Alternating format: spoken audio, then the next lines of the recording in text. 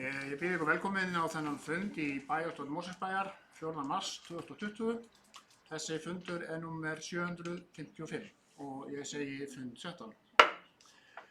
Að þessu sinni eru 11 mál á dagskrá, 2 fundargerðir frá bæjarráði, 4 fundargerðir frá nefndum bæjarins, fjölskyldunefnd, fræðslunefnd, 2 fundargerðir frá skipulagsnefnd og síðan umhverfisnefnd. Og að síðustu verða 4 fundargerðir sem verða lagðar fram til kynningar. Þannig að okkur er ekkert að vanbúnaði að hefja umræður fyrstu fundargerðina sem er bæjarráð Mosfellsbæjar sem hélt fund 20. febrúar síðastliðinn.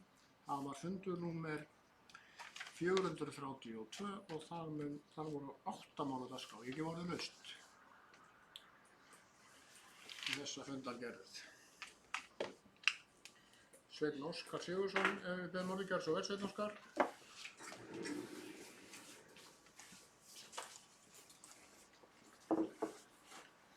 Forseti, ágætu fundarmenn, kem hérna undir liðnum 1.4, Reykjavík Lofs. Markaðsstarfs og upplýsinga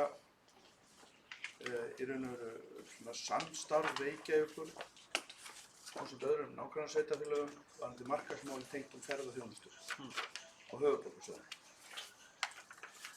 Ég vil, forseti, minnast á það að hér er að ræða vörumerkið Reykjavík Lofs.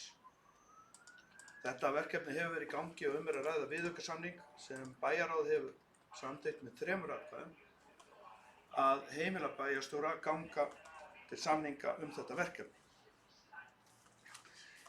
Meginmarkmið þessa verkefni samkvæmt yfirskriftinni er að dreifa ferðamönnum höfuðborgarsvæðið. Nú hefur þetta verkefni verið í 1 ár að minnsta kosti, allavega var eitthvað að gera hérna viðaukasamning við þetta og kostnaður reiknast 750.000 krónur á Mosfellsbæ í því hlutfalli að það sé þá 7% af heildarkostnaði sem mér reiknast séu 10,7 milljónir þetta verkefni.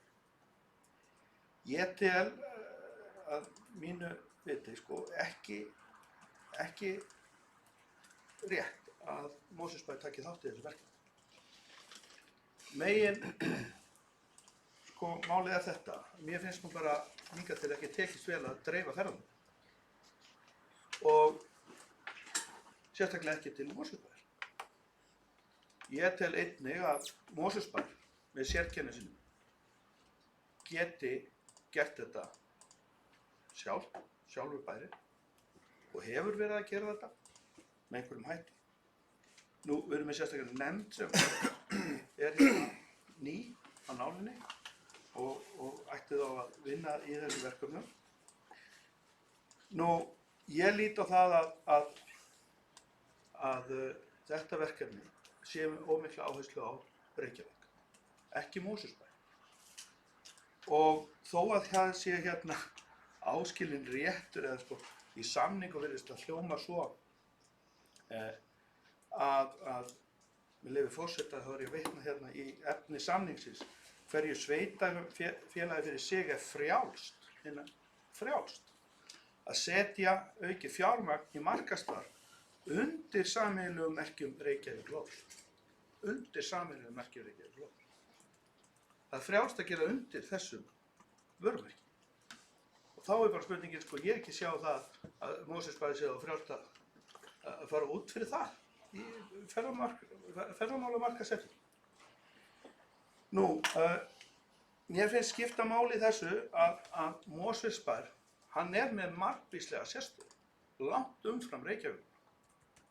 Langt umfram Reykjavík. Og ég segi það að mér finnst að þetta sé óþarfi að við tökum hérna þátt í þessu verkefni og mér finnst ekki vel hafa tekist að dreifa ferðunum hingað yfir. Haraldur Sverrisson áður með orðið, gjörðu svo vel, Haraldur.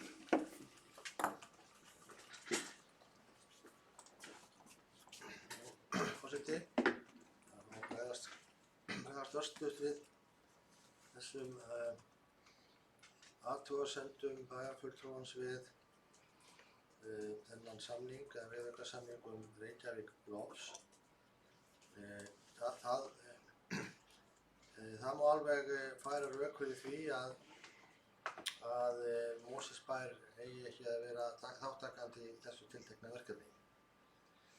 En það má líka færa rök fyrir því að Mosfellsbær eigi að gera það. Og þetta var töluvert rætt meðal sveitarfélagana hérna á höfuðborgarsvæðinu þegar þessi ákvörðun var tekin að láta þetta markaðsátak heita þessu tiltekna nafni. Og ég get alveg viðurkennt það, þegar ég heyrði það fyrst, þá var ég ekkert sérstaklega hrifinn og fannst það ekki þjóna hagsmunum Mosfellsbæjar að nýta nafn höfuðborgarinnar til þess að geta ítt við ferðamönnum að heimsækja Mosfellsbæ. En þegar maður fór að hugsa það betur og heyrði rök það hvers vegna, þá var ég persónulega og held ég bæjarstjórnin sammála því að gera þetta með þessum hætti, og þessar efasemdir voru líka hjá öðrum sveitarfélögum umhverfis Reykjavík.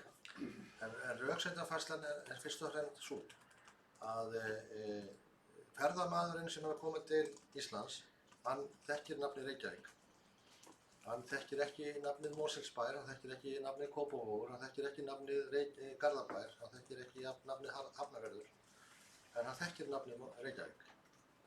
Og þess vegna sé það affarasella og sterkari markaðstenging og markaðssetning fyrir einmitt sveitarfélögin í kringum Reykjavík að notfæra sér það að Reykjavíkur nafnið er þekkt. Ferðamaðurinn er ekkert klár á því hvað landamærin eru milli Mosfellsbæjar og Reykjavíkur eða Kópavogs og Reykjavíkur, hvort hann er ákvarðat núna í Kópavogi eða í Reykjavík. Og það var ástæðan fyrir því að öll önnur sveitarfélög og Reykjavík sameinuðust þetta heiti á þessu tiltekna markaðsátaki og þessari síðu, vefsíðu sem er upplýsingasíða fyrir ferðamenn sem koma til höfuðborgarsvæðisins. Síðan eru þar upplýsingar einstakar hluti sem einkenna viðkomandi sveitarfélag. Þannig að þetta var einfalt hagsmunamat á þeim tíma og núna að það sé skynsamlegra, árangursríkara og affarasella fyrir sveitarfélögin að gera þetta með þessu. Svo geta menn deilt það, en þetta var sem sagt niðurstaðan.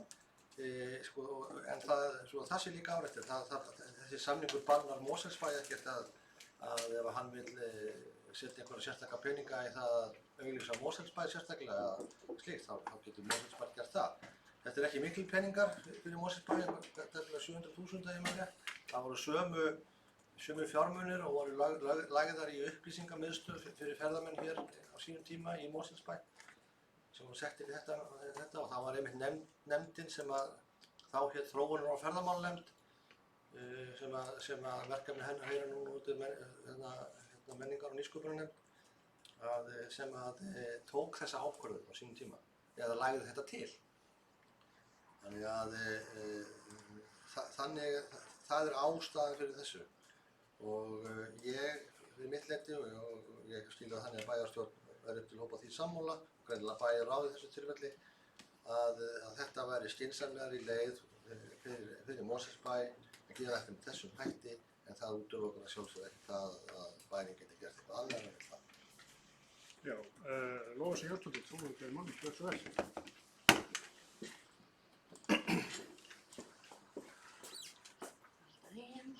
Sama mál, bara ein spurning sem kom til hugum mér þegar við erum að fjalla þetta mál sem hann nú reyndar ekki vakið mikla athygli mína.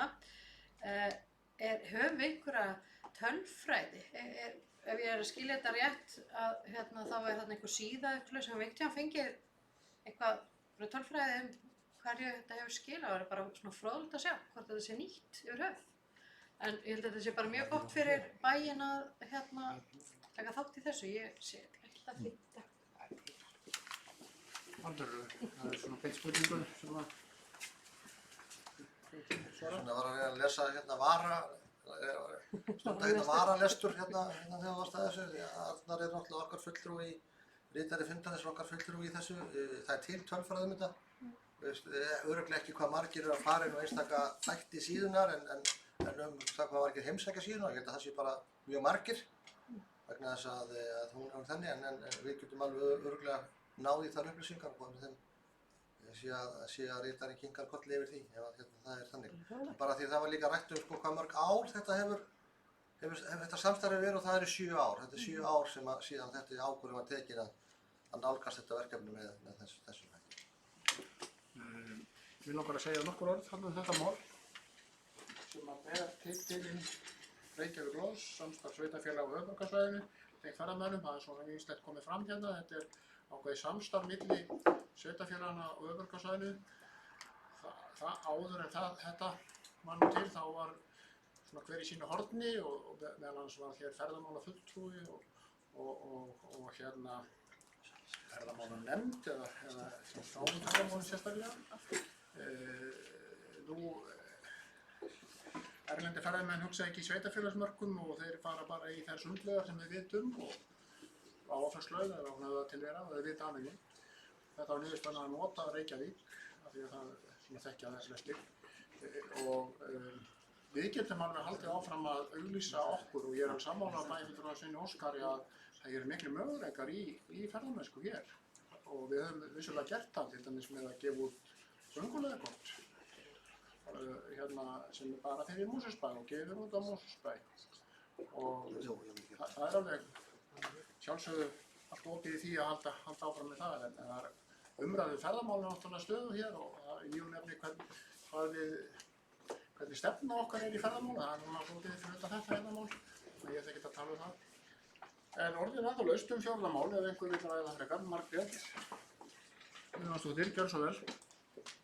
Já, forseti og bæjarstjórnarmenn, ég er sammála Lovísu, ég hef bara ekki heyrt eiginlega þetta verkefni og mér finnst að þetta er mögulega mjög sterkt að auglýsa þetta saman en er þetta ekki eitthvað þá sem við þurfum að auglýsa? Ef þetta er eitthvað svona sem er ekki að vekja athygli, bara hvar er þetta auglýst, er ekki bara sjálfsagt að Mosfellsbær sko sé með í að auglýsa þessa síðu og slóð inn á þetta bara til þess að vekja frekari athygli því þetta er eflaust sterkt að allir séu saman. Takk. Kolbrún Þorsteinsdóttir ef við byrjum orðið, gjörðu svo vel, Kolbrún. Já, forseti, undir þessu sama máli, mjög gaman að ræða þetta, af því ég man þegar ég fekk kynninguna á þessu hér fyrir einhverjum árum síðan, að þá hreyfði þetta mjög og mér fannst þetta mjög einmitt mikill fengur í því að vera í samvinnu við hins sveitarfélögin að auglýsa upp höfuðborgarsvæðið. En ég held að þetta er, þó að við sjáum þetta ekki, þá er þetta náttúrulega ekki beint að okkur, þetta er beint að ferðamönnum, þetta eru erlenda síður sem þetta fer inn á og við erum ekki markhópurinn fyrir þetta, en auðvitað eigum að vita af þessari síðu og við getum kynnt hana okkar innum til dæmis erlendis og allt það. Þannig að ég tek alveg undir það að við eigum að fá að getum fengið jafnvel frekari kynninga á sig einhvern tímann eða fólk getur bara aflað sér upplýsingar um þetta sjálft núna. En sem sagt, markaðsfókusinn er á erlenda ferðamenn sem að koma til landsins að kynna höfuðborgarsvæðið og það er ekki við. Þannig að ég skil alveg að við séum kannski sé ekki alltaf fyrir augunum á okkur en mjög gott bara að fá þetta hérna inn og fá umræðu um þetta og nú veit þessi bæjarstjórn, ég held að fyrir bæjarstjórn hafa nú vitað af þessu, nú veitum við af þessum samningi og veitum af þessu samstarfi. Mér finnst þetta hrikalega flott þessi heiti á þessu, Reykjavík Loss og ég veit að við erum alltaf hluti af gullna þriðningnum og hér keyra ferðamenn í gegn og laugin okkar og fellin eru orðin komið sannanlega og eins og Bjarki nefndi áðan hjólaleiðirnar komin inn á kortið. Þannig að svona aðalskýringin er þessi að það er verið að fókusera svo mikið á erlenda ferðamenn. Birtingarnar eru náttúrulega erlendum síðum, erlendum tímaritum. Þannig að endilega kynnið ykkur þetta og látið ykkar erlendu gesti vita af þessari síðu og það sem að bæjarinn hefur upp á að bjóða. Það er enginn að mæla skrá, þá það er Sveinn Óskar, gjörðu svo vel. ræða fjórða mál áfram.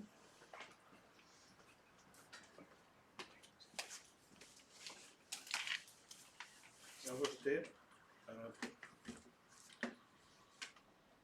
ég er svo sem ekkert á móti verkefninu per se fyrir Reykjavík.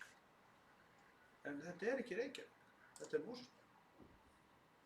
Og ég segi bara einfaldlega, ég er nú talsvert áhyggjufullur af því að menn segi bara að þetta er líka peningur og það er allt í lagi að skella hana mér. Mér er bara 750.000 mikill peningur. Ég veit ekki hvað öðrum þykir um það, en mér finnst það bara mjög mikill. 750.000 krónur árlega. Og mér skilst að hann eigi að gilda til 2024. Það eru 4 sinnum 750.000 skall sem verður að setja í þetta. Forseti, ég ætla að fá að lesa bókun sem ég ætla að senda ritara. Nú bókunin hljóðar svo. Fulltrúi Miðflokksins greiðir þessu verkefni, Reykjavík Lofts, ekki atkvæði sitt. Mosfellsbær er með mikla sérstöðu á höfuðborgarsvæðinu og er ekki séð að dreifing ferðamanna til Mosfellsbæjar hafi tekist hingað til undir þessu vörumerki. Hér er verið að afhenda fulltrúum höfuðborgarstofu Reykjavíkurborgar markaðsmál varðandi Mosfellsbæ. Ekki er talið að sú stofa umfram aðrar stofur getur stuðlað sérstaklega að dreifingu ferðamanna frá öðrum sveitarfélögum á höfuðborgarsvæðinu til Mosfellsbæjar. Telja má að 750.000 krónur á ári sé betur varið í önnur verkefni hér í bænum sem meðal annars geta stuðlað að markaðssetningu á sérstöðu Mosfellsbæjar. Ekki er rétt að skattgreiðendur í Mosfellsbæ niðurgreiði markaðssetningu fyrir Reykjavíkurborg með þessa hætti. Haraldur Sverrisson, gjörðu svo. Forseti, sko, ég verð bara að lýsa mig ósammála þessari afstöðu bæjarfulltrúa Miðflokksins. En menn geta leyfir að hafa sínar skoðanir eins og menn vilja og það er bara þannig. Það er mín skoðun. Þessum peningum sé mjög vel varið. Þannig að við fáum mjög mikið fyrir hverja krónu sem við setjum í þetta verkefni. Að setja 750.000 krónur með þessum hætti til þess að auglýsa höfuðborgarsvæðið og auglýsa Mosfellsbæ ég tel að við fáum mjög mikið fyrir þær 750.000 krónur. Ég er ekkert að draga úr því 750.000 krónur sem töluverðir peningar, en ef við myndum nýta þá peningar einu á sér þá held ég að þeir myndu nýtast miklu minna heldur en að nýta þá með þessum hætti. Og það er einfaldlega á þeim rökum sem ég nefndi hér áðan að þeir ferðamenn sem koma hér til Íslands sem eru á bilinu 2-3 milljónir eftir árferði, þeir þekkja hugtakið og vörumerki Reykjavík og það er verðmæti fyrir okkur hins sveitarfélögin að fá að markaðssetja okkur undir því nafni. Þess vegna er að mínum mati þessum peningum vel varið og við myndum fá meira út úr hverju krónu sem við myndum nýta svona heldur og setjum þetta sjálf. En það útilokar það ekkert eins og ég sagði áðan ef við viljum það, setja meira í og þetta á okkar forsendum. Þá er það okkur að sjálfsögðu heimilt og þá er það eitthvað sem þarf að ræða þá við næstu fjárhagsáætlun. En ég mæli ekki með því að þessum peningum verði skipt út og þeim hægt að nýta okkur þetta tiltekna mál. Og svo bara varðar, og nefnt hérna áðan, sko, auglýsa málið. Þetta er náttúrulega fyrst og fremst vefsíða sem að er á leitarvélum og slíkt og þegar ferðamenn eru að koma til Íslands og leita undir nafninu Reykjavík þá kemur þessi vefsíða upp og þar geta þeir fengið upplýsingar alla þá staði sem eru undir þessari reglið Reykjavík Lofts sem eru allir áhugaverðir staðir að mati hvers og eins sveitarfélags sem eru hér á höfuðborgarsvæðinu. Þannig það er fyrst og fremst ávinningur. Já, hún er mæta svo tæmst með þetta mál. Við munum greiða sérstaklega atkvæði þetta mál og eftir. En við klárum bara umræður fundargerðina. Umræðum er lokið fjórða mál, en orðið er laust. 8 mál á dagskrá. Einhver sem vil ræða eitthvað þar. Lóisa, gjörðu svo vel. Lóisa Jónsdóttir.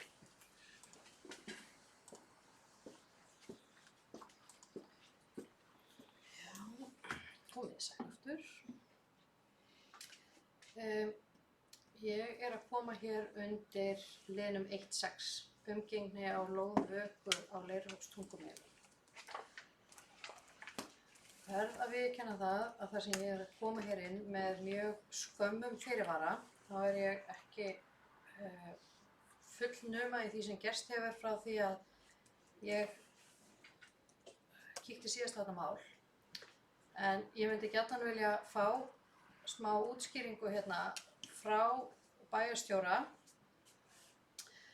varðandi stöðuna, já, kannski ekki útskýringu, heldur bara upplýsingar stöðuna á málinu og hvort að einhver viðbrögð hafi borist, því að ef ég man rétt eftir því sem ég skannaði yfir áðan að þá eru frestir liðnir sem að vöku voru gefnir.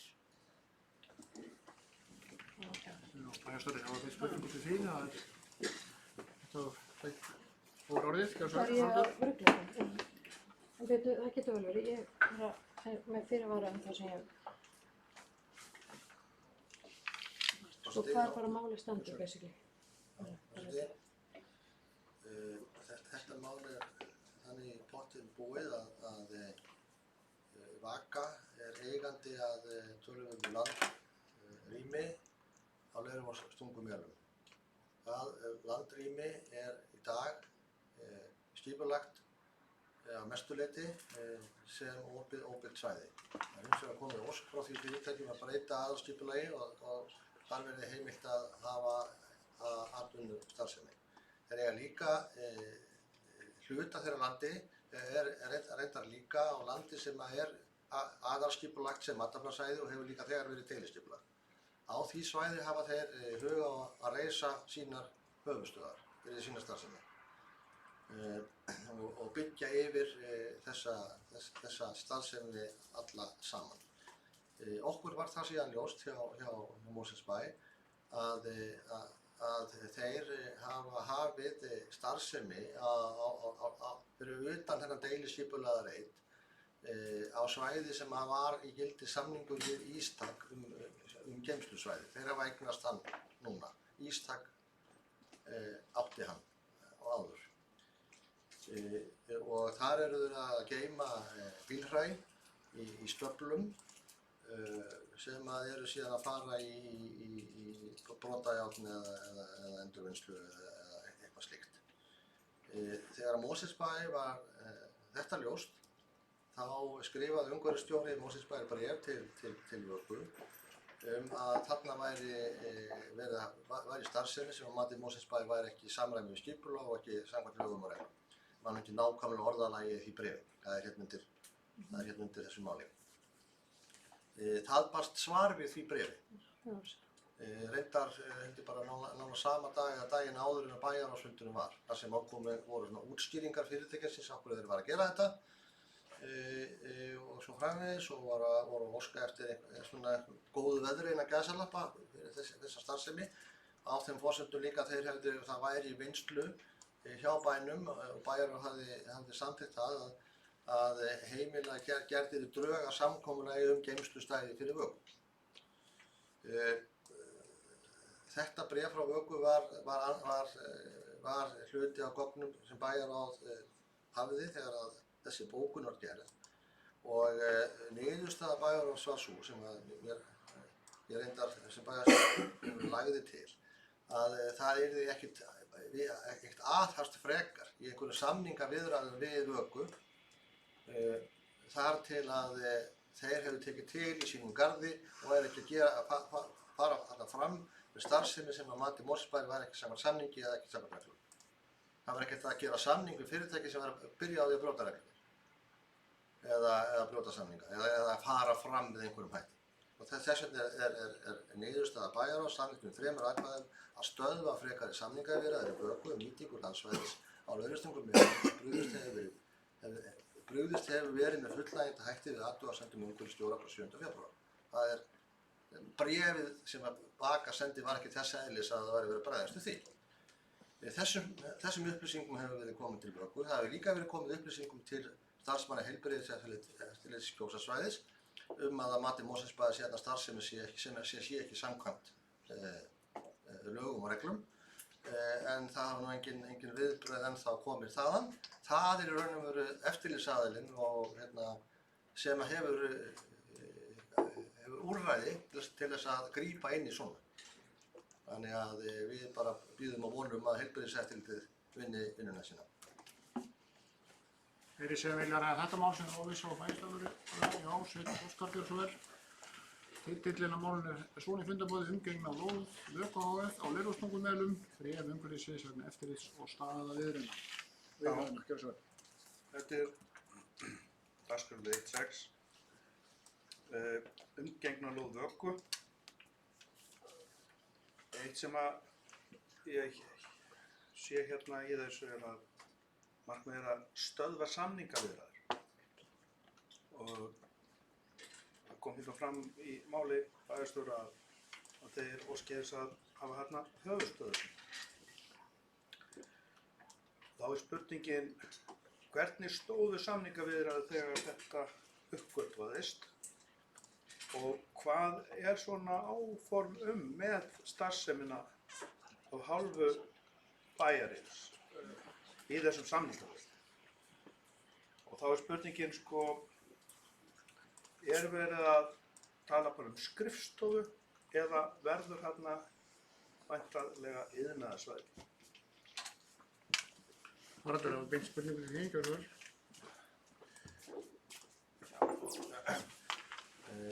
Ég var að, hvort það komið nógu skýrt fram hjá mér áðan. Þarna að ræða tvenns konar skipulagsáætlanir varðandi þetta svæði. Landvöku er annars vegar á landi sem er aðalskipulagt sem athafnasvæði og reyndar deiliskipulagt líka og síðan á opnu óbyggðu svæði. Vaka hefur hug á því áformum það að reisa sínar höfuðstöðvar á þessum stað. Það er engar samningaviðræður það, tiltekna mál.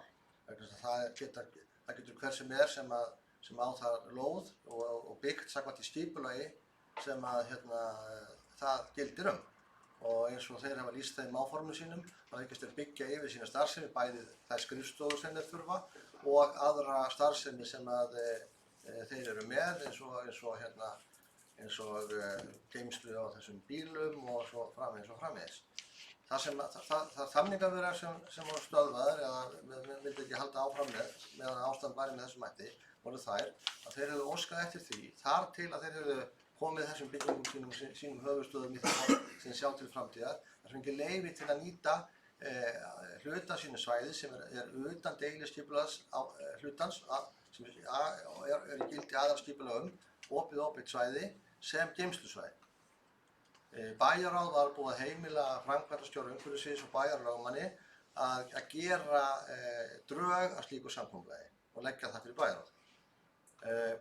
Það er til drög að slíku samkomulagi, það samkomulag hefur hins vegar aldrei verið sett vöku vegna þess að málið fór á þennan stað og bæjarráð stöðvaði þá samninga, þann vilja sinn til að gera það samning þar til að Vaka væri búin að taka til á sínum svæðum og ekki væri forsvaranlegt að fara að gera samning við fyrirtæki sem væri í óleyfi að mati Mosfellsbæjar að ganga svæðið með þessum hætti. Ég vona þetta stýri máli. Verður laust 7. mál. Það tekur vil ekki taka frekar til máls það og þá er umræður lokið 7. mál en orðið laust sundagerðina. Sveinn Óskar orðið. Það var 8 mál á dagskrá.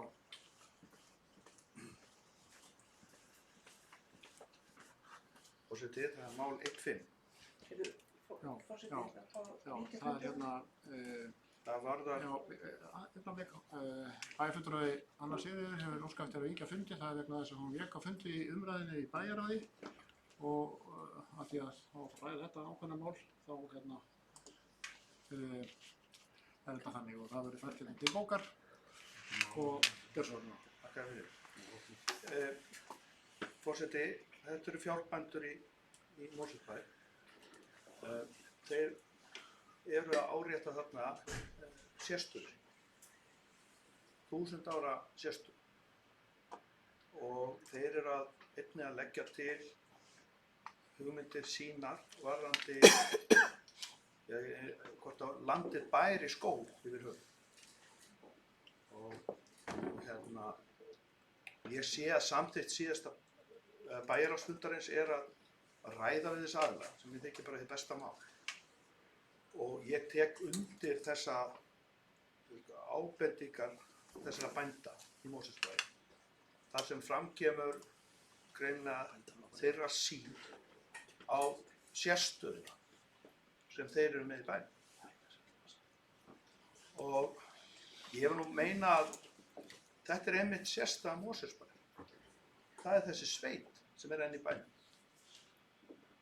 Og vissulega viljum við fá gróður, en það þarf líka að hugsa þá sem að hafa ræktað þetta land í gegnum aldirnar og einmitt að reyna að leita leiða til þess að samræma skoðanir og áherslur bæði skógræktar, kolefnisjöfnunar sem yrði á iðnaðarskógur, myndi ég segja.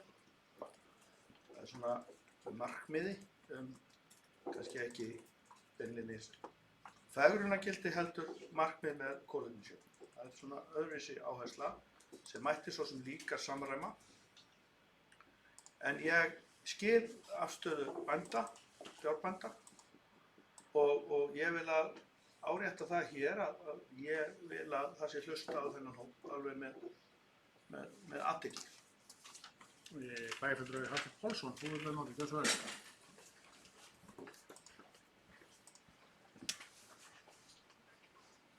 Forseti, ég hef ríka skilning á því að menn vilji stunda búskap og það er þá eðlilegt að menn nýtið þau svæði sem eru heppilegust til þess. Það er nokkuð ljóst að með auknu þéttbýli hérna í okkar ágætu sveit að þá hefur þetta orðið meira og meira víkjandi og væntanlega heldur áfram að vera víkjandi með aukinni þéttbýlisvæðingu hér á höfuðborgarsvæðinu og það leiðir bara af eðli máls og við erum búin að sjá hverja bújörðina fara af annarri fara undir byggingar og búskap hætt og þannig að stöðugt fækkar þeir sem að stunda búskap og þetta er eiginlega bara sú þróun sem er í gangi en ég er alveg sammála því að það sé eðlilegt að ræða við þessa aðila. En þetta er ákveðin yfirgangstími sem er á sér stað núna og stendur yfir og það er alveg ljóst að þróunin hefur verið þessi og ég verður vart stöðvuð þegar að þetta verður orðið þéttbýlla heldur en það er í dag. Þannig er bara staðan og ég held að við verðum bara að sætta okkur við það að þetta er eitthvað sem er að gerast. Ég ætla kannski ekki að fara að rifja upp smalamennsku sögur bæjarstjórans eða annarra hérna í salnum þar sem var verið að eiga við þau vandamál sem fylgdi því að öllu sem plantað var í görðunum var étið af þessu ágætu kindahjörð sem sóttu inn í sveitina. En þetta er að breytast og það er gjörbreytt ásýnd sveitarinnar frá því fyrir einhverjum áratugum síðan og ég hygg að þessi þróun haldi áfram. Já, ég vil okkur að segja nokkur orð. Þetta mál sem að heitir ályktun frá fjárbændum á lögbýlum í Mosfellsbæ. Þetta voru allmargir bændur og reyndar líka úr Reykjavík og Þingvallasveit. Það komu svona ýmis atriði í þessu bréfi. Niðurstaðan var sú að fela umhverfisstjóra að rita þarna umsögn og síðan að umhverfisstjóri og bæjarstjóri myndi funda með bréfritun eða fulltrúum bréfrituna. Þetta bréf sprettur náttúrulega út af hugmyndum Kolviðar að planta hér stórfellda skógrækt á Mosfellsfirði. En vel að merkja að það er ekki neitt samningur í höfn, þetta er alveg umræðu stigi. Það var sem var hins vegar gert í fyrra sumar var það að áður en þeir færu á stað með svona mikla skógrækt þá þarf nú að gera ákveðnar tilraunir og það voru settar hér með samþykki hérna Mosfellsbæjar ákveðnar tilraunareitir. Litlir afgirtir reitir þar sem plantað var trjám litlum og girðingarnar voru aðalega til að sjá hvort að féð á heiðinni myndi skaða þessar plöntur. En mikið lengra er málið ekki komið. Þetta allir að huga sínum hagsmunum. Það er stórastæld fækkun á sauðfé á heiðinni undanfarinna áratugi. Þannig að það eru bara nokkur hundruð fjár í Mosfellsbæ, en að Mosfellsheiði er náttúrulega afréttur, ekki bara fyrir Mosfellinga, heldur líka Ölfusinga og hluta Þingvallasveit. Þannig er nú málið í pottinn búið. Eitt sem ég vil sérstaklega nefna, að því að það var að leiðast að smala mennsku í görðum hér áðan, en nú á ekkert fé að vera hér innan bæjarlandsins vegna svokallar höfuðborgargirðingar sem liggur vestan við Leirvogsvatn og austan við Grímarsfell, bara töluvert inn á heiðinni, og vestan við þá girðing svæði sem gæti vel henta fyrir þessa skógrækt. Þetta verður alltaf spurning hvað á að fara hátt. Hérna yfir Sjávarmál, það er svona mjög spennandi að sjá hversu hátt trén geta lifað, en hérna umræðin er ekkert komin lengra hvort það verði hvorum megin við þessa höfuðborgargirðingu verði plantað eða beggja vegna girðingarinnar. Þetta vildi ég segja þetta mál. Sveinóskar, þú ert búinn að byrja aftur málið, gjörðu vel.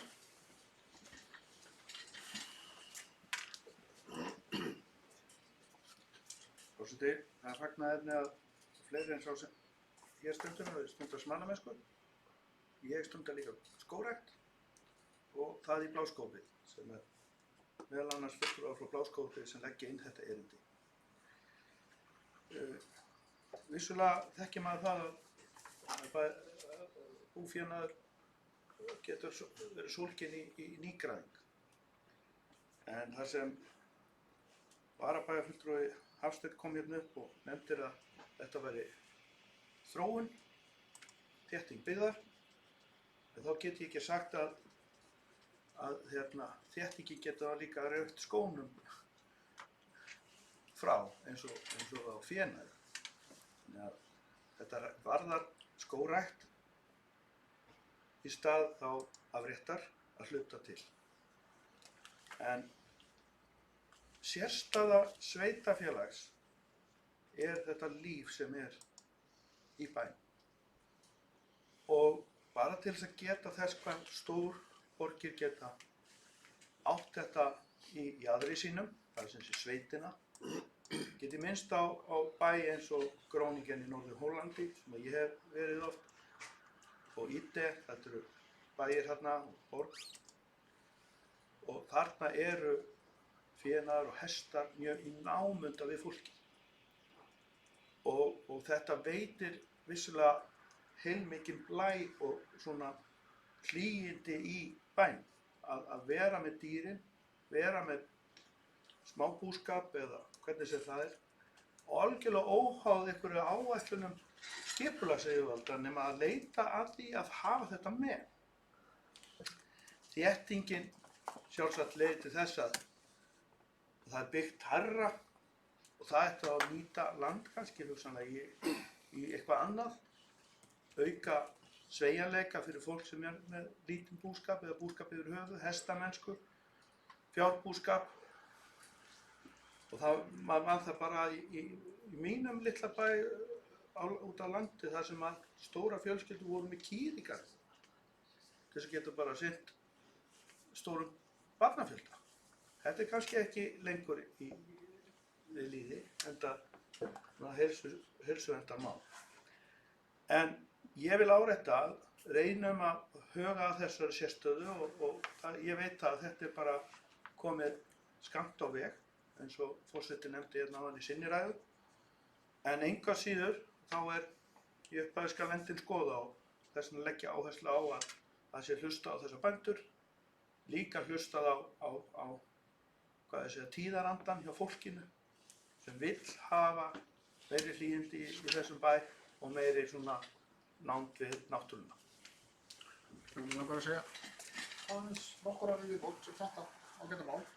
Sko, í mínum huga getur alveg sauðfjárbeit, hófleg og skógrækt farið saman.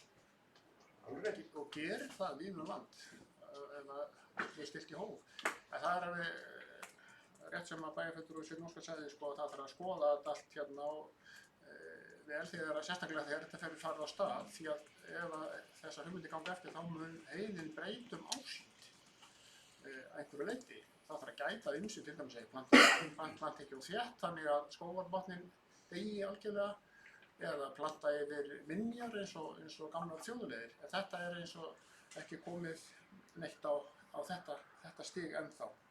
Það er sem sagt ennþá verið ekki, eða var verið að gera tilraunir síðustu í sumar.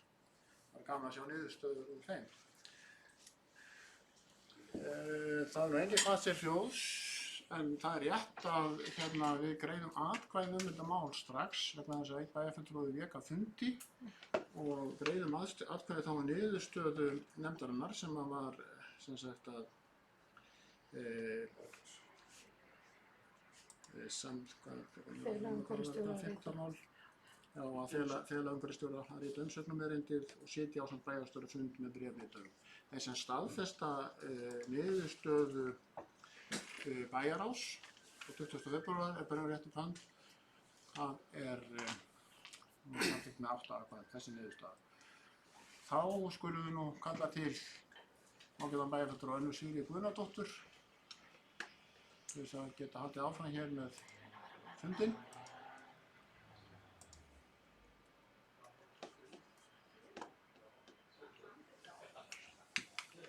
Hvað er ykkur bóndi í Mosfellsbæ? Rosalega grillíkt Við höldum áfram með fundinn. Við erum búin að, ég gef orðið laust, við erum búin að klára 3 mál, það er ennþá hægt að tala hinn 5. Eitthvað sem að bæjarfulltrúar vilja ræða? Sveinn Óskar, ertu búin að koma orðið? Já, gjörðu svo vel.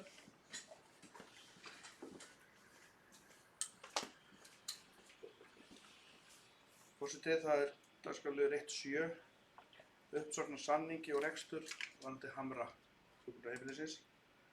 Ég er nú búinn að sjá þetta koma nokkur sem inn í bæjarráð, tvisvar, eða endurtekur sig Og reyndar og það er áður. Og reyndar hérna í seinni fundargerð bæjarráðs. Jú, seinni fundargerð einnig sko. En ég vildi bara taka þetta upp þannig að sko, það fylgja engin gögn með málinu. Það hefur ekki verið neitt upplýst til þeirra sem sitja ekki í bæjarráði.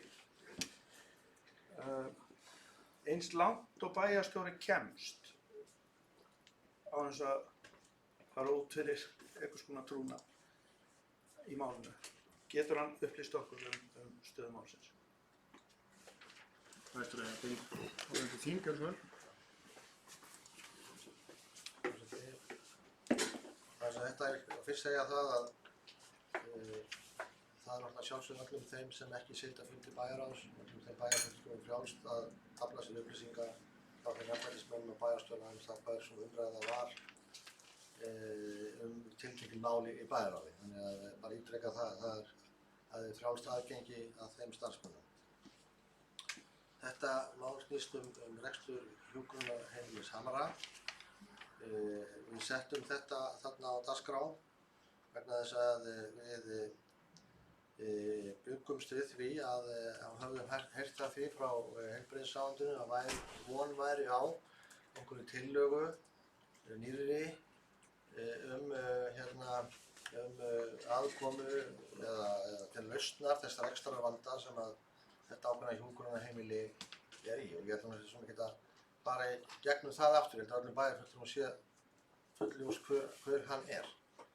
Ég man nú ekki hvort það var fyrir þennan fund eða fundin sem er síðan þarna á eftir sem að kom tölvupóstur eða fyrst símtal frá framkvæmdastjóra Sjúkratrygginga Íslands til bæjarstjóra þar sem að hún sagði að þau voru búin að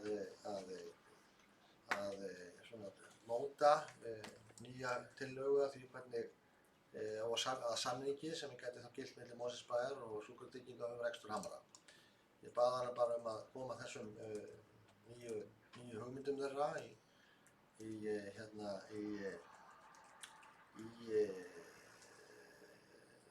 til bæjarins með tölvupóstaði með formlegum hætti sem hún gerði og í framhaldi af því var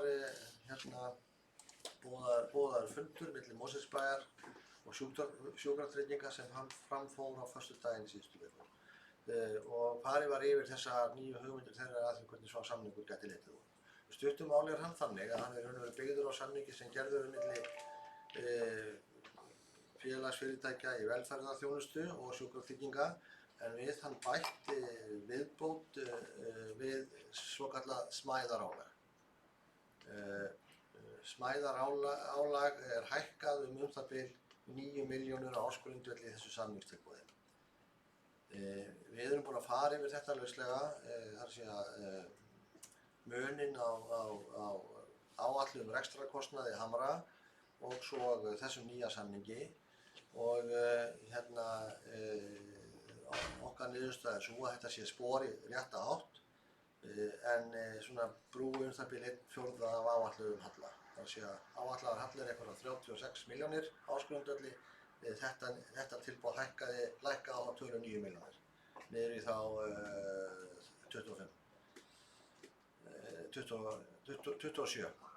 27 milljónir.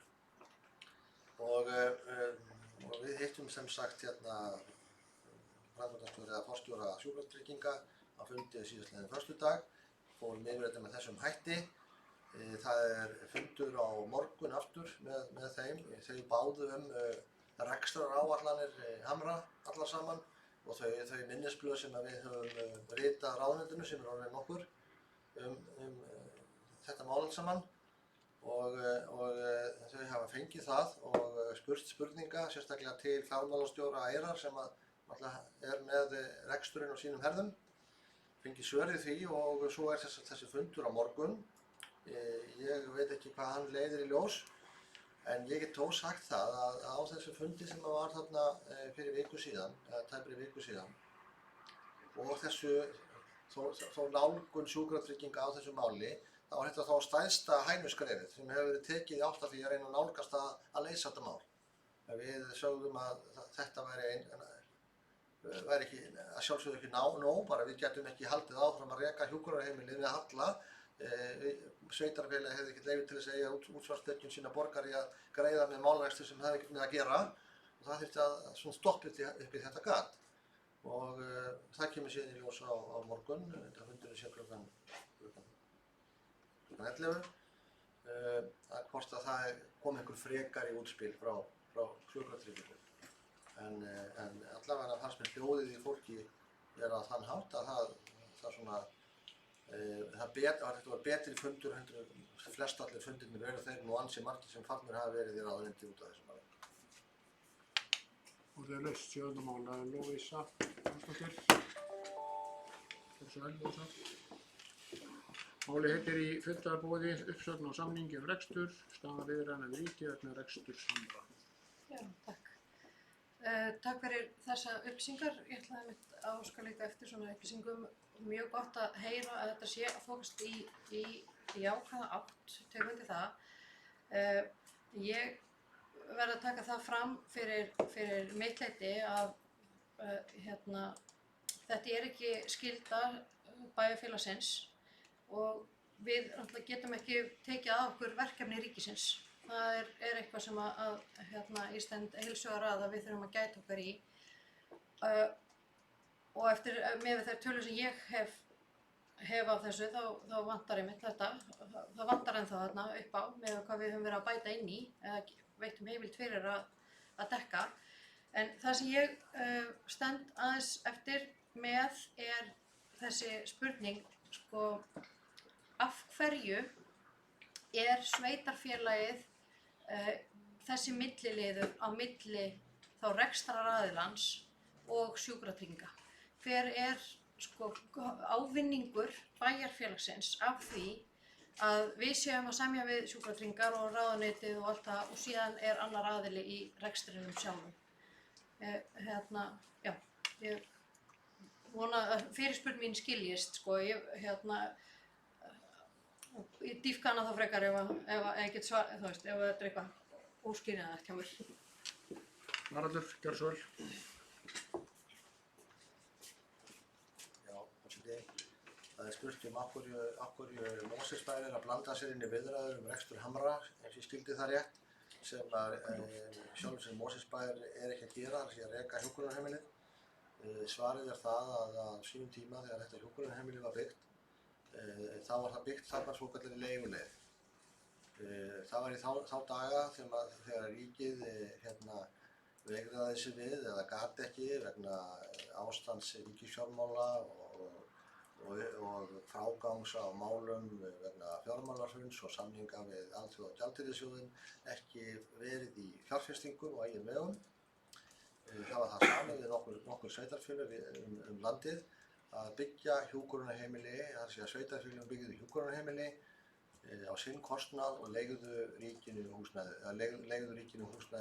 til 40 ára. Slíkur samningar var gerður meðal annars í Mosfellsbæ. Í þeim samningi kveðið á það að sveitarfélagið sjái síðan rekstur þessara starfsemi en megi útvista honum til þriðja aðila. Mosfellsbær ekki sérfræðingur í rekstri hjúkrunarheimila.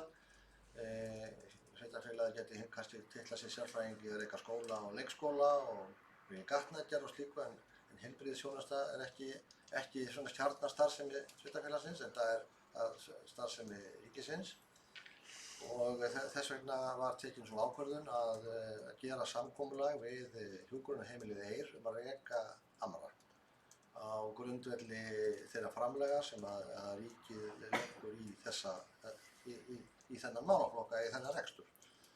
Þetta gekk ágætlega svona fyrstu árin, náðust alveg ágætlega endar saman en síðan fór að halla undan fæti og sérstaklega hefur það gert núna síðustu árin og Eyr sem rekstraraðili Hamra og stjórn Hamra Hamra eru dótturfélag Eyrar hefur lýst því yfir við Mosfellsbæ að það muni ekki geta rekið þetta hjúkrunarheimili með þessum fjárveitingum sem að því skammtað frá ríkinu samkvæmt reglugerð þar vegna smæðar heimilisins og samsetningu íbúa þessi. Þar eru töluvert margir yngri íbúar.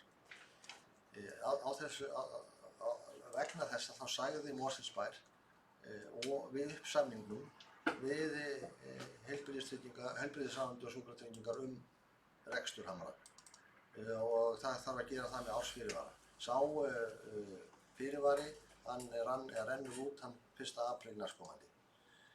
Rétt fyrir áramót þegar var búið að gera ráðuneytinu nógu skýra grein fyrir því að nú myndi vera sagt upp öllu starfsfólki og starfsemi myndi þá leggjast af. Þá vaknaði ráðun til lífsins og það samþykkti að greiða að því að Mosfellsbær hefur borga hallan á þessu hjúkrunarheimili, borga 2,5 milljón, tryggt Hamrum 2,5 milljón úr bæjarsjóði á mánuði síðastliðið ár. Erum við búin að greiða 30 milljónir á ársgrundvelli til reksturs Hamra og samþykkti heilbrigðisráðuneytið að taka að sér þennan halla í 2 mánuði gegn því að samningnum yrði framlengt þar sem hann myndi ekki renna út 1. apríl heldur myndi að renna út 1. júní. Þegar þetta tilboð kom frá sjúkratryggingum þá hafði ég samband við ráðuneyti og sagði nú erum við aftur lent í sömu stöðu, þið bregðist við deginum áður en það segir fólkinu. Við höfum ekki tæki frá 24 tímum til að leggja mat á þetta samningstilboð enda sýnist okkur það í fljótu bragði vera allt of lítið. Annarkvæmt stendur þá bara þessu uppsögn eða þið framlengið aftur um 1 mánuð þannig að þið þá ábyrgist rekstur Hamra til 1 mánaðar í viðbót. Það var samþykkt af ráðuneytinu þannig að núna gildir þetta til þá 1. júlí. Við höfum þá til cirka bara 25. mars til að lesa þetta. Nú annars bara fer þetta í þann farveg sem að bæjarráð og bæjarstjórn má taka ákvörðun þar að segja að þessu samningssambandi væri lokið. Það væri sjálfsagt kannski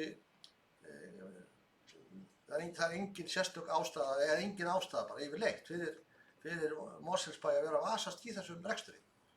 Og ég sem bæjarstjóri yrði guðs lifandi feginn ef þetta er ekki bara sem embættismaður að þurfa ekki að vera að hafa áhyggjur af þessu. En þetta var þetta fyrirkomulag á sínum tíma sem að þurfti til þess að þessi þjónusta yrði hér í Mosfellsbæ. Það var búið að bíða eftir hjúkrunarheimilisplássum hér í bænum í 30 ár og þá var þetta bæjarstjórn, ég held að það hafi verið hárrétt frá okkur, mat það svo að það væri til þess vinnandi til þess að fá hjúkrunarheimili byggt í bænum að fara að gerast þessi milliliður. Það er búið að kosta okkur núna 30 milljónir og ótal fundi en við reynum alltaf sjálfsögur að fá þá peninga tilbaka en ég held samt sem áður að þeir peningar séu nú svona allavega þess eðlis að það búin að vera hjúkrunarheimili hér í bænum síðan 2013. Gott hjúkrunarheimili, góð þjónusta, góð aðstaða og þá afdrifið eða þá búsetta fyrir okkar fólk sem þarf á þessari þjónustu að halda. En þetta er svona stutta útgáfan af þessu öllu saman. Orðið veistu 7. mál. Sveinn Óskar, þessu er.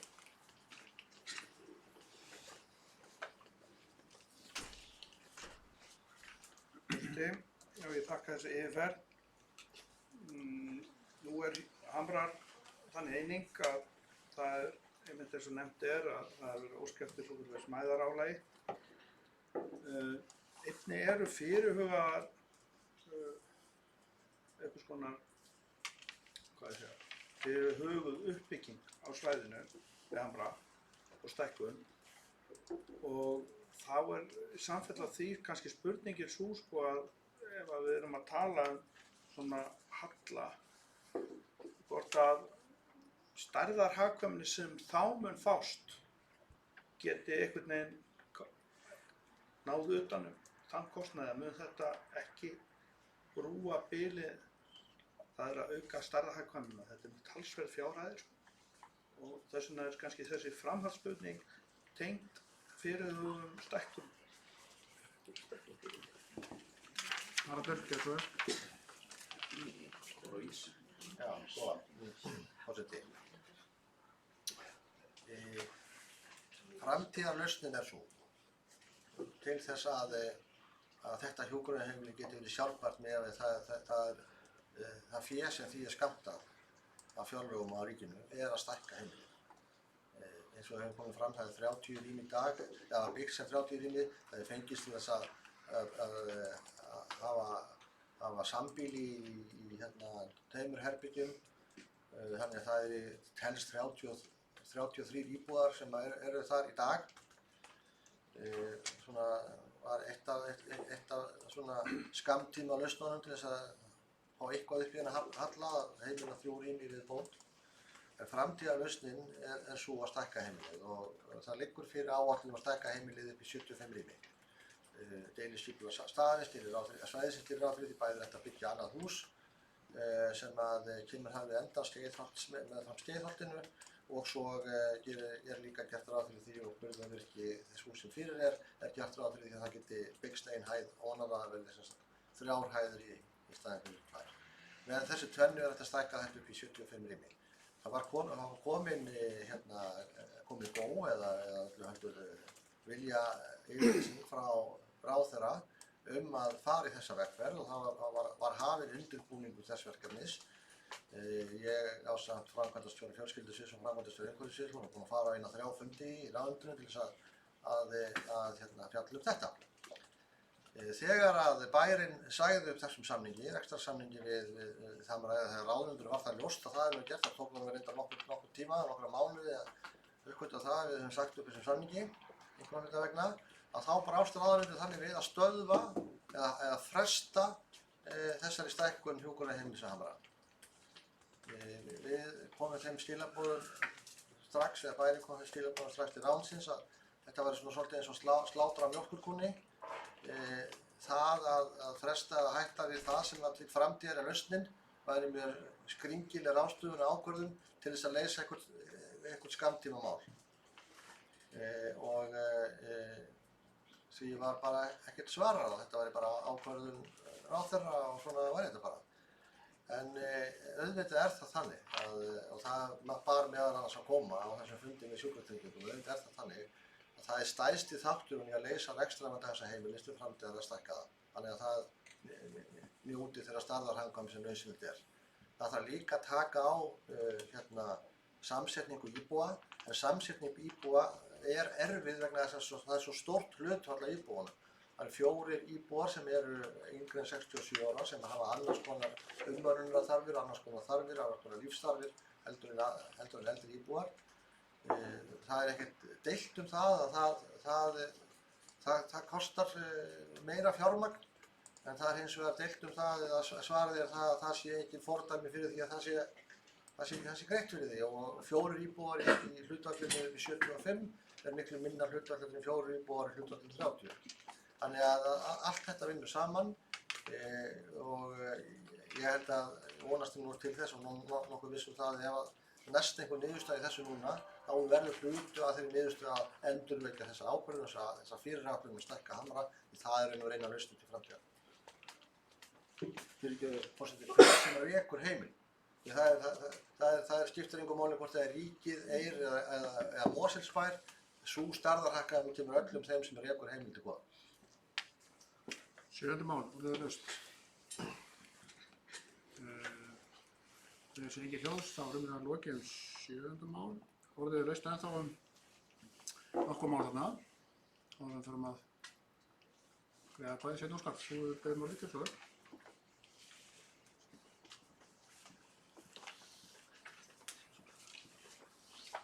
Það er liður 1.8, úttekt á heildarskipunar skólahúsnæði Mosfellsbæjar. Þetta er sérstaklega einhver úttekt á Brúarlandi og það er alveg ljóst samkvæmt þessari úttekt sem að við sýnist vera dagsett núna í febrúar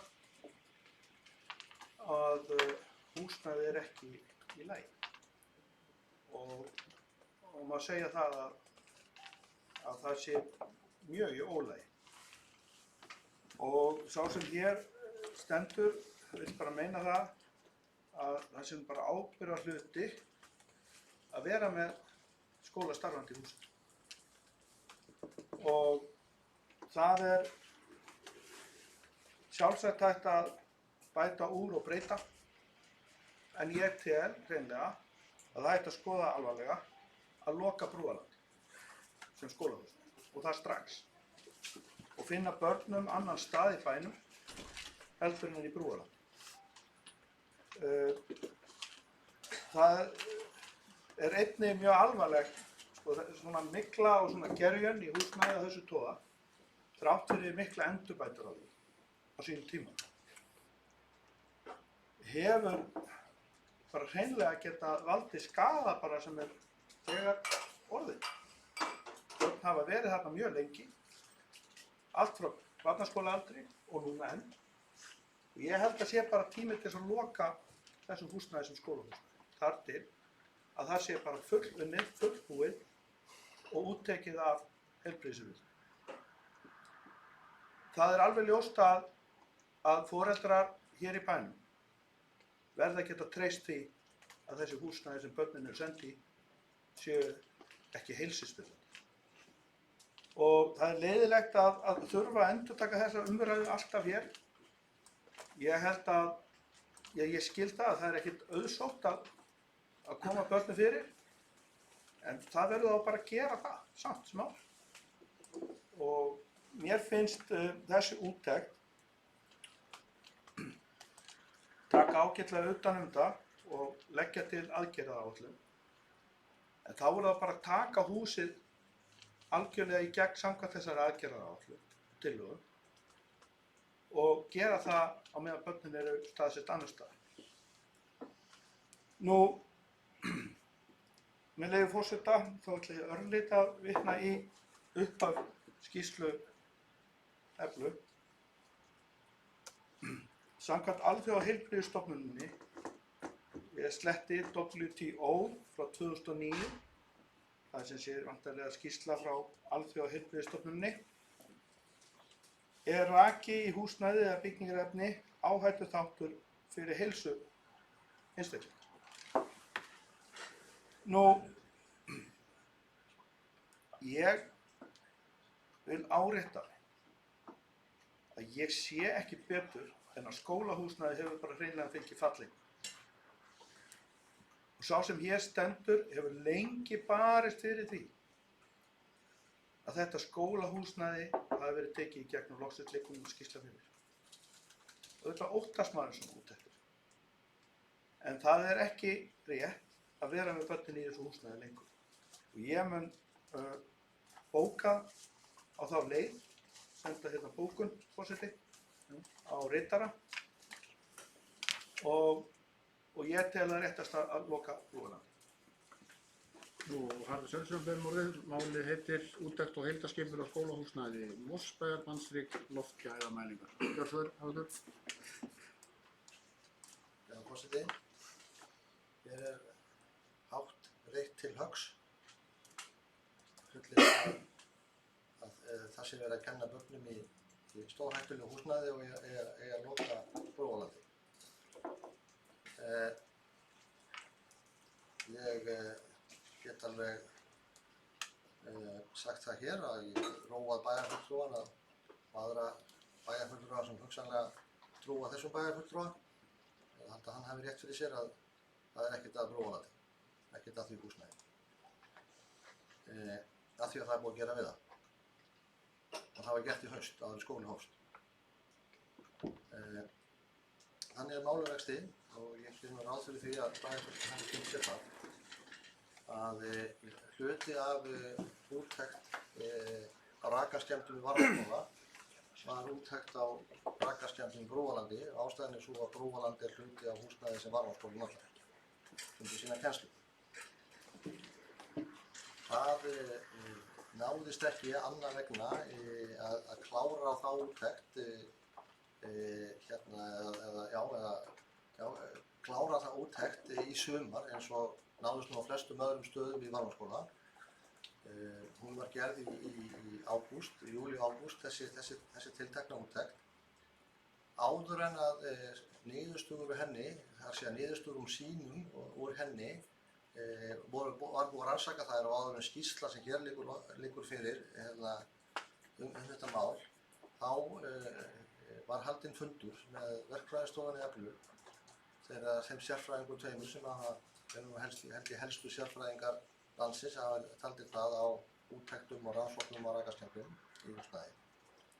Og þau höfðu áhyggjur af ákveðnum þáttum sem snerið á Brúarlandi sem voru fyrst og fremst þeir að það væri raki í neðri hluta útveggja hússins í rými sem snýr í austur og suður, það sé út að Vesturlandsvegi og síðan í áttina Helgavatnsvegi.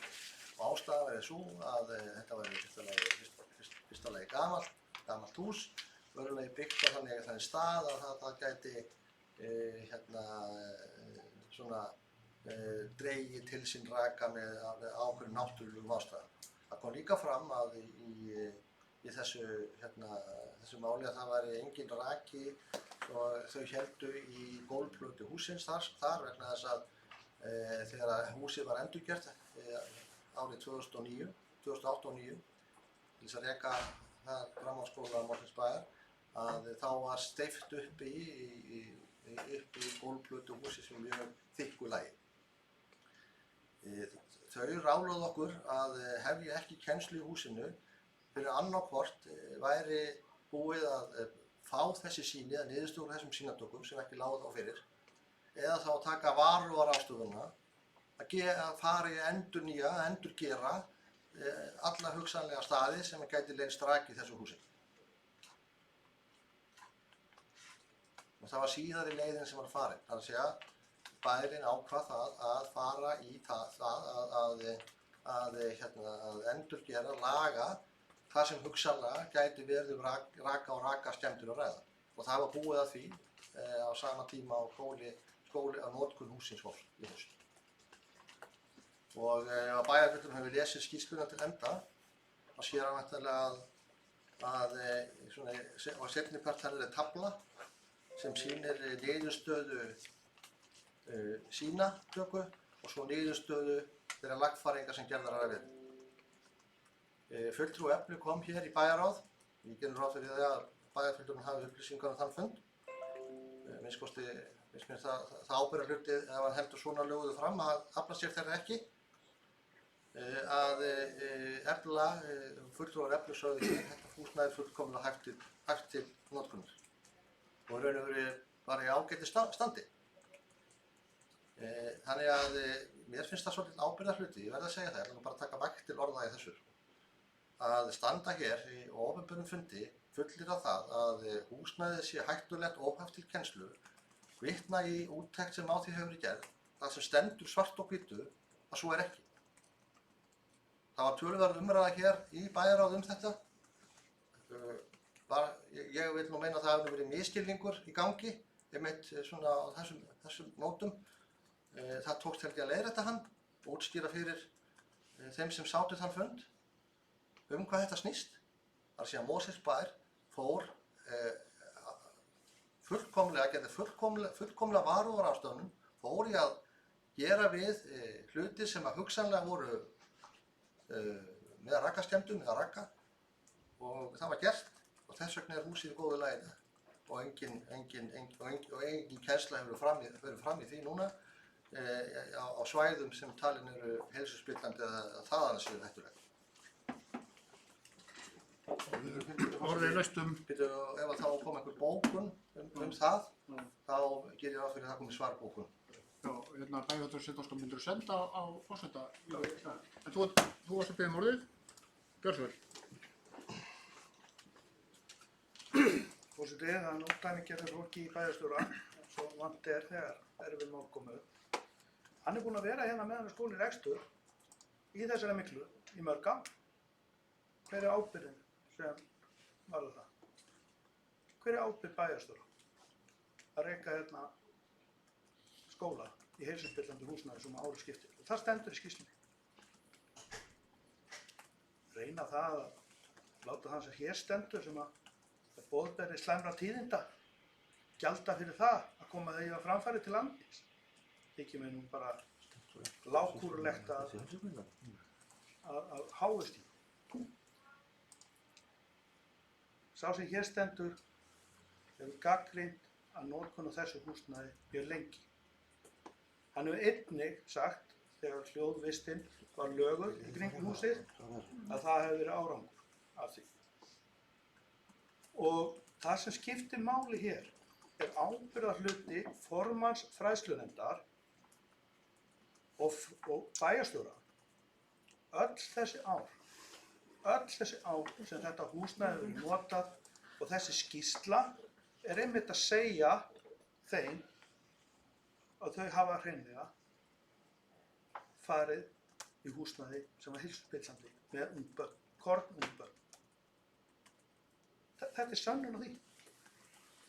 Og ég spyr þegar viðkomandi er að, ég myndi segja bara gapa hérna þetta.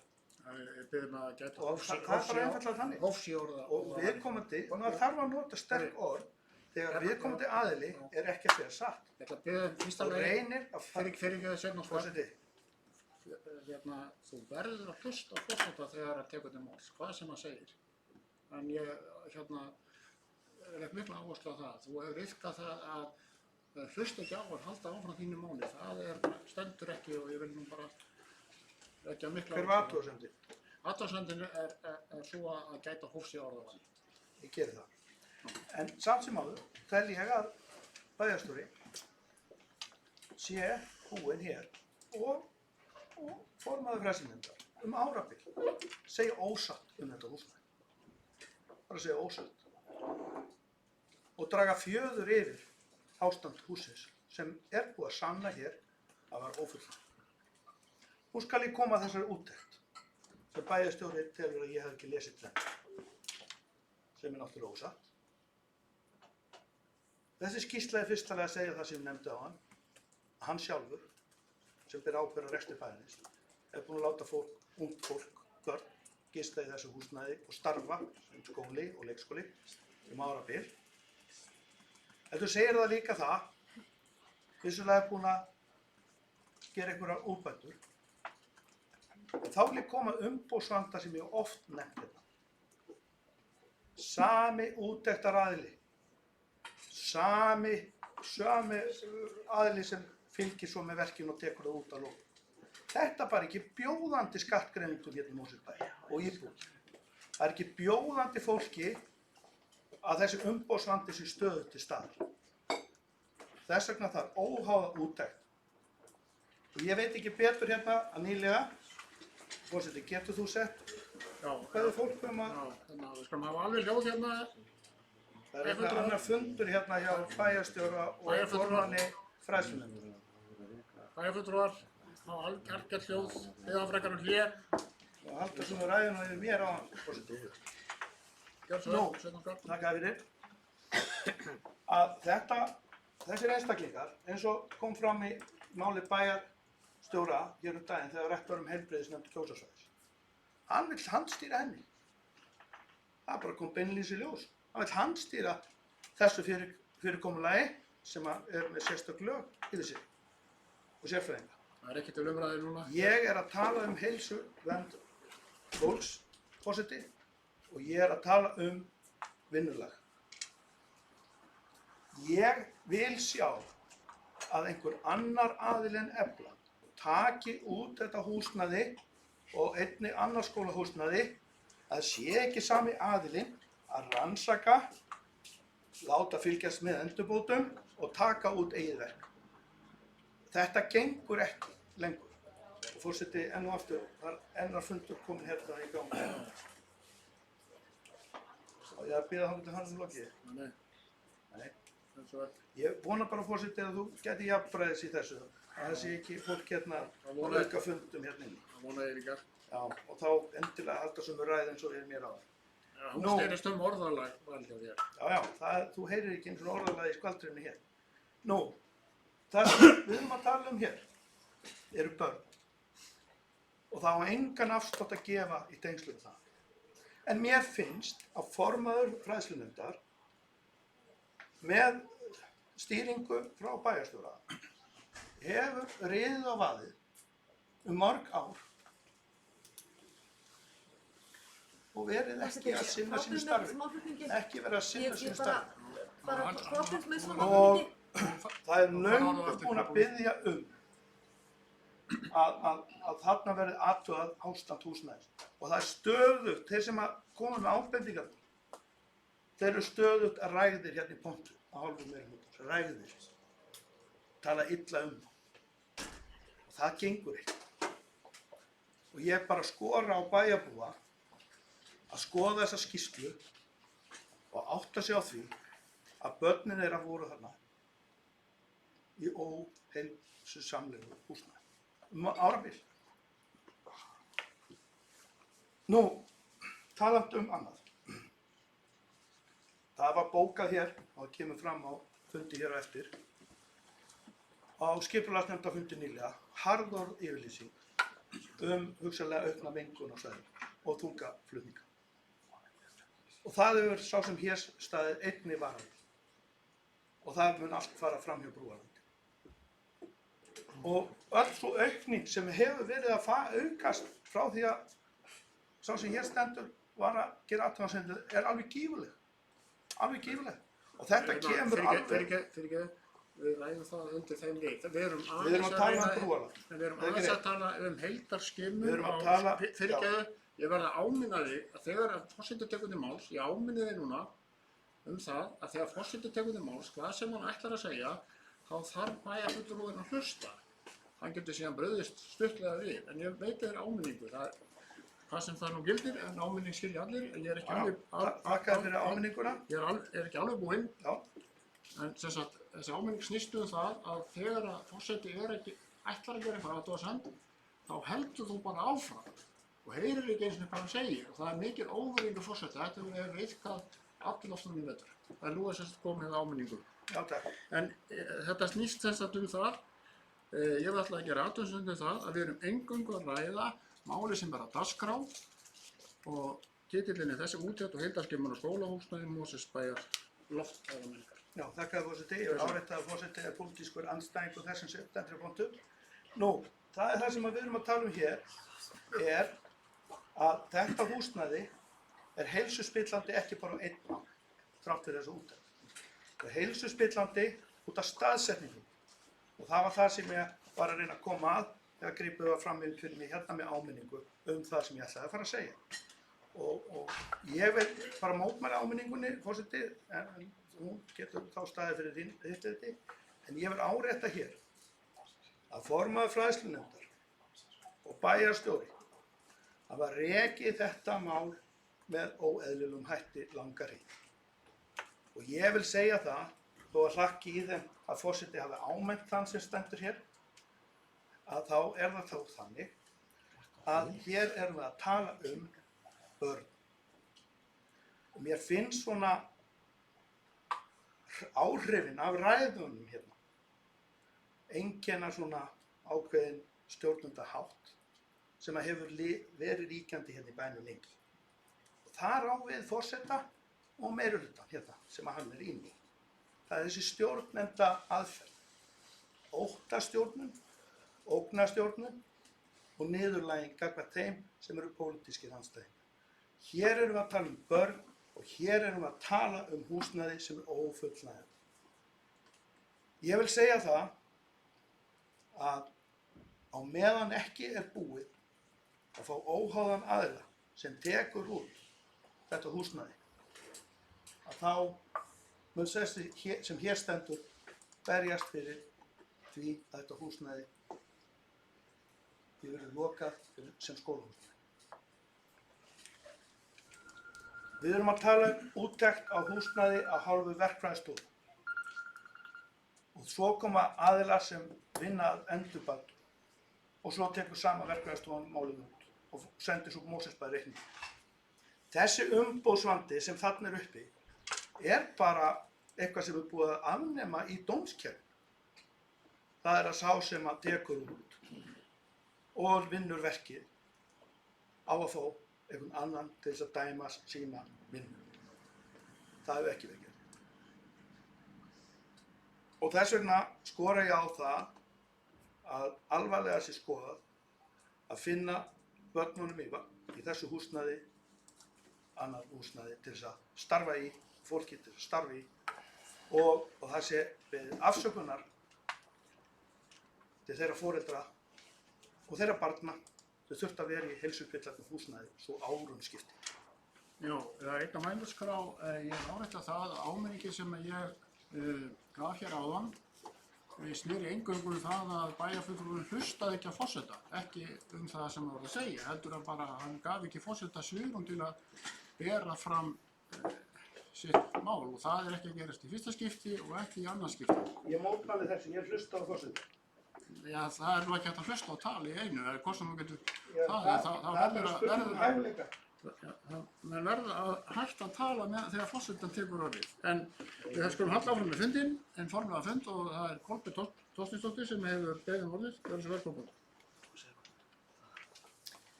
Já, takk forseti. Ég kem hérna upp undir þessu máli Brúaland og úttektina á ástandi Brúalands. Það ekki að spyrja að málflutningi Miðflokksmanna, karlanna í Miðflokknum sem að kunna svo vel að hræða og hræða fólk með slíkum málflutningi að annað eins hefur ekki heyrst. Að þarna séu börn og foreldrar, að bæjarstjórnin standi fyrir því að sé verið að skaða börn og foreldrar hreinlega óttist börn sína á þessum stað. Þetta alltaf með málflutningur sem að held ég eigi sér fá fordæmi nema þá kannski inn í borgarstjórn Reykjavíkur þegar að þar verið að gaspra. En ég bara vil taka það fram. Ekki framköll. Að við erum að tala hér úttektina á Brúalandi og þarna fylgir skjal sem að undir málinu þar sem verið að kynna úttekt á fleiri húsnæðisstofnunum frá fræðslu sem að skólastofnunum í bænum og eins og kannski þessi bæjarstjórn veit að það var alltaf lagt upp með það að fara hér og skoða bara allar okkar stofnanir. Það var gerð úttekt á öllu okkar skólahúsnæði, þar á meðal Brúalandi. Það var ekki einhvern einn hér í þessari bæjarstjórn sem barðist fyrir því að eitt húsnæði fremur öðru væri skoðað. Við bara þá farið hér í að skoða allt skólahúsnæði og svo skoðun stendur ennþá yfir og hvergi nærri lokið. Ég sé ekki einhvern veginn pólitískan hildarleik í hverju horni eins og fulltrúi Miðflokksins varðandi það hver tekur út húsnæðið og hver skoðar. Það kemur í ljós í þessu húsnæði sem var tekið til notkunar árið 1930 sem eðlilega þarf mikið viðhald og búið að marg gera það upp og fylgst vel með þessu húsnæði, var notað sem framhaldsskóli síðast til margra ára. Eðlilega eins og fram hefur komið í máli bæjarstjóra þá eru umhverfi skólans líka þannig að það náttúrulegar svona, umhverfi hans er ekki okkur hagstætt, þannig að það þarf að fylgjast með húsinu og það eru þarna veggir sem að þurft að laga og er búið að laga. Og þessi málflutningur er náttúrulega með þvílíkum ólíkindum að hér sé verið að hræða fólk að ég loka húsnæðinu. Þetta húsnæði er í fullkomnu standi, skýrslan segir það. Og þannig að við erum sannarlega þeirri vegferð að skoða allt okkar húsnæði. Ég hélt að fulltrúi Miðflokksins væri fullkomlega ljóst. Að við hófum hér vinnu við að skoða varmárskóla og síðan kollið erum að taka allt okkur húsnæði í gegn. Og það er bara mjög vel gert og það var samþykkt af öllum og við erum í þeirri vinnu. En svona, það kannski kemur ekki óvart svona ótta ræða frá fulltrúa Miðflokksins að hér sé allt í hershöndum og formað fræðslunefndar sé handbendi bæjarstjóra og við hlustum ekki á fólk og við tölum niður til fólks og ég veit ekki hvað. Þannig að allir þessi 13 kynningarfundir og öll þessi samtöl sem við höfum átt og farið að öllum óskum sem við höfum verið beðin að gera telja væntanlega ekki. Þannig að ég vísa þessum málflutningi á bug. Við erum að skoða allt okkar húsnæði. Þetta er undir ströngu eftirliti umhverfissviðsins og á meðan við fáum okkar helstu sérfræðinga hér á landi til að fara hér yfir okkar húsnæði og fá einkum frá þeim að þá verður hér áfram skólastarf í Brúarlandi og við erum ekki að fara að loka Brúarlandi. En komi það í ljós að skemmdirnar séu það miklar að það þurfa að grípa til ráðstafana að þá er það sérfræðingarnir sem munu segja okkur það og engin annar. Ásgeir Sveinsson hefur beðið málið. Gjörðu svo vel, Ásgeir. Forseti, bæjarfulltrúar, ég kem undir sama máli númer 1.8 í bæjarráði Mosfellsbæjar varðandi úttekt og heildarskimun á skólahúsnæði Mosfellsbæjar og loftgæðamælingar. Við erum að ræða hér mjög svo ólíkar skoðanir á stöðu málsins og hér kemur upp fulltrúi Miðflokksins í bæjarstjórn Mosfellsbæjar, Sveinn Óskar Sigurðsson, og er hér mjög stórorður það að bæjarstjórn og við sem að stöndum hér að meirihlutanum og framkvæmdastjóri og annað starfsfólk hér, að það láti það viðgangast að það sé kennsla í Brúarlandi í stórhættulegu og heilsuspillandi húsnæði. Hann segist vera búinn að lesa skýrsluna sem var gerð og var verið að birta hér þessa úttekt öllu heldur stöðu þessa máls. En ef hann hefur gert það, þá er hann annaðhvort hrapalega miskilja niðurstöðuna sem hann kemur fram þar, eða þá að enn og aftur erum við að fara með rangt mál og enn og aftur erum við að reyna að hræða hér foreldra og börn í einhverjum pólitískum tilgangi. Það er ábyrgðarmál, mjög stórt ábyrgðarmál og það er ömurlegt að það skuli tíðkast við þetta borð, en þannig hefur það verið frá fyrsta degi eftir kosningar, eftir að þessi ágæti bæjarfulltrúi náði kjöri og þannig mun það vera væntanlega meðan hann situr í bæjarstjórn.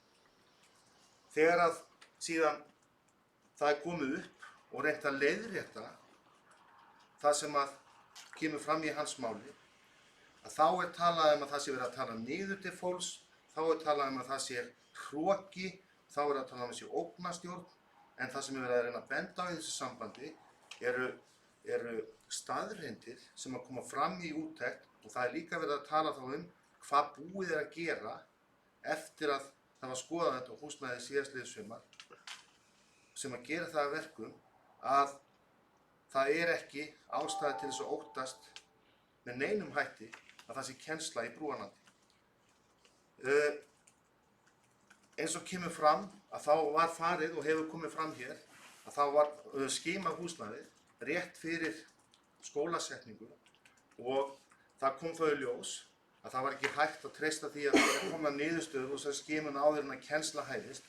Þá fór í gang hérna ferill sem að lauta því að það var farið í alla þætti sem að menn héldu að væri mögulega sem þyrfti að laga varðandi raka og annað slíkt. Og það gekk mjög vel og það var samstillt átak verktaka og það er ekkert grín að fá verktaka með svona stuttum fyrirvara en þeir auðvitað voru búin að vinna í varmaskóla og það var samstillt átak hérna á umhverfissviðinu og fleiri sviðum til þess að þetta mætti takast.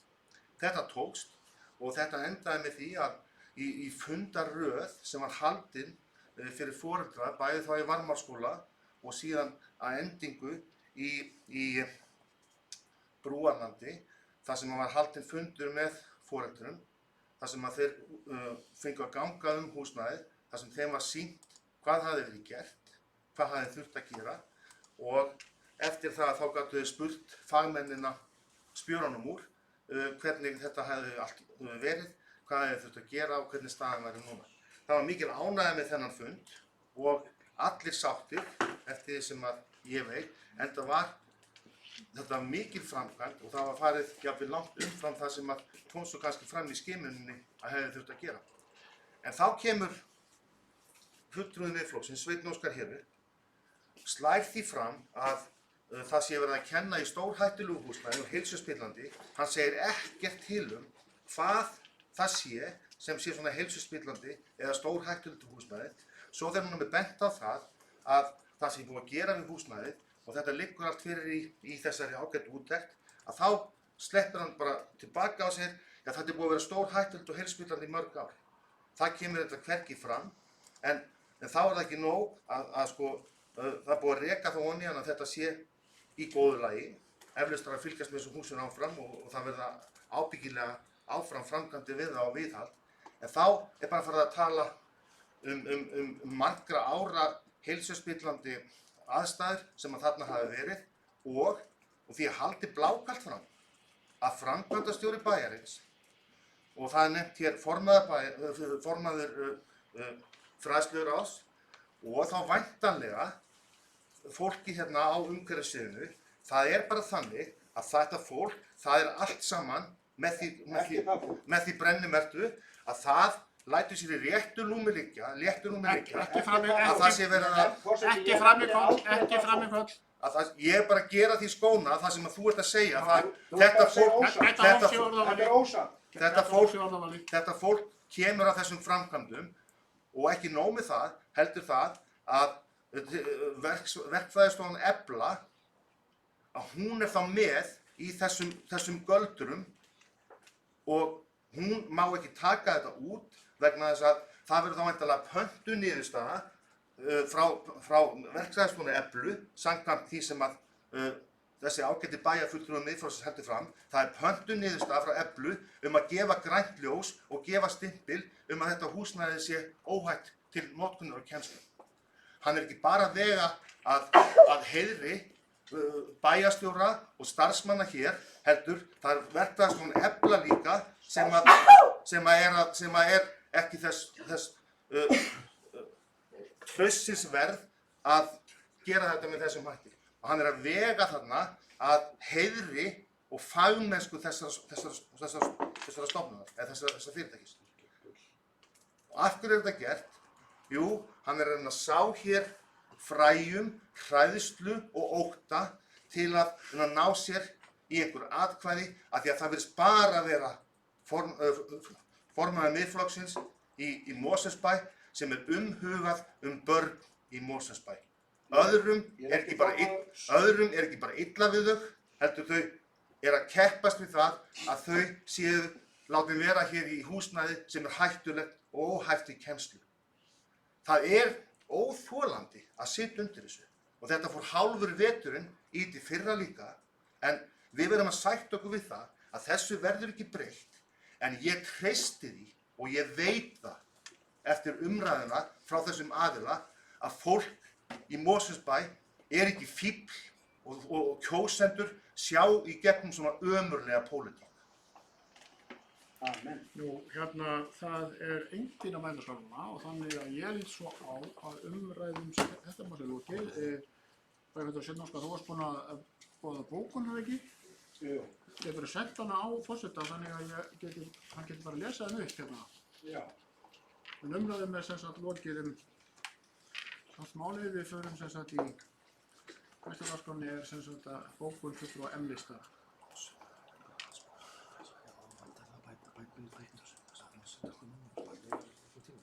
Forseti fundarliði þegar að sú bókun liggur fyrir. Já. Ertu með? Já. Við getum líka að lesa hérna Sveinn-Óskar bara hérna frá fundarritara. Á ég að lesa? Nei, ég get bara að lesa, ég sé hana hérna Ekkert bara. mál. Þá les ég hana bara upp hérna. Bókun M-lista. Í ljósi fyrirliggjandi gagna og úttektar telur fulltrúi Miðflokksins rétt að skoða það alvarlega að loka Brúarlandi sem skólahúsnæði og hætta starfsemi þar þangað til það húsnæði verði tekið út af óháðum aðila. Tryggt að það sé fullnægjandi sem skólahúsnæði og alls ekki heilsuspillandi. Einnig skal óska eftir því að sérstök úttekt heilbrigðiseftirlits kjósarsvæðis fari fram áður og ef halda á áframrekstri skóla að Brúarlandi. Það er ábyrgðarhluti að hafa haft þarna rekstur skóla og áður leikskóla árabil svo lengi sem raun ber vitni í húsnæði sem var heilsuspillandi samkvæmt úttekt Eflu sem hér liggur fyrir. Bæjarstjóri Mosfellsbæjar og formaður fræðslunefndar sem stuðlað hafa að rekstri skóla í heilsuspillandi húsnæði ættu að sjá sóma sinn í því að biðja foreldra þeirra barna sem þarna hafa stundað nám árabil afsökunar enda komið í ljós að börn þeirra stunduðu nám í heilsuspillandi húsnæði langa hríð. Þetta er bókun fulltrúa M-lista og það hefur verið óskað eftir fundarhléi og við gerum fundarhlé. Já, það er allt fyrir atkvæðin.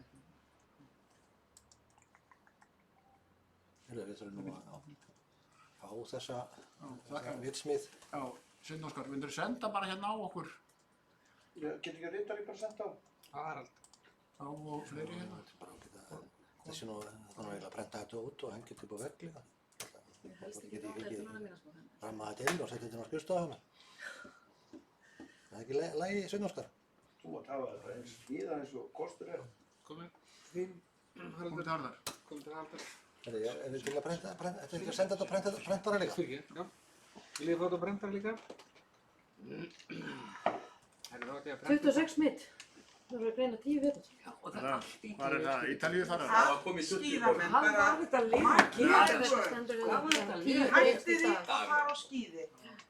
Gönguskíði bara. 26 Ég mitt. er ekki komið. Þetta er bara að því að við erum svo effektív í að testa sko. Þessi pest Þetta er það. Hinn löndin eru bara ekki að testa eins og vel og vel. Svo segja ég Þú líka. nú alveg kynverið þegar þeir segja að þetta sé að falla. Nei, líka bara Ungverjum, Pólverjum sem Eða Ítalíu, bara það eru sjálfur. 2 case í dag í Ungverjalandi af vinkonum mín að segja mér sem býr þar. Og það eru Íranir. Þeir eru einstaklingar.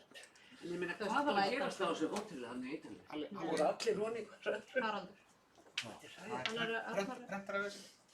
Við svolum bara vonum þess ekki Ég fóst ætla þess að leggja hennar prentara. Svo var það allir út borg og bíl. En svo er líka gleðilegt að Bloomberg er hættur. Það er gleðilegt. Það heyru, Skiptir eitthvað mál? það er mjög gleðilegt. Já. Fækkar aðeins gömlu köllunum. Þið heyrðu hvað ég var mikið að Sáðu fylgjast Washington með. Post, menn erum bara Þú ætlar að grafa fakkan og þessi demokrata. Það er republikanar eru ekkert skarri. Gamalt kall. Já, Gamlir hvítir kallar. Þetta er nýðurstaða kosningan er komin, þetta verður gamalt kall. Trump er ungliðin í hóknum. Já, það munir ekki miklu. Er hann ekki yngstur? Er hann Yngstur, jú. Það er langingstur. yngstur í bændum? Hvað svo mikið? Hann er 73 fjara. Tökja þryggja fjara eitthvað við. Hvað er Hinn 78 og 9. Er Biden svo gaman? Þetta var Hvítáhúsið verið breytt í Ég er hjúkrunarheimili. að fá þetta Ég veit útsendingi ekki, sér. hei, er örgulega slögt, ég er að fara að skilja búið bein útsendingi fundan í þetta hérna. Ég er líka að fá hérna. Æðislega. Nei, hún er alveg að hlusta.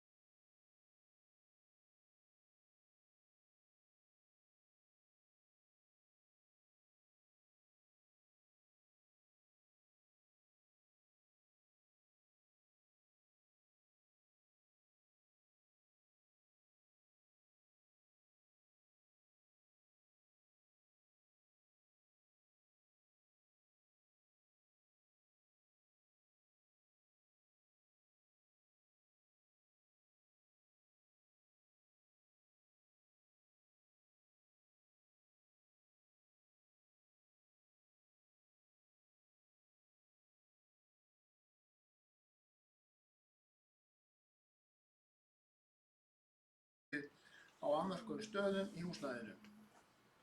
Beinu framhaldi eða þann 16. ágúst síðastliðinn var haldinn stöðufundur Eflu með fulltrúum Mosfellsbæjar úttekt þeirra. Á þeim stöðufundi var ákveðið að bíða ekki eftir niðurstöðum sýnatöku, heldur að ráða strax í lagfæringar á þeim atriðum sem grunnsemdir voru uppi með rakaskemmdir. Viðgerðum í kennslurýmum lauk 27. ágúst. Samkvæmt skýrslu Eflu sem nú til umfjöllunar, þá Brúarlandshúsið í eins góðu ástandi og búast má við af húsnæði almennt og eftir viðgerð í ágúst staðfestu sérfræðingar Eflu að öllum þeim framkvæmdum sem þeir hefðu lagt til væri lokið og húsnæði þá tækt til kennslu. Hvað varðar kynningar á framkvæmdum við húsnæði Varmárskóla, Brúarlands, þá voru haldnir 13 kynningarfundir, þar á meðal í Brúarlandi, þar sem gengið var húsnæðið ásamt sérfræðingum Eflu, þar sem lagfæringar á húsnæðinu voru kynntar foreldurum. Sá fundur var haldinn 13. september síðastliðinn. Þar gafst foreldurum tækifæri til að segja eiga milliliðalaust samtal og samskipti við sérfræðinga Eflu. Í ljósi ofangreindra upplýsinga vísa fulltrúar D og A-lista málflutningi bæjarfulltrúa Miðflokksins í Mosfellsbæ, Sveins Óskars Sigurðssonar, í þessu máli alfarið á bug. Hann til þess fallinn að gefa alranga mynd af ástandi Brúarlands og senda vísvitandi röng skilaboð til skólasamfélagsins sem eiga að vera til þess fallin að valda ótta og óöryggi velferð barna og starfsfólks Brúarlands sem mjög alvarlegt þegar kjörinn fulltrúi á í hlut. Bæjarfulltrúi Miðflokksins ræðst einnig gróflega heiðri bæjarstjóra Mosfellsbæjar, formanns fræðslunefndar og þá leið starfsfólks Mosfellsbæjar sem vinnur að þessum málum. En það hefur ávallt velferð, heilsu og öryggi barna í Mosfellsbæ að leiðarljósi. Auk þess vegur bæjarfulltrúi Miðflokksins Sveinn Óskar Sigurðsson gróflega heiðri verkfræðistofu Eflu með málflutningi sínum en verkfræðistofa Efla nýtur mikilli virðingar fyrir fagmennsku sína sem ráðgjafi varðandi málefni rakaskemmdir í húsum og viðbrögðum og aðgerðir gegn þeim. Þessi bókun hefur verið send fundarítara og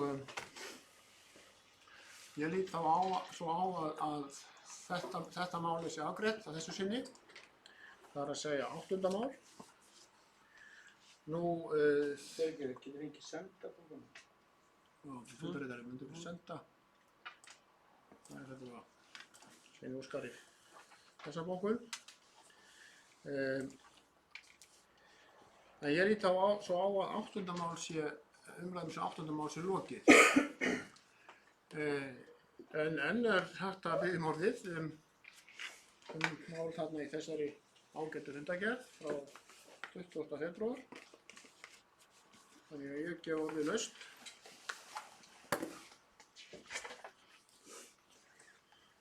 Nú, það hversu engin frekar hljóðs, þá umræðum lokið þessa fundargerð í heild sinni.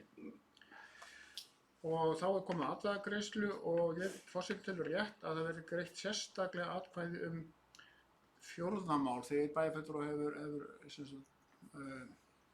sagði hér pontu að hann myndi ekki styðja niðurstöðu bæjarráðs að bæjarstjóra væri falið að undirrita samninga. Þannig að við greiðum þá bara fyrst atkvæði 4. mál sem heitir Reykjavík Lofs, samstarf sveitarfélaga og höfuðborgarsvæðinu tengt ferðamönnum. Þeir sem staðfesta niðurstöðu bæjarráðs í þessu máli menn rétt upp hönd. Einhver á móti. Það eru 8 atkvæði fylgjandi niðurstöðu bæjarráðs en 1 atkvæði á móti.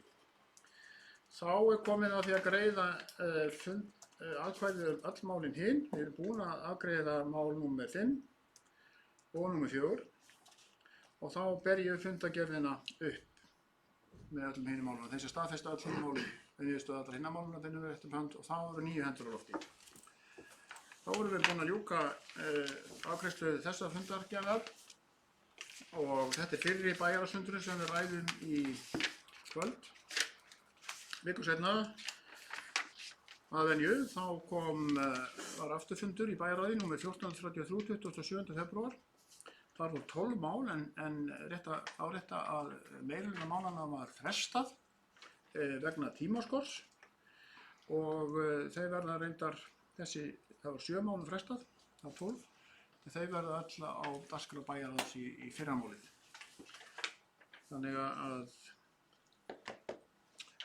Það voru bara nokkur mál þarna, það 5 mál sem voru afgreidd, en ég get þá orðið laust um þau mál sem voru afgreidd á bæjarráðsfundinum.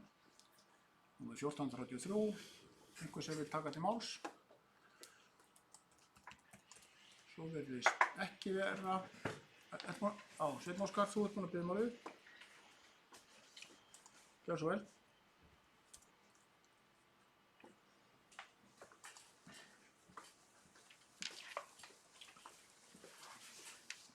Forseti, það er mál nr. 2.1, endurskoðun fjárfestinga og fjármögnun á þessu Sorpu byggðasamlags. Ég vil tek náttúrulega undir þá bóku sem er undir frá fulltrúum Viðreisnar og Samfylkingarinnar ábyrgðina og vil árétta þann misskilning bæjarstjóra sem fram kom á síðasta bæjarstjórnarfundi þar sem að hann segir bara ósatt en áttur það að Sorpa getur verið gjaldþrota. Það var bara ekki rétt. Og ég er nú ekki að sjá það að hann hafi leiðrétta almennilega með opinberum hætti að forstjórinn í kjörin eða nýráðinn forstjóri Sorpu þurfti að setja ofan í bæjarstjóra. Varðandi það að skattgreiðendur bera byrðarnar en Sorpa verður ekki gjaldþrota. Þetta var leiðilegt mál og leitt að bæjarstjóri skuli detti í þessa gryfju og ekki reyna að hífa sig upp úr henni. En málið er bara þannig að Sorpa er á ábyrgð þeirra bæjarfélaga sem standa Sorpu og það kemur ágætlega fram í bókum Samfylkingar og Viðreisnar á þessum bæjarráðsfundi. Í raun og veru sér bæjarstjóri ekki einu sinni sóma sinn í því að leiðrétta þetta með einhvers konar yfirlýsingu, heldur lætur þetta bara danka eins og honum er von að vísa.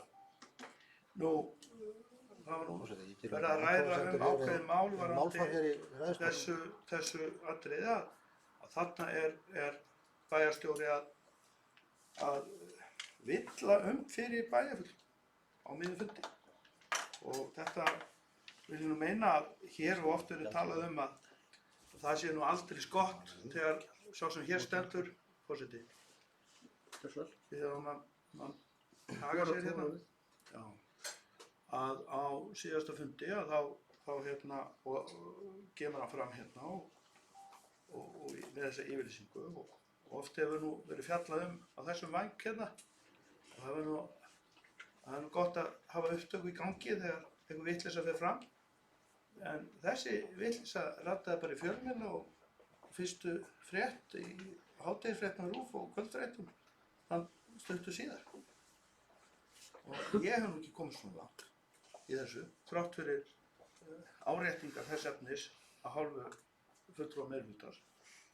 En meirihlutinn virðist alltaf að draga fjöður yfir þetta eða taka þetta niður að bæjarstjórinn bara segir hérna blákalt ekki rétt í beinni útsendingu í bæjarstjórnarfundi og bæjarstjórnarfundi. Mér þykir það leitt að þetta mál sem er svo alvarlegt að það er ekki dregið tilbaka og reynda svona bæta úr þessari yfirlýsingu og láti nægja ábendingar hjá nýjum forstjóra Sorpu hvað er rétt í málum. Og ég vil minnast bara á það að sko fulltrúinn sem segir þetta er fulltrúi Mosfellsbæjar í eigendahóp Sorpu. Hann tekur gríðarlega miklar ákvarðanir fyrir bæjarbúa dagsdaglega og hann telur sig oft yfir að aðra hafna í ræðu og riti bæði hér í ræðustól og annars staðar út í samfélaginu. Höldum okkur við málefnið. Og þá erum við að tala það að hann verður með einhverjum hætti að segja okkur það sem hann sagði daginn eða draga þetta tilbaka með einhverjum hætti. Nú, varðandi þetta mál, þá hefur það ítrekað verið hérna í skjalasendingu til okkar, bæjarfulltrúa, að það sé trúnaður varðandi málið. Vil ég aðeins ræða það atriði. Ég hef nú verið að leitast eftir því hver ákvað hvað væri trúnaður og hvað ekki. Og kom mjög sérstakt skjal frá bæjarlögmanni þess efnis að gögnin varu trúnaðarmál og ættu ekki eiga heima helst í opinberri umræðu. Ég gerði athugasemd við þetta. Ég fer nú kannski ekki nákvæmlega rétt með þetta var orðað eitthvað þennan hátt. Og ég var svona að reyna að finna út úr því með spurningum hver ákvað að þessi gögn væri trúnaðarmál. Og þá kom skjal, eða þá kom skeyti á tölvupósti frá fulltrúum meirihlutans og bæjarstjóra en endaði með síðasta skeytinu frá þeim stjórnarmanni sem líklegast hefur setið hérna lengst í Sorpu sem fulltrúi meirihlutans hér, bæjarfulltrúi Kolbrún Þorsteinsdóttir. Þar segir hún eitthvað á það leið að þetta væri forstjórans. Ég hef nú leitað eftir því að með skeyti til forstjórans hvort þetta verið hann sem ákvaði með trúnaðargögnin eða hvort það verið stjórnin. Þannig að ég hef nú talið það að svona fómsins vegna og það sem að stjórnin fer með æðsta vald í félaginu þá er það hún sem ákveður hvort að gagn sé trúnaðargagn eða ekki en það kann að vera að forstjórinn hafi umboð til þess að setja inn á gögnin að þau séu trúnaðarmál. Ég vil fá þetta upp á borðið. Hver er sá sem að segir að það megi ekki birta gögn og svo framvegis hjá Sorpu. Hvers vegna er ég að leita að því?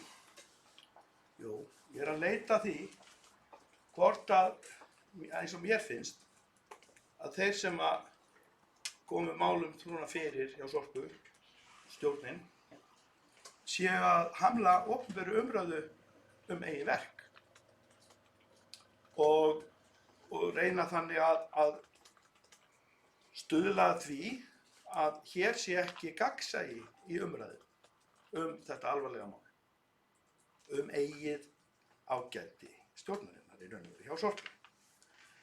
Og þá sérstaklega þá sem setið hafa lengi, eins og bæjarfulltrúa Kolbrún Þorsteinsdóttir hefur setið mjög lengi í stjórn Sorpu.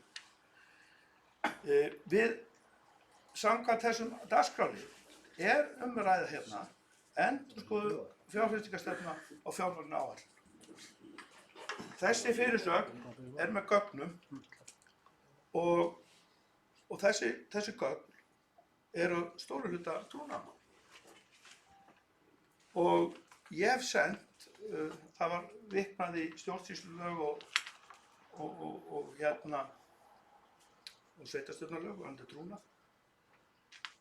Og ég ætla að reyna á það, hversu mikið þetta er trúnaðarmál eins og það er, þessi skjöl. Og það sem skiptir máli er að skjölin sem að hér er til umfjöllana má helst ekki fjalla vegna þess að þau eru trúnaðarmál. Og þess vegna er mjög mikilvægt að almenningur, skattgreiðendur í Mosfellsbæ sem að bæjarstjórinn áttaði sig ekki á að þurfa að bera byrðarnar, að þeir fá að vita hvaða byrðar þeir eiga bara. Mér finnst það algjört lágmark, forseti. Að fólkið sem þarf að bera byrðarnar í Mosfellsbæ fá að vita hversu stærðargráða þessar byrða er sem á að þau að axla. Og þetta hefur nú komið fram að áformin þessa lántöku hefur nú verið gerð opinber og hún er ekki lítil og mér finnst svona skipta máli í þessu efni að bara þessi gögn Sorpu og það er náttúrulega hlutverk stjórnarinnar taka þá ákvörðun, stjórnar Sorpu, að þessi gögn verði gerð opinber. Alveg hið fyrsta. Og það bara stöðugt verið að ræða hérna í samfélaginu gagnsæi og ábyrgð. Svo segir fólk, já ég ber ábyrgð, en það ber enga ábyrgð. Dæmi fulltrúa í stjórn Sorpu sem setið hafa lengst og verið að fylgja þessu máli þar blindrandi nánast í. Frá því að þetta verkefni varðandi gas- og jarðgerðarstöðina hófst. Nú, mér finnst bara skipta máli að koma þessu á framfæri og að kjósendur og íbúar bæjarins viti það að hér er markmiðið að reyna að fá þessi skjöl birt og allavega stærstum hluta. Það getur verið þarna mál sem að eðli máls samkvæmt ættu ekki að birtast, þá þarf bara að skoða það, en ég held að megnið af þessu skjölum séu þegar búin að komast í umræðu, meðal annars fjárhæðin sem á að taka láni og hérna í fundum og opinberum vettvangi í sjónvarpi annar stað þar sem hafi fjallað þetta. Þess vegna segi ég það er ekki til fyrirstöðu að reyna að aflétta þessu trúnaði og hérna gott að fá upp út í sporið hvort það sé ekki örugglega stjórnin sem ákveður það hvað skjöl séu trúnaðarmál eða þá aðrir eða bæði stjórnin og forstjóri eða eitthvað því líkt. Er ekki rétt skilja var verið að biðja fundarlið? Nei, ég var ekki að taka þetta í mál. Já. Þú ert mestur að það sko. Lestir á mennum þá. Ég myndi ekki eftir í fórseti hvort ég var búinn að eða ekki. Já. Því svo ekki. Gjör svo vel, Haraldur. Já, fórseti. Ég þakka bæjarfulltrúa Miðflokksins, Sveini Óskari Sigurðssyni sérstaklega mikla velvild í minn garð, sérstaklega á þessum fundi. Hún er greinilega alveg ótakmarkuð. En ekkert að því í sjálfu sér. Bara svo að það sé á hreinu. Af því að hann sakaði mig það hér í pontu að ljúga bæjarstjórninni, þess að bæjarstjórninni er ósatt og bæjarbúum. Ég fékk eina ofanígjöf eftir þennan bæjarstjórnarfund og hún var svo að segja satt. Og segja hlutina á tíma sem maður hefði kannski ekki hægt að segja þá. Ég tók þeirri ábendingu ágætlega og held að hún sé réttmætt. En af því að hann vændi mér nú það að segja ósatt, þá vil ég leiðrétta það, ég gerði það ekki, engum hætti. Hún sagði að Sorpa, ef ekkert yrði aðgert, það væri búið að fara betur yfir fjárhagslega stöðu fyrirtækisins og ef ekkert yrði aðgert, þá gæti fyrirtækið að félagið á það ógjaldfært. Það er mikill munur á því að segja ógjaldfært og gjaldþrota. Og ógjaldfært er það vegna þess að það skortir lausafé til að greiða reikninga og laun og þess háttar. Og leiðin til þess að leysa það væri það að leggja félaginu til tímabundið eða heimila félaginu lántöku sem er í formi yfirdráttar eða lánalínu upp á 600 milljónum tímabundið til að komast yfir þann hjalla. Það var það sem ég sagði hér á bæjarstjórnarfundi. Bókun bæjarráðs á þessum bæjarstjórnarfundi sem er opinber, það var reyndar ekki, hún var ekki samþykkt með öllum greiddum atkvæðum, heldur aðeins 2 af 3, en bæjarráð samþykkir með 2 atkvæðum ósk stjórnar Sorpu BS að fá auka tímabundið skammtíma lántöku alltaf 600 milljónir umfram forsendur fjárhagsáætlunar 2020 til þess að skapa stjórnendum félagsins nauðsynlegt olnborými til að undirbúa endurskoðun fjárhagsáætlunar og leggja grunn að traustri fjármálastjórn félagsins. Félaginu vantaði sem sagt þessa fjármuni til þess að fleyta sér áfram meðan væri verið að fara í gegnum þessa tilteknu hluti sem eru greindir. Og að sjálfsögðu koma þeir frá eigandum félagsins, eða öllu heldur ábyrgðin kemur frá eigandum félagsins. Það sem að sveitarstjórn eða bæjarráðir og við hér erum að staðfesta hér á þessum fundi er að við tökum hlutfallslega ábyrgð á þessari auknu lántöku eða lánalínu félagsins sem eigendur Sorpu. Við eigum eitthvað milli 4% í félaginu. Það reyndar ekki verið að borga neitt út úr sjóðum sveitarstjórna á þessu stigi. það er verið að heimila félaginu þetta. Þannig að ég óskar eftir því að bæjarfulltrúinn endurskoði það. Ég ætla ekki að biðja hann að koma hér í pontu og leiðrétta það. Dettur það ekki í hugann. Ég ætla ekki að biðja hann það að endurskoða það í huga sínum. Þá fullyrðingu sínu að bæjarstjóri hafi verið að segja ósatt eða ljúga. Það er náttúrulega algjörlega út úr kortinu. Eins og ég sagði hér áðan, fékk ég ábendingu það, ég kannski ekki átti að vera að segja sannleikann á þessum tímapunkti eða segja frá þeim með þessum hætti og ég get alveg tekið undir það. Bara aðeins það sko að það var hér sagt að núverandi fulltrúi Mosfellsbæjar í stjórn Sorpu hefði sitið hér nánast áratugum saman í stjórn. Bara getur upplýst að núverandi stjórnarmaður Mosfellsbæjar Sorpu hefur sitið í 3 ár í stjórn Sorpu. Hún sat hálft síðasta kjörtímabili og hefur settið það sem af þessu. Þannig að það sé á hreinum. Síðan það spurningin sko, þessa ósk stjórnenda og stjórnar Sorpu að þær upplýsingar sem að allir hér við þetta borð, þannig að bæjarfulltrúar hafa fengið varðandi þá kynningu sem átti sér staða í Fagurlundi fyrir öllum kjörnum fulltrúum á Hólmborgarsvæðinu. Og þau gögn sem báru síðan í dag svona í kjölfarið á því, það er að segja sú kynning. Það sem hefur óskað eftir því að það sé trúnaður. Þá vil ég bara segja ef að bæjarfulltrúum telur sig eiga rétt á því að þetta sé opinber gögn fyrir alla, ekki bara kjörna-fulltrúa, þá er honum auðveldur hægðarleikurinn í því að spurja að biðja félagi, það er að segja Sorpu þau gögn á grundvelli sem almennur íbúi. Og ef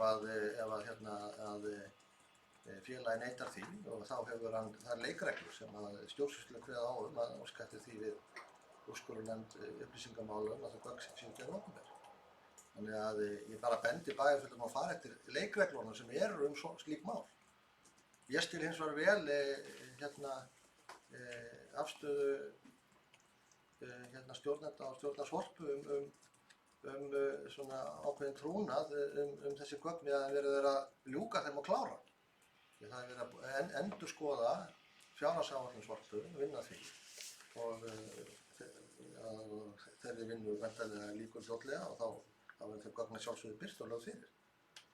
En bara ég bendi bæjarfulltrúum að fara eftir þeim leikreglum sem samfélag hefur búið til, löggjafinn hefur búið til aðgang og upplýsingum. Það eru mjög skýrar og einfaldar. Og ef hann telur að þetta er erindi við almenning, þá á hann að óska eftir þeim sem almenningur. Hann er búinn að fá það sem kjörinn fulltrúi. Orðalaust, fyrsta mál, Sveinn Óskar Sigurðsson, gjörðu svo vel. Titillinn er svohljóðandi endurskoðuð fjárfesting og fjármögnunaráætlun Sorpu GS 2019 til 2023, ósk staðfestingu á lántöku. Langur titill, gjörðu svo vel, Sveinn Óskar. Já, forseti, ég gat þess aldrei að bæjarfulltrúi Sorpu hafa verið í áratugi. Það er eitthvað svona misskilið af bæjarstjóra eins og margt annað. En hann er svona hress með þessa yfirlýsingu sína, annaðhvort hann eða forstjóri, nýráðinn forstjóri Sorpu sem hafa rétt fyrir sér. Ég læt bara kjósendur að meta hverjum þetta trúi þessu efni, en þetta er allt til opinberlega í fjölmiðlum. Annað, varðandi sko þetta með trúnaðinn. Undirritaður fer eftir settum reglum. Ég bara minnast á það hér að það er mikilvægt að hafa gagnsæi og vera með hlutina upp á borðum. Þó svo að stjórnvald sé að taka ákvörðun, þó svo, þá finnst mér það mikilvægt að almenningur sé upplýstur stöðu mála með betri hætti en gert hefur verið. Þetta eru ekki smáa fjárhæðir og hlutverk til dæmis fjölmiðla er að leiðrétta vitleysur eins og bæjarstjórinn hafði upp á síðasta bæjarstjórnarfundi. Það er bara hlutverk fjölmiðla og það er hlutverk okkar samfélags að reyna að hafa meiri gagnsæi varðandi ákvarðanir og varðandi afgreiðslu mála. Það er stöðugt verið að kalla eftir. Og leikreglunar, þær eru auðvitað í lögum og ég skora bara bæjarstjóra að kynna sér þær bara líka, því að það eru auknar kröfur uppi að almenningur fái aðgang að gögnum. Það er breyst mjög mikið síðustu ár og þróun í þessu er að aukast í ljósi þess að hér er að ræða stjórn sem er hugsanlega að bara reyna að fela eigin gjörðir allan að þann tíma sem málið er í gangi. Ég vil bara fá uppbólið. Þarna er stjórnvöld að taka ákvarðanir til að draga fjöður yfir eigin mistök og hengja svo bakaras fyrir smið. Og það er náttúrulega afskaplega þægilegt að vera við stýrið allan tíma og segja svo að aðrir fá ekki að kanna málið. Það er afskaplega þægilegt í stjórnmálastöðu. En varðandi trúverðugleika þá vil ég meina að það verður bara almenningur að meta hver fyrir sig hvað þetta mál varðar, hvernig þetta kom fram og hvernig málið statt. Svo varðandi þetta svona gorgir eins og kemur oft upp hérna, að þá vil ég árétta það skilar yfirleitt ekki miklu. Orðið er reist. Fyrsta mál, Kolbrún Þorsteinsdóttir. Viðmálið, gjörðu svo vel.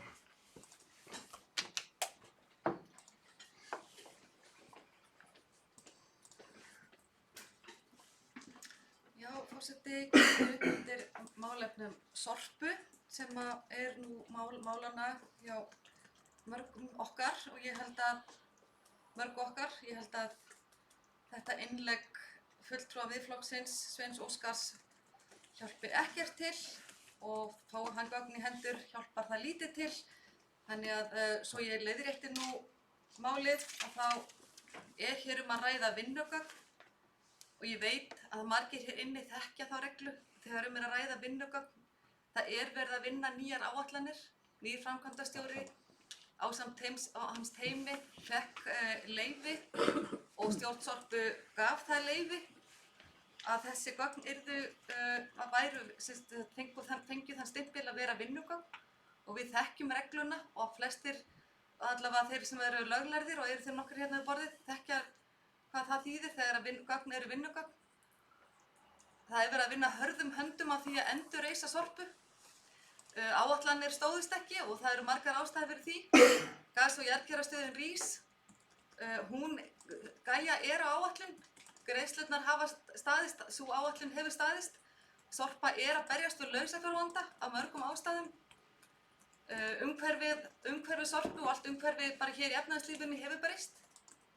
Það er margt sem hefur komið í ljós og það er þess vegna sem að mér finnst stjórnendur Sorpu einmitt taka ábyrgðina og leiða Sorpu á nýja brautir. Það er alveg sama hvað Miðflokksmenn gera, hvort að þegar þeir skýta upp á bak í sínum málum að þá draga þeir fjaðrið yfir það. Það er þeirra leið. Þetta hófs í orðavali. Já, ég skal gera það, takk. Ég bara tek það til mín algjörlega. En við sem stjórnendur Sorpu, við erum ekki að draga fjaðrir yfir neitt eða fel eitthvað. Hér er bara vinnugögn að ræða og það er verið að málið er viðkvæmt. Við erum með mjög reynt fólk í þessum málum og mjög hæfan og góðan framkvæmdastjóra sem er að vinna dag og nótt við að endurreisa Sorpu og það var beðið þessi gögn voru send út og þegar heitir að gögnin séu trúnaðarmál, það eru bara ekki opinber og helst ekki að senda í fjölmiðla eins og einhverjum er tamt að gera.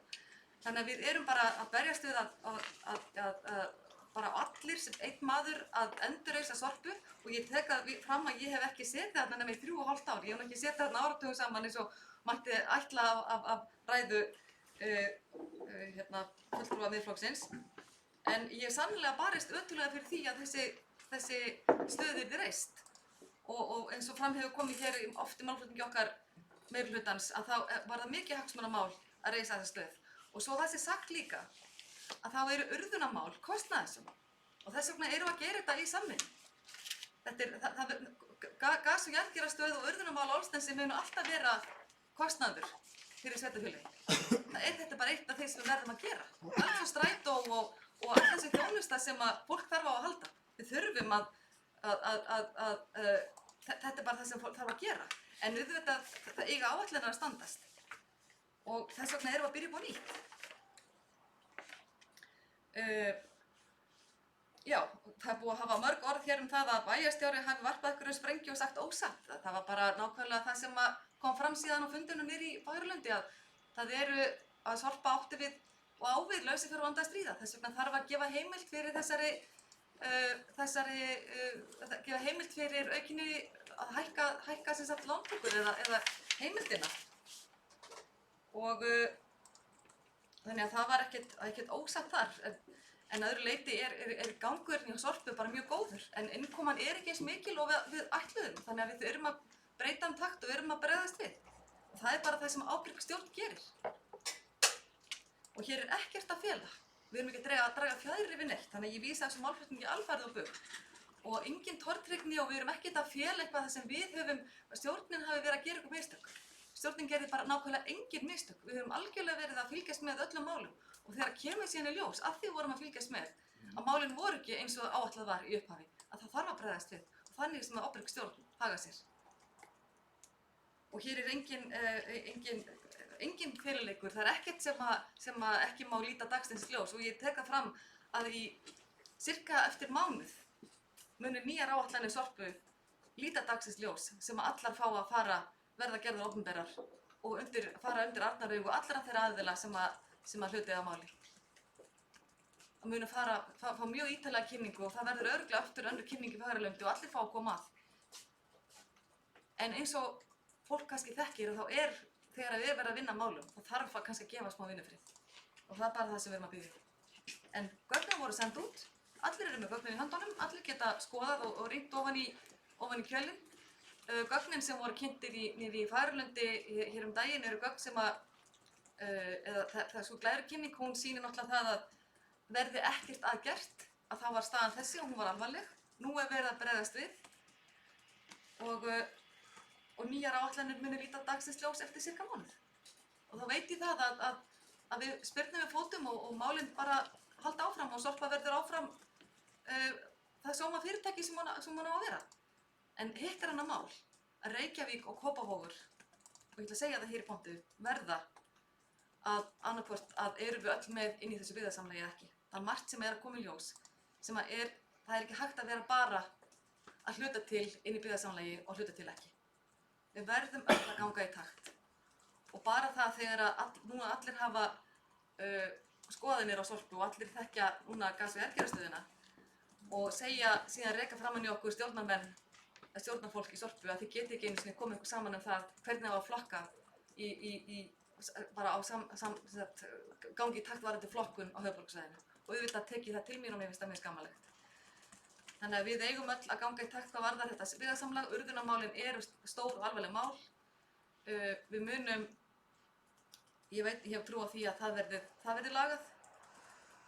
Og þegar þessar áætlanir líta dagsins ljós, þá fá allir fulltrúar kynningu. Það verður kynnt inn í bæjarráðum og borgarráði og á stórum fundi í Fagurlundi, þannig að hér ekkert að fela. Við erum með mjög hæft og gott fólk í brúnni. Stjórnin samþykkti það vinnugögn sem verður að nota áfram. Þannig að mér finnst alltaf einhvern veginn tónninn í fulltrúa Miðflokksins alltaf einhvern svona valdatónn, einhver sem ræður og einhver sem einhvern verið að fela, eitthvað skítabugs í gangi og einhver ógnarstjórn einhverra og svona. Þetta er bara ekki svona. Við erum bara á nýrri öld. Við erum bara fólk sem erum að reyna að leysa málin. Þannig ég finnst það svo furðulegur málflutningur hérna frá fulltrúa Miðflokksins einhvern svona allir séu að gera eitthvað af sér í einhverjum myrkum bakherbergjum. Það er bara ekki þannig sem við vinnum. Takk fyrir. Og það er laust, fyrsta mál. Eða vínbúrum. Fyrsta mál. Búið sjá.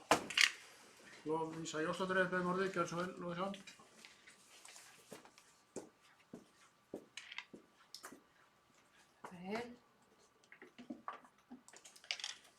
Herði, ég kem hér upp undir þessu máli endurskoðuð fjárfestinga og fjármögnunar áætlun Sorpu, óskum staðfestingu og lántöku. Það mætti kannski segja að þetta sé bara óskum staðfestingu á lántöku, því að það er ekki mikið af upplýsingum þarna að finna þessa endurskoðuðu fjárfestinga og fjármögnunaráætlun Sorpu. Það sem að ég vildi segja í þessu máli og tengist ástæðu fyrir því að fulltrúi Viðreisnar satt hjá í bæjarráði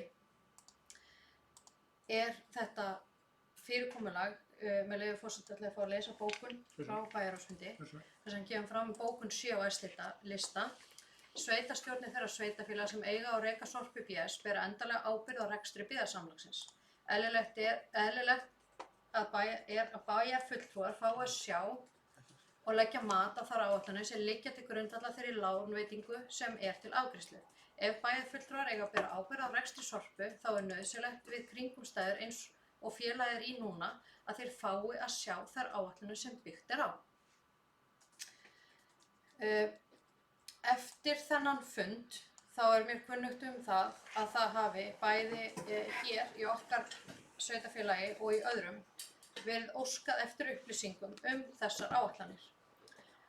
Og ég verð nú að byrja á jákvæðanótunum og segja bæjarstjóra það til hróss af því sem ég hef séð, þá hefur hann allavega komið öllum þessum óskum á framfæri við framkvæmdastjóra Sorpu.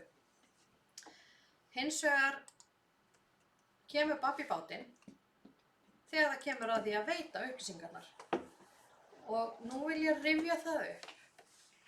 Þó ég sé ekkert voðalega hrifin af því að vera alltaf í fortíðinni, en ég ætla að því að þetta í nálægri fortíð, þá vil ég rifja það upp að hér í þessum ræðustól var ítrekað talað það að ein af ástæðunum fyrir því að vandi Sorpu kom svona aftan að fólki var hversu erfitt hafi verið að fá upplýsingar frá þáverandi stjórnendum Sorpu. Þannig að reksturinn fór í þessar ógöngur. En eins og þetta mál blasir við mér og okkur núna að við erum áfram að beita sömu vinnubrögðum. Við eigum aftur að treysta þeim upplýsingum sem við fáum og fáum ekki að sjá all undirliggjandi gögn sem óskað hefur verið eftir. Við höfum fengið aðeins meira heldur en langt fyrir á þessum bæjarráðsfundi, en það eru tölulegar upplýsingar þarna sem að ég bara hef ekki hvorki séð né heyrt nefnar málefnalegar ástæður fyrir að kjörinn fulltrúi sem samkvæmt sveitarstjórnarlögum ber skylda til þess að halda trúnað fái ekki aðgang að. Og ég vil minna á það að í sveitarstjórnarlögum stendur að öllum kjörnum fulltrúum beri að fá þær upplýsingar sem nauðsynlegar eru til þess að taka upplýsta ákvörðun. Ef að kjörnir fulltrúar eru ítrekað að benda á að þeir telji sig ekki hafa fullnægjandi upplýsingar til þess að taka þessa ákvörðun, þá verður að hlusta á það. Það það sem ræður og það þýðir ekki að vísa í upplýsingalög og vinnugögn hvað þetta varðar. Kjörnir fulltrúar bera trúnað, eiga standa undir trúnaði. Þeir eru ábyrgðaraðili. Ef maður slettir á ensku, sem nú ljótt að gera í ræðustóli, en mér bara verða að fá að gera það núna, hjá þeim the buck stops, eins og sagt Og já, ok, það þarf einhver að þýða það fyrir bæjarstjóra fyrir mig á eftir, hvernig maður þýði það. En ábyrgðin endanlega hjá þeim þar sem dollarinn stoppar. Við erum kjörnu fulltrúarnir hérna sem að nota bene þurfa að taka ákvörðun þess að veita ábyrgð fyrir þessu láni. Það ekki hægt að taka þetta lán nema kjörnir fulltrúar samþykki það. Þannig að ábyrgðin hlýtur eðli málsins samkvæmt að liggja hjá þessum kjörnu fulltrúum. Því annars væri ekki hægt að taka lánið. Þannig að hvernig í ósköpunum fer það saman að þeir sem að þurfa að taka þessa ákvörðun get ekki fengið þessi gögn af því þau eru vinnugögn. Það hægt að leysa, þetta úrlausnarmál. Það hægt að koma upp svona, aftur fyrirgefið, ég verð að sletta, þetta úr áreiðanleikakönnunum kallað Secure Data Room. Ég veit að það eru margir sem þekkja það. Þetta svona ég veit ekki hvað íslenska orðið fyrir þetta er. Já, bara rafrænt gagnaherbyggi. Það eru margar leiðir til að veita okkur þessar upplýsingar, þannig að tryggt sé að við höldum trúnað. En ég bara get ekki samþykkt það að þessum upplýsingum sé haldið frá okkur og þeim grundvelli ekki sé vinnugögn að ræða. Þá vil ég líka benda á það sem lögleg manneskja að minnisblaðið frá Mannvit sem er aðgift skýrsla er ekki vinnugögn. Og ætti þar af leiðandi ekki að vera trúnaðargagn. Númer 1. Rispluðu eitthvað hjá starfsmönnum? Jú, það er vinnugögn. Og það er bara fullkomlega eðlilegt að við virðum trúnað um það. En svo má hins vegar líka líta á hina hliðina á peningnum og segja þetta er félag í opinberri eigu, af hverju þarf að vera trúnaður þessi gögn? Ég hef heldur ekki séð neina málefnalegar ástæður fyrir því að það ríki trúnaður þessi gögn. Og það væri ágætt að fá að heyra það, því að það hefur aldrei komið fram. Þannig að ég vil ítreka það sem ég er búin að segja hérna. Við verðum að fá nauðsynlegar upplýsingar til þess að geta tekið upplýsta ákvörðun. Það er ekki annarra kjörinna fulltrúa að ákveða hvaða upplýsingar eru fullnægjandi og hvað ekki. Það er okkar sjálfra að ákveða það. Við teljum okkur ekki að hafa fullnægjandi upplýsingar og getum þar af leiðandi augljóslega ekki tekið afstöðu í málinu. Það er einn bæjarfulltrúi á mælendaskrá, það er annars Sigríður Guðnadóttir. Gjörðu svo vel. Forseti, kannski aðeins að byrja á dollaranum sem stoppar á vissum stað. Það náttúrulega þýðir það að það sem hann stoppar, þar getur þú ekki vísa ábyrgðin annað. Þannig að ég ætla bara að taka undir það sem að bæjarfulltrúi Lovísa segir hér. Ábyrgðin er á kjörnum fulltrúum sveitarfélaganna sem eiga Sorpu. Og okkur ber að taka ákvarðanir eftir bestu samvisku náttúrulega og á grundvelli málefnalegra ástæðna og gagna sem við fáum aðgang að. Og þegar við erum að taka ákvörðun mál eins og við erum að ræða hér, við erum ekki að tala um 10 milljónir eða 50 milljónir, við erum að tala um 600 milljónir núna, hvað sem verður svo síðar. Þá allavega þá tek ég það svo alvarlega að ég vil fá að sjá gögn sem að stjórn Sorpu eða stjórnendur Sorpu eru að byggja sínar ráðleggingar það að gefið verið leyfi fyrir, nú ég sé að nota rétt orðin, 600 milljón króna lánalínu í viðbót svo að hægt sé að standa við greiðslu og þess aftar á árinu. Það sem okkur bæjarfulltrúi Lovísa las hér áðan bókun sem að ég stóð að ásamt bæjarfulltrúa Viðreisnar, Valdimar Birgissyni, og ég stend fullkomlega við hana ennþá. Það er eiginlega fáheyrt að ætlast til þess af fólki sem vill vinna á ábyrgan hátt að kynning með útdrætti úr einhverjum áætlunum sé kynnt á lokuðum fundi og síðan í ofanálag er ætlast til þess að það sé trúnaðargagn. Og ég tek undir aftur með bæjarfulltrúa Lovísu. Ég hef ekki séð þessi rök fyrir því og enn síður sé ég rök fyrir því að minnisblað Mannvit sem við þó loksins fengum og ég veit að það voru ekki bara við sem vorum að reyna að tala fyrir því að við fengjum þessu gögn hér á bæjarráðsfundi, heldur voru það aðrir fulltrúar í öðrum bæjarstjórnum á svæðinu sem voru líka að ganga eftir þessu. Og ég frétti nú reynda það úr einna bæjarstjórn í nágrannasveitarfélaginu í morgun bara að þangað ætti þessu gögn að berast. Það frétti ég í morgun, þess að við gátum greinilega ekki fengið þau.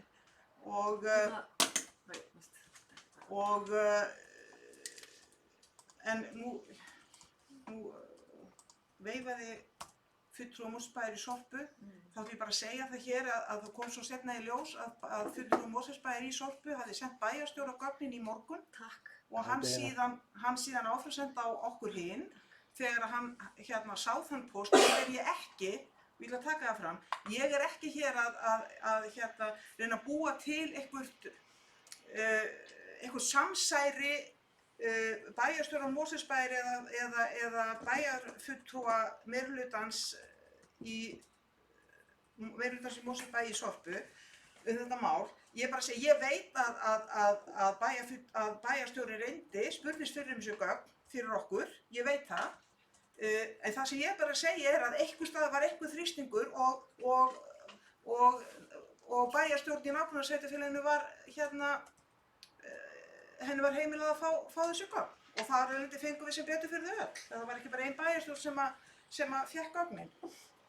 Ég er kannski komið aðeins út fyrir málið, en sko, og svo auðvitað, og svo eins og ég ætla bara að leyfa mér að vitni sjálfa mig á lokuðum bæjarráðsfundi með leyfi forseta, ég man ekki orðið hvað ég sagði, en innihaldið var það að birta ekki upplýsingar, að kjörnir fulltrúar fái ekki þær upplýsingar sem þeir óska. Það er eiginlega stórskrítið í ljósi þess að hér hafa bæði stjórnarmenn í Sorpu og sem sitja á eigendavettvangi, ég held ég sem nota rétt orð, tala um það að það hafi skort á að þessir aðilar hefði fengið aðgang að þessum upplýsingum sem þeir þyrftu sem þeir þurftu á að halda til þess að taka eða til þess að hafa möguleika kannski á að grípa í taumana áður en í óöfnu komst eins og nú er komið. Þannig ég held bara að þetta sé þá okkur að tilefni til þess að skipta, að breyta vinnubrögð og opna frekar fyrir það að hafa, hvaða orðnótama, nú vil ég ekki sletta, hafa frumkvæði af því að veita upplýsingar en ekki alltaf þannig að það þurfa að sækja þér. Og svo það, ég man ekki hvort ég búin að tala með hann á trúna, ég ekki búin að sjá að mér finnst fullgild rök fyrir því að það hefur verið trúnaðar á þessu öllu, en ef að þau koma fram, þá það fínt, að þá minni ég bara aftur á það að kjörnir fulltrúar eru bundnir trúnaði og það að ef að það framkvæmdastjóri fyrirtæki sem að sveitarfélögin eiga sem ákveður það, hvort að gögn eru það mikið trúnaðir að þau fari ekki út til kjörna fulltrúa, þá held ég að við séum eitthvað farin að villasta leið. Ég ætla ekki að lesa bókunina sem ég og fulltrúi Viðreisnar lögðum fram, það búið að lesa hann upp hér áður, en ég held ég svona sagt farið flest að ég ætla að segja um þetta mál. Ég hins vegar gleðst yfir að vera búin að fá þetta minnisblað frá mannviti, já. Já, þá var það Bæjarfulltrúi Kolbrún Þorsteinsdóttir. Gjörðu svo vel, Kolbrún. Já, takk forseti. Kem hér undir málefnum Sorpu varðandi hækkun á lánalínu sem er mjög svo mikilvægt að gerist. En ég var að hugsa þegar að þessar ræður hérna gengu yfir að bæjarstjórinn í Mosfellsbæ hafði svo nákvæmlega hárrétt fyrir sér þegar hann hringdi mig og bað mig að þessi gögn sem við værum að vinna að núna yrðu send á alla bæjarfulltrúa í öllum bæjarstjórnum á öllu höfuðborgarsvæðinu. Og ég spurði hann af hverju. Við erum að vinna þessum málum núna. Af hverju þarf að senda þessi gögn út allt? Vegna þess að fólk verður tortryggið og það vill fá upplýsingar. Já, það er hárrétt hjá þér. Að sjálfsögðu. Ég var bara kannski sjálf á kafi ofan í þessum gögnum alveg eins og vitið hvað gögn það voru. Það voru glærurnar á Fagralundi. Það sem allir sátu sem að vildu að þiggja það boð. Glærurnar frá Capacent nýja staðan sem að við erum að skoða núna. Það eru gögnin sem að við vinnum út frá. Og það er staðan og það er komið aðgerðaplan út af þessum glærum sem að Capacent og þeirri nýja áætlun sem Capacent sendir. Það eru öll gögnin sem við erum að vinna að og þetta eru bestu gögn sem ég hef fengið frá Sorpu í langan tíma.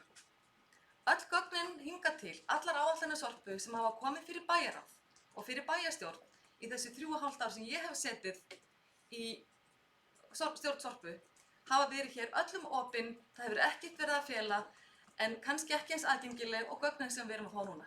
mjög skýr, mjög mikið á mannamáli, allir skilja og við vitum nákvæmlega hver staðan er í Sorpu akkurat núna. Kannski fór ég ekki nógu oft í pontu til að lýsa því hverjar áætlanir, fjárhagsáætlanir Sorpu voru. Kannski spurðingin, ég hefði betur farið upp og útskýrt þær áætlanir. Þessi gögn sem voru birt í Fagralundi eru gögnin sem við erum að vinna út frá. Það eru skjölin sem við höfum til að meta stöðuna. Mjög skýr staða. Við áttum nokkur samtöl, ég og bæjarstjóri, það hvort að það væri, ég sagði bara að því að þetta teymi sem að vinna að enduráætluninni vildi fá að hafa þessi gögn hjá sér í mánuði viðbót. Það báði mánuði viðbót. Það verður allt birt hér þegar að gögnin og áætlanirnar verða klárar. Þá getur fólk algjörlega tekið afstöðu það hvort að þeim hugnast þessar áætlanir eða ekki. Í dag staðan þannig, það verður að biðja leyfi til að hækka heimild svo hægt sé að leysa og borga ákveðnar skuldir varðandi gasvéðargerstöð eftir einhverja daga. Ábyrgðin er algjörlega mín, ég sit í stjórn Sorpu, ég ber fulla ábyrgð á því sem kjörinn stjórnarmaður í þessu alvarlega verkefni og mikilvæga verkefni að sitja í stjórn Sorpu. Ábyrgðin er algjörlega mín og talandi að grípa í taumana. Ég held og ég bara vona þá, hérni frá, og allir séu sannarlega með fjárhagsáætlana gleraugun uppi þegar áætlanir Sorpu koma fyrir bæjarráð og bæjarstjórn. Við gripum í taumana og við erum að vinna úr málum. Það ekkert að koma nýtt aftan á okkur. Okkur var bara ljóst á ákveðin tímapunkti að málin voru ekki að ganga eins og átt að ganga. Af því við erum stjórn Sorpu, af því við erum að vinna þessum málum, af því við erum að skoða, af því við erum stöðugt að taka ákvarðanir.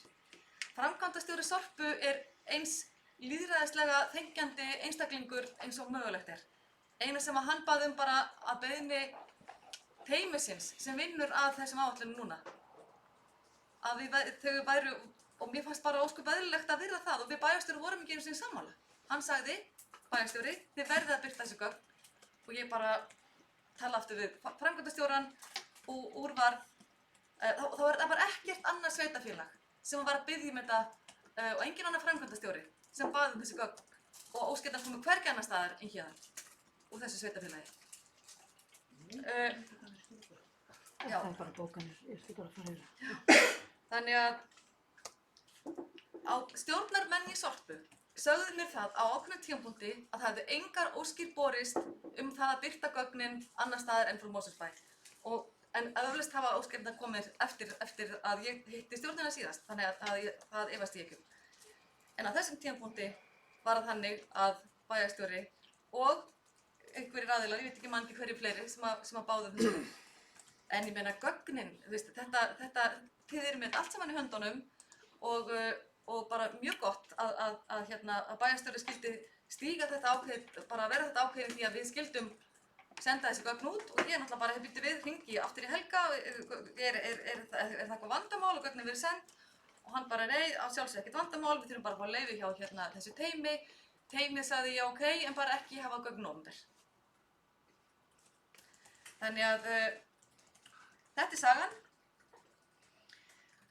Allir sem sátu Fagralundsfundinn vita hver sjóðstreymisvandi Sorpu er þessa dagana. Vita jafn mikið og ég þegar þessi glæru voru kynntar þar.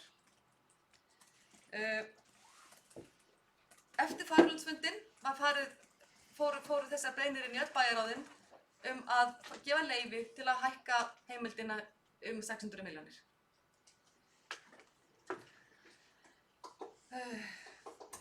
Við erum að ræða þetta hérna núna og ég hef nú svona svo sem grun hvernig það fer hér á eftir en mín er ábyrgðin, okkar er ábyrgðin meirihlutans og við standum við hana.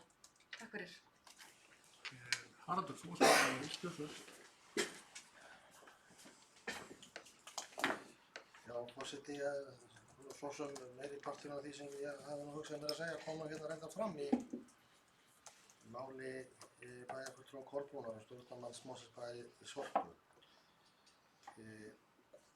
Ég vildi þó bara árétta það sem ég sagði reyndar á bæjarráðsfundi, ef endurtekið það hér, það er ekki leyndarmál, ég hef sjaldan séð greinar betri og skýrari gögn frá þessu byggðasamlagi nokkra ákvarðanatöku heldur þessi tiltölulega gögn sem fylgja hér núna.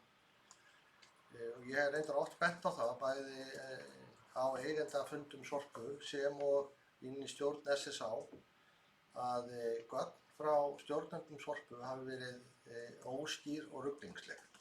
Til að mynda við afgreiðslu á fjárhagsáætlun og slíkra hluta. Vegna þess að þau hafa verið sett saman úr mörgum pörtum.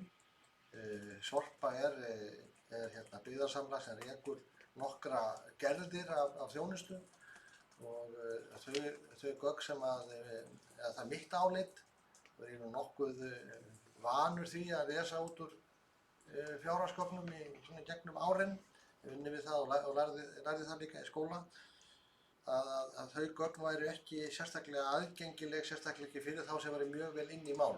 Og ég hef meðal annars stuðlað að því að á eigendafundum Sorpu hafa ákvarðanir ekki verið teknar eða samþykktir ekki verið teknar fjárhagsáætlanir, heldur að gögn séu sett fram á skýrari hátt. Þessi gögn sem núna hérna liggja fyrir voru kynnt á fundi allra sveitarstjórnarmanna á höfuðborgarsvæðinu, allir höfðu aðgang að honum í Fagralundi, sem og hafa verið send til allra kjörnafulltrúa vonandi á höfuðborgarsvæðinu, eru fyrir mér algjörlega næg til að taka þessar ákvarðanir. Þau eru fullkomlega skýr í mínum huga og raun og veru þau skýrustu gögn sem ég nokkuð tíma séð frá Sorpu. Þau draga einfaldlega fram nákvæmlega hvað vandamálið er og hvað þarf til þess að leysa það til skamms tíma. Ég þarf ekki á að halda Excel-skjölum eða fara yfir hvort að formúlurnar í þeim séu réttar. Það er aðrir við því en ég. Ef ég ætti að fara yfir all Excel-skjöl og allar formúlur í þeim sem að mér berast þá kem ég nú ekki miklu verk. Þannig að þetta er mínum hafa fullkomlega gott gagn til ákvarðanatöku og betra gagn en oftast áður hefur verið lagt fram fyrir stjórnarfulltrúa til að taka ákvarðanir málefni þessa tiltekna byggðarsamlags. Þannig ég átta mig ekki alveg á því hvað vandamálið er. Og síðan er það alveg rétt að þessi umræða var á síðasta bæjarráðsfundi þessi gögn. Og mér fannst fullkomlega eðlilegt að þau væru aðgengileg fyrir bæjarfulltrúa. Það er þessi glærukynning sem að var lögð fram kynnt hér á þessum fundi sem og í Fagralundi. Ég kom þeirri ábendingu til framkvæmdastjóra Sorpu. Á hana var hlustað, þessi gögn voru send til bæjarfulltrúa sem trúnaðargagn. Það er að segja að það er gagn fyrir bæjarfulltrúa. Ef einhver íbúi vill nálgast þau, þá eru leiðir til þess að fá úr því skori hvort að það sé rétt eða ekki. Okkur ber að virða þau tilmæli eða áskir þessa félags þann trúnað. Þar til honum hefur aflétt með einum og öðrum hætti annarkvort af félaginu sjálfu eða þá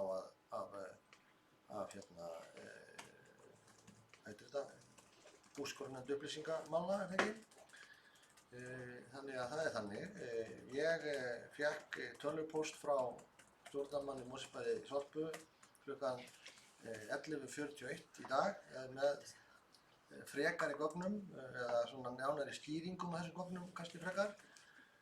Ég sá þann tölvupóst ekki fyrr en eftir að einn bæjarfulltrúi hafði hringt í mig og spurt mig hvað þessi gögn væru. Það voru tvær ástæður fyrir því, annars vegar sú að ég var á fundi í hádeginu og svo var síminn minn rafmagnslaus. Mér tók nú að koma honum í hleðslu og sjá þessi gögn, leið og ég gerði það, þá sendi ég þau til bæjarfulltrúa. En áréttaði það, ég liti svo á, að þau giltu sambærilegu trúnaði og þau fyrri gögn sem áður hefur verið send. Þó að það fylgdi sjálfsög ekki í póstunum, en mér fannst það ekki í eðli máls. Þannig að þarna er málið, menn getur rifist hér og tala hér það að hérna sé eitthvað ógagnsæi eða whatever, ef ég sleppti nú bara líka. En í mínum huga er málið hnorskur það, fyrir mitt leyti, ég er fullkomlega upplýstur þetta mál og hef ég nákvæmlega sömu upplýsingar og engum stafi meiri heldur en aðrir hér við þetta borð. Og ég treysti mér fullkomlega til að bera ábyrgð og taka þessa ákvörðun að heimila Sorpu að draga á lánalínunum þessar 600 milljónir. Þannig lítur málið til mér. Já, ég er sett svo með það var örstutt. Við náttúrulega vitum öll að mjög einkennir tímar uppi í Sorpu. Það verða miklar breytingar og nýr framkvæmdastjóri og að velta upp mörgum steinum og við erum að ganga í gegnum þetta tímabil. Snýst þess að stoppa upp þetta gat sem nemur 600 milljónum. Bara við lítum aðeins öxl þessi fundur sem allir bæjarfulltrúar mættu á, fulltrúar frá öllum framboðum, gott að allir hefðu tök á því, mánudaginn 24. febrúar, þá var farið yfir þessi mál og þá var aðhlutverki fulltrúar frá Deloitte, Lovísa Anna heitir hún, og þar var hægt að spurja svolítið og síðan má bæta við á síðasta fundi bæjarráðs sem við erum að ræða núna, fundagerðina, þá var hún gestur á fundinu og kynnti reyndar sömu glærurnar og þar var líka að spyrja hana. Þannig að ég tel það að forsendurnar fyrir að taka ákvörðun sé alveg nægilegar. Hvað býr þarna baki, það er náttúrulega eins og í öllum skýrslum og öllum úttektum, það er sjálfsagt fullt af vinnugögnum, Excel-skjölum og fleira. Sem að fólk er að vinna til þess að búa til svona úttekt eins og Lovísa kynnti fyrir í bæði Hæralaundi og hér í bæjarráði. En niðurstaðarnar voru þessar og þær standa alveg. Það var búið að vinna á mörgum vígstöðum til þess að raungera og draga þá mynd sem að stöndum öllu fram fyrir. Það bara verður ekki umflúið að það þarf að koma þarna lánveiting eða yfirdráttur til þess að starfsemi geti haldið áfram með eðlilegum hætti. Það er staða sem við stöndum allir frammi fyrir í dag. En Lovísa Jónsdóttir, þú varst búin að biðja orðið. Við höldum þá fram með fyrsta mál. Gjör svo vel.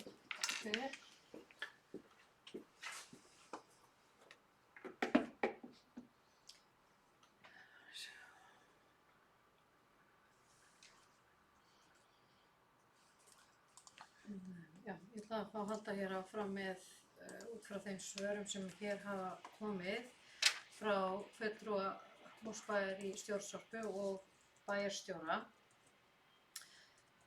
Ég verð að byrja á því að segja að mér finnst það kannski eiginlega að segja meira það hvernig staðið var að ákvörðunartökum í Sorpu fram að þessu ef að þetta eru bestu gögn sem borist hafa og að fulltrúar telja sig hafa nægar upplýsingar núna til þess að taka ákvörðun, þá spyr ég nú bara á hverju voru ákvörðunir hér áður fyrir teknar. En ég meina það náttúrulega kannski alveg augljóst með hver staðan er.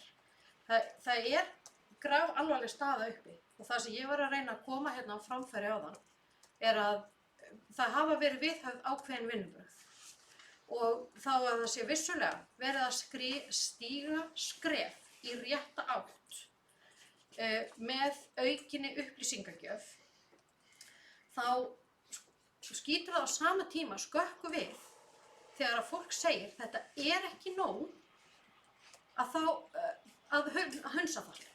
Hunsa þær ábendingar. Vegna þess að við vitum það líka öll að þessar 600 milljónir er tímabundin plástur og það er verið að biðja okkur að taka ákvörðun núna í dag. Ekki eftir mánuð þegar fullnaðar eða 2 þegar að fullnaðar áætlanagerð liggur fyrir. Það liggja fyrir glærur. Það eru upplýsingar í þessum glærum. Nánar tiltekið, og ég held að ég sé ekki að brjóta neitt trúna því ég segi það að í þeim hafi verið að finna sjóðstreymis yfirleitt. Og þið verður bara að stoppa mig af ef ég geng of langt, ég ætla að tala mjög vítt þetta, að það er sjóðstreymis yfirleitt. Þú ber ábyrgð á þínum orðum, sko. Ég geri það. Ég gerði það hérna síðasta fundi. Já. Þá bara verður upptaka mér. Það er bara fínt. Það er sjóðstreymið þarna, en til þess að geta... Ég bið ykkur að halda... Til þess að geta metið það hvort eða hvernig það er uppbyggt þá þurfum við að vita úr hverju það unnið. Og þó svo að einhver manneskja út í bæ sem rosalega góð manneskja og rosalega góður fagaðili, þá hún eftir sem áður manneskja. Og okkur verður öllum á mistök og við sjáum aldrei öll atriði fyrir. Og spurningar frá fleirum en einum eru til þess fallnir að vinnubrögðin verði vandaðri. Það allavega mín reynsla í gegnum tíðina, að betur sjá augu en auga. Og hér erum við bara einfaldlega að fara fram á það að fá þær upplýsingar sem við byggjum með þeim hætti að við getum tryggt að allur trúnaður sé virtur, og þá ég að gefa mér það að það séu málefnaleg rök fyrir þeim trúnaði og ítreka það sem ég sagði áðan, þau málefnaleg rök hef ég ekki séð hingað til, en gott og vel, þetta eru góðar upplýsingar, við erum með hérna eitthvað sjóðstreymi, en það eiga allir sem að koma að þessari ákvörðunartöku og falin sú skylda að taka ákvörðun í þessu máli, rétt á því að fá upplýsingar þannig að viðkomandi geti skilið hvernig komumst við að þessari niðurstöðu, hvernig komumst við að þessari 600 milljón króna niðurstöðu. Það bara eðlilegur réttur bæjarfulltrúa að fá þessar upplýsingar. Það að vísa í upplýsingalög útúrsnúningur vegna þess að málið til ákvörðunartöku hér og nú, og það að fá úrskurð frá úrskurðarnefnd upplýsingamála tekur töluvert lengri tíma. Og það fyrir utan vísa ég aftur í orð mín áðan það að okkur gildir bara trúnaður. Svo vil ég líka benda ykkur á það að ég hef bara aldrei nokkuð tíman heyrt af félagi sem getur sagt eigendum sínum hvað þeir mega að fá að vita og hvað ekki. Og það ekkert öðruvísi með byggðasamlög heldur einkahlutafélög eða hlutafélög. Þau geta ekki sagt eigendum sínum til. Þau leika eftir ákveðnum leikreglum. Leikreglur þessa byggðasamlags eru þannig að þetta opinbert félag. Við eigum rétt á öllum upplýsingum samkvæmt sveitarstjórnarlögum. Þetta ekki flókið. Þannig að það að vísa í upplýsingalög eða það að félagið biðji trúnað, þarna verið að láta sér fyrir verkum frá einhverjum sem hefur ekki heimild til þess. En ég hlýði gjarnan á það á hvaða lagaheimild það byggt að þetta félag geti sagt okkur hvað við megum fá að vita og hvað ekki. Því að þetta félag sem opinber aðili verður að hafa lagaheimild til þess að taka slíkar ákvarðanir. Svo vil ég líka gjarnan fá upplýsingar það hvaða teymi það sem hefur heimild til þess að taka ákvörðun það hvaða gögn eru gerð opinber og hver ekki. Þetta nýtt fyrir mér, að það sé eitthvað ákvörðunartöku teymi sem hefur það vald og vald umfram bæjarfulltrúa, kjörna bæjarfulltrúa. Þá get ég bent á það því það kom hérna fram áðan að bæjarfulltrúar Viðreisnar í öllum sveitarfélögum að undanskilni Reykjavík vegna þess að ég veit ekki með Reykjavík hvað þau gerðu. En ég veit að í Garðabæ, Hafnarfirði, Kópavogi og hér erum við búin að vera að óska eftir þessum gögnum. Það hefur verið bókað það í öðrum bæjarfélögum. Þannig að það þá ólíkt okkar bæjarstjóra sem þó, eins og ég sagði hérna áðan, hefur komið þessu áfram sem gott og ég þakklátt fyrir það jákvætt. Ég veit ekki hvort að aðrir hafa þá bara ekki gert því sama, ég þekki það ekki, en ég veit það og það bara opinbert, það hefur verið óskað eftir þessu. Svo ætla ég líka aðeins að fá að benda á eitt í málflutningi þegar það verið að rugla saman því að birta gögn eða fá aðgang að gögnum. Þetta ekki það sama og það virðist renna saman í málflutningi bæjarfulltrúa hér að það að veita okkur aðgang að gögnum sé það sama og birta þau opinberlega. Þetta alrangt. Það það ekki.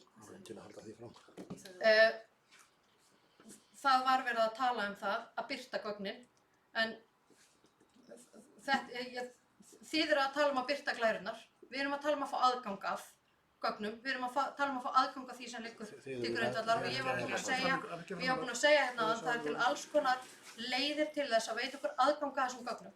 Það ekki sama sem merki á milli þess og ef það einhver misskilningur hjá mér gagnvart orðum ykkar þá biðst ég afsökunar á því en ég hef þó skilið ykkur þannig og það þá kannski eitthvað sem þið getið ígrundað að orð ykkar þó hafi skilist þannig að þetta sé sami hlutur. því að ég skildi það þannig að þetta er ekki sami hlutur og við erum að óska eftir aðgangi, ekki birtingu.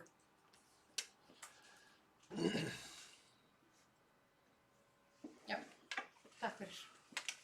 Orðið laust. Örstuðlu þetta sko, Linda svona, sko, bara fórsett út af þessu sko, það er ekki alveg harmóni í því hvað þið hérna hægra megin við borðið hjá frá mér séð er að biðja Sveinn Óskar biðja hér á því að tala birtingugagna, þið eru að tala um aðgang á gögnum, sum ykkar, ég skil alveg munin á því og veit alveg munin á því en það er bara ekki alveg sama hvort kemur upp í púltið hvaða upplýsingar viðkomandi eða hvaða aðgengi eða birtingu verður menn að tala um.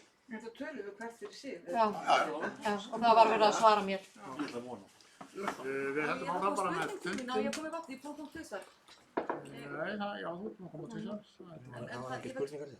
Það kom spurning til minn, hvaða gögn? Það beint spurningu beint til þín. Já, á hvaða gögnum við hafa byggt okkar hérna áætlanir? Já, það er Lóisa sem Lóisa. Hún spurði mig hvaða Já, gögn? það getur með teymið. Við Þú teymum. veist, Varstu að beina spurningu til- Nei, ég var ekkert endilega að beina það til hennar en ef það er hægt að Óskar, takmarka bara eins og Óskar, af því að hún er búin að tala tvisvar, Já, ég veit ef það. Óskar eftir því Má að ég beina óska- spurningu Já, beint það til má hennar. segja ef það er hægt að halda því þá bara við það, því að ef það þá mönnum svör þá fer ég fram á að fá líka Já, ef það farið út snýst um fyrir. það hvort að þú beinir spurningu til Kolbrúnar, fulltrúa Ég bara beindi spurningunni hérna yfir borðið, hver sem getur svarað því. Þið tækið ákvörðunina. Ég veit regla að fulltrúi fái oftar annað en bæjarstjórn. Veitu það, Lóisa, þú eru að tala skýrt, viltu beina spurningu til Kolbrúnar eða viltu bara að láta þetta líka í loftinu? Það snýst um það hvort ég gefi henni orðið í þriðja skiptið. Getur þú gefið henni þó að Ef þess að svara þessu? að bæjarfulltrúi beinir spurningu beint til hennar. Já, maður sjá. Búið valdið núna. Sett ég Það erfið er að að stöðu. ákvörðun sem þú tekir. Ég er bara aðeins að reyna að lesa hérna hvað er. Spurningin var, ég myndi vilja vita hvaða teymi þetta er og hvaða heimild þetta teymi hefur til þess að ákveða hvað við sjáum og hvað við sjáum ekki. Já, og Þannig að svarið þá að bindast í það. þú vilt beina spurningu til Kolbrúnar. En ég er með fyrirvara um það að ég get þá svarað aftur Já, það er nú reynda dálítið annað mál. Þú beinir spurningu til hennar og Ég var beðin um að... vel að merkja. Já. Eingöngu um það sem Lóisa var Eingöngu um þetta. Sko, teymið er hópur af manna sem er undir, eða fólks sem er undir forystu Birgis Björns Sigurbjörnssonar, Sigurbergssonar, sem er fyrrverandi fjármálastjóri Reykjavíkurborgar og þekkir málefni Sorpu mjög vel. Hann fer fyrir þessu starfi sem eru, ég held ég séu hvort það er fulltrúi frá Deloitte og einn starfsmaður, annar ráðgjafi og Birgir Björn, það eru allavega þeir þrjú sem eru á kafi ofan í gögnum Sorpu þessa dagana. Það er hann sem bað og ég væntanlega þekkir þessi aðili, hann Birgir Björn, lögin ákaflega vel. Mjög reynslemikill maður í rekstri Reykjavíkurborgar og ég hef þá trú að hann styðjist við stjórnsýslulögin og væntanlega þá 16. greinina gögn sem eru undanþegin upplýsingarétti. Það er væntanlega það sem hann er að vísa í. Og það er 3. liður vinnuskjöl sem stjórnvald hefur ritað til eigin afnota. Þó aðili hafi aðgang að vinnuskjölum. Já, en þetta er það sem varðar, já. Þetta er ekki að sama. Nei, en hann er væntanlega, hann að vísa í, kannski einhvers staðar annars staðar í þessum lögum, þá er hann væntanlega að vísa í stjórnsýslulögin. Er ég að skilja rétt að það var einn fulltrúi fjármálastjóri Reykjavíkurborgar, fulltrúi Deloitte og einn fulltrúi Sorpu, sagði það? Nei, einn fulltrúi, annar starfsmaður að vinna með Birgi. Haraldur Tryggvi Flósason. Haraldur Tryggvi og það er svo annars ég man ekki nafnum. Og Haraldur Flósi, segir. Haraldur Flósi Tryggvason alltaf Tryggvason. Og já, þetta er allavega þau nöfn sem eru það starfsfólk sem það teymið sem er að fara veita okkur þar upplýsingar stöðu, mála og vinna að nýjum áætlunum í samvinnu við stjórn Sorpu og framkvæmdastjóra. Ég heyra að forseti bæjarstjórnar vissi allavega hver einn var í þessu teymi. Vill svo til að hann er Hann er varamaður í Ég satt stjórn. undir mitt. Ég tók eftir þessu. Stjórnarfund. Hann var líka haldið mér í fagurlegu. Og það var sérst verið að vísa í Já, við höldum áfram með fundin. Það er dálítið löngun umræðan Sorpu, enda kannski ástæða til, en orðið er ennþá laust fyrsta mál. Einhver vill ræða það frekar. Með bókum. Já, við fyrir að klára fyrst umræðina. Já, ég finnst þess að það. Já, Það var bara fram á fundarhlið. fundarhlé Já, við verðum með bókun, já. Þannig að fundarhlið til þess að leggja Þetta fram. er kannski bara aðeins, hérna, svo maður klára það alveg, það er enginn að biðja orðið. Þannig að það er búið að loka mælendaskrá sem slíkur málið. Við erum eftir að bóka og ég rekna með því að það sé farið fram á sérstaka atkvæðagreiðslu þetta mál. Er það ekki rétt skilið? Má ég spyrja, að því að forseti er svona að spyrja og þá er ég bara að velta fyrir mér, sko, að því að get ég geymt annað skiptið mitt yfir eitthvað annað mál? Eða, Annað mál á dagskránni? já, get ég safnað upp? Nei.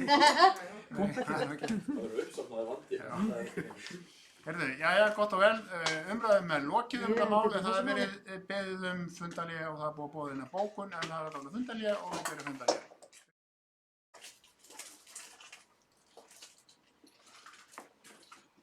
Við hefjum þá fund á nýju og við erum enn að ræða fundargerð bæjarráðs, númer 1433 frá 27. febrúar, fyrsta mál.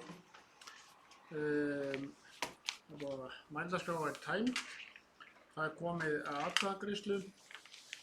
Niðurstaða bæjarráðs snerist yfirdrátt eða hvað skulum bara hafa þetta alveg á hreinu. Og auka, það var samþykkt með 2 atkvæðum í bæjarráði og þá auka tímabundið skammtímalántöku alltaf 600 milljónir króna og svo framvegis. Þeir sem eru samþykkir niðurstöðu bæjarráðs eru bennar réttu hönd. Þeir sem eru á móti, það eru 5 atkvæði með, 1 er á móti og 3 sitja hjá. Það er ekki rétt. Og þá er komið að því að lesa upp bókun frá bæjarfulltrúum C og S-lista, ég er í bæjarstjórn. Hún er svohljóðandi.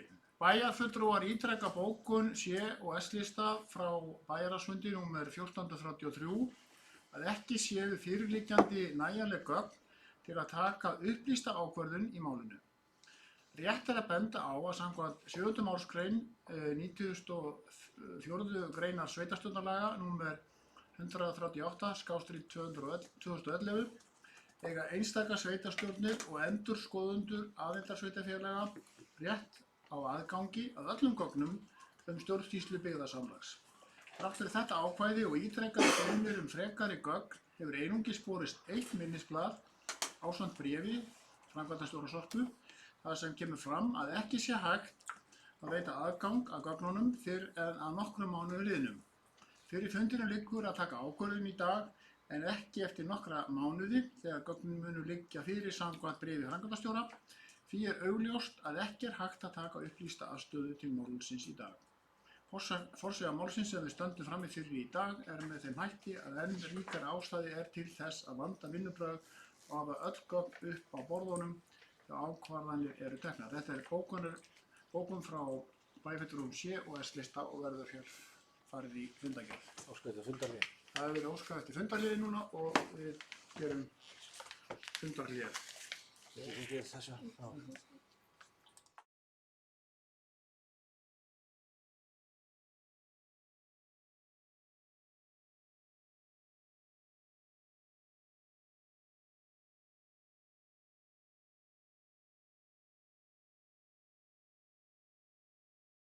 Senda hana á Arnar.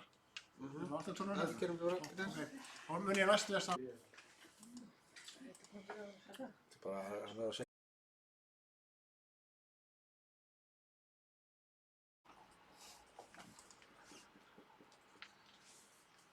Já, við hefjum þá fund á nýju og erum ennþá í fundargerð bæjarráðs Mosfellsbæjar frá 27. febrúar. Fyrsta málið snerist málefni Sorpu og ég mun nú lesa bókun VAF og D-lista fyrsta mál á þeirri dagskrá. Hún er svohljóðandi. Bókun bæjarfulltrúa Miðflokksins í Mosfellsbæ málefni Sorpu er alfarið vísað á bug. Þær aðdróttanir sem þar koma fram eru ekki svaraverðar.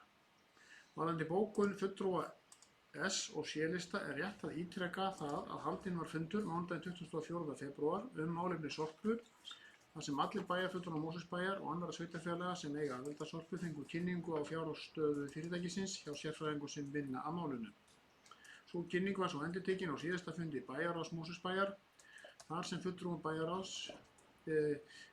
bæjarráðs gátu spurt frekari spurninga málið. Fulltrúar A- og D-lista telja að fullnægjandi upplýsingar liggi fyrir í málinu til ákvörðunartöku. Þetta var það og verður fært til bókar. Þá er þetta mál fullrætt á þessum fundi. Þetta var fyrsta mál á fundi bæjarráðs. Eins og ég sagði fyrir í kvöld, þá var nú meirihluta málanna frestað, en er eitthvað sem vilja ræða annað þarna? Af þessum 12 málum, 7 málum frestað. Orðið laust. Við erum í 14.34. 14.33. 33. Svo, ég kom morgun. Sendu þið sama skjál? Seinna skjali sem gildir. Ég ætla þá að taka aðeins til máls bara þarna og það eru mál nr. 10. Þetta er ráðning lögmanns Mosfellsbæjar. Þarna var samþykkti bæjarráð að ráða nýjan lögmann bæjarins og það voru allmargir umsækjendur en niðurstaðan var svo að ráðin yrði Þóra M. Hjaltested og hún mun taka til starfa hér innan fárra vikna og ég vil nota tækifæri og bjóða hana velkomin til starfa. Styttist í það. Þetta var 10. mál. En orðaði laustu þetta mál eða fólk vil ræða það eitthvað. Svo var ekki, það var umræður það mál lokið. Er eitthvað, það var svo sem ekki mikið eftir af öðrum málum því flestum var nú frestað. Var það tekið fyrir í fyrramálið? Má ég spyrja, erum við að fara að greiða atkvæði þessa áður en við tökum með þannig, þá þarf ég aðeins að taka hérna eitt mál. Eitt mál? Já. Gjörðu svo vel, Lovísa Jónsdóttir. Aðeins upp. Eitthvað mál sem var ekki frestað? Nei, það er yttur um einn. Niðurstaða, þannig að þú hlýtur að höra það. Já, heyrðu, það er akstursþjónustu fatlaðs fólks. Já. Sko, nú kemur þetta mál fyrir aftur og eftir úr fundagerð fjölskyldunefndar. Þannig að, en vegna þess að við erum náttúrulega að fara að greiða atkvæði hérna þessa fundagerð og þessa niðurstöðu bæjarráðs í þessu máli, þá verður ekki hjá því komist að benda á eða gera athugasemd við það að það sé verið að afgreiða eitthvað sem að er ekki fullklárað. Við erum að fá skjöl til okkar. Þetta er í annað skiptið sem að þessi skjöl er að koma inn til fjölskyldunefndar sem við förum nánar í á eftir. En ég verði eiginlega með leyfi forseta aðeins að fá að flakka á milli, þetta er sama mál, þú veist.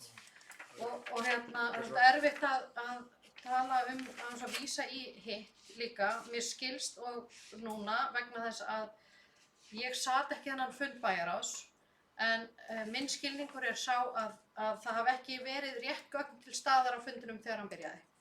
En kannski til þess að hlaupa aðeins yfir þetta er það að hér í fyrra þá kom þessi þjónustulýsing inn á borð. Það er fjölskyldunefnd sem fór fyrir bæjarstjórn og við samþykktum í því ferli ákveðna breytingu á þessari þjónustulýsingu. Svo kemur þetta mál aftur hérna á borð og þá erum við komin á byrjunarreit aftur. Þá eru þær breytingar sem eru gerðar 2019 ekki inni í þjónustulýsingunni. Og við fengum þær skýringar að það væri að þetta hefði ekki verið samþykkt allstaðar en höfum ekki enn fengið að vita hvað það var ekki samþykkt og hvað það var sem var ekki samþykkt. Á þeirri forsendum það var mikið lagt á okkur að fyrsta fjölskyldunefndarfundinum, janúarfundinum, að samþykkja þetta engu að síður. Við gerðum það með semingi og með fyrirvörum sem þýddi það að á þeim bæjarstjórnarfundi sem sú fundagerð kom til meðhöndlunar fór bæjarstjóri fram á að þetta yrði sent aftur í nefndina, en það væri ekki, bæjarstjóri gæti ekki afgreitt þetta eins og þetta lá þarna fyrir. Það varð úr, þetta kemur aftur Við erum búin að fá svör þegar það kemur aftur inn í fjölskyldunefnd við hluta til, en ekki fullnægjandi og ekki það sem við vorum að fara fram á og þær breytingar sem við vorum að fara fram á eru gerðar voru ekki þar inni. Og þetta var heilmikil umræða á fjölskyldunefndarfundi sem endar þannig að það eru 2 atkvæði greidd með og 2 atkvæði hreinlega greidd á móti. Engu síður fer þetta síðan inn í bæjarráð og þar virðast engar athugasemdir hafa verið gerðar við allt þetta misræmi sem bæði milli þess sem við höfum samþykkt áður, var samstaða í nefndinni hjá okkur, ætti að vera, og hvað þá að taka tillit til þess að önnur sveitarfélög, þar með talið Reykjavík, þegar búið að samþykkja breytingatillögur á þessum skjölum. Og það verið að láta okkur samþykkja útgáfu A, sem að Reykjavíkurborg búin að samþykkja breytingar á, en við erum ekki að samþykkja, við fáum ekki útgáfu B, sem eftir breytingar Reykjavíkurborgar. Þannig að ég skil ekki þessa afgreiðslu. Ég skil ekki hvernig bæjar af Mosbæjar getur afgreitt eitthvað sem að ekki bara hægt að klára drög, þannig til allir eru sammála drög og svo greitt atkvæði. Þetta verður svo óskilvirkt og ómarkvisst að þetta orðin einn heljarnar hrærigrautur. Hvaða skjöl það sem verið að samþykkja? Verið að samþykkja með breytingu frá Reykjavíkurborg eða ekki. Nú, ef að Reykjavíkurborg segir bara nei, við samþykkjum bara útgáfu B, það þýðir það að koma aftur inn til okkar, ekki satt. Þú veist, þetta ekki góð stjórnsýsla að mínu viti. Og það bara fylgja einhverju föstu verklagi. Og við erum með, þetta mjög einföld breyting sem við höfum farið fram á og var full samstaða í fjölskyldunefnd árið 2019 og samþykkt í bæjarstjórn. Og það það að taka út aldurstakmörkunina að fólk geti ekki eftir 67 ára aldur notið akstursþjónustu fatlaðra nema það hafi átt rétt á henni fyrir 67 ára aldur.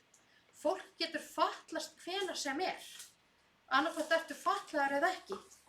Og það að binda þetta svona við þennan aldur var full samstaða í fjölskyldunefnd Mosbæjar að væri ósanngjarnt og við vildum ekki.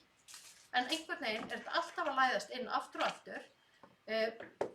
Síðustu minnisblaði sem við fengum frá SSH sem að ég tel að sé það sem að bæjarráð hafi verið að samþykkja, þá var sagt að viðkomandi þyrfti ekkert endilega að hafa nýtt sér það áður. Það breytingin í núgildandi reglum þannig að þú verður að hafa haft rétt á þjónustunni fyrir 67 ára aldur og nýttir hana.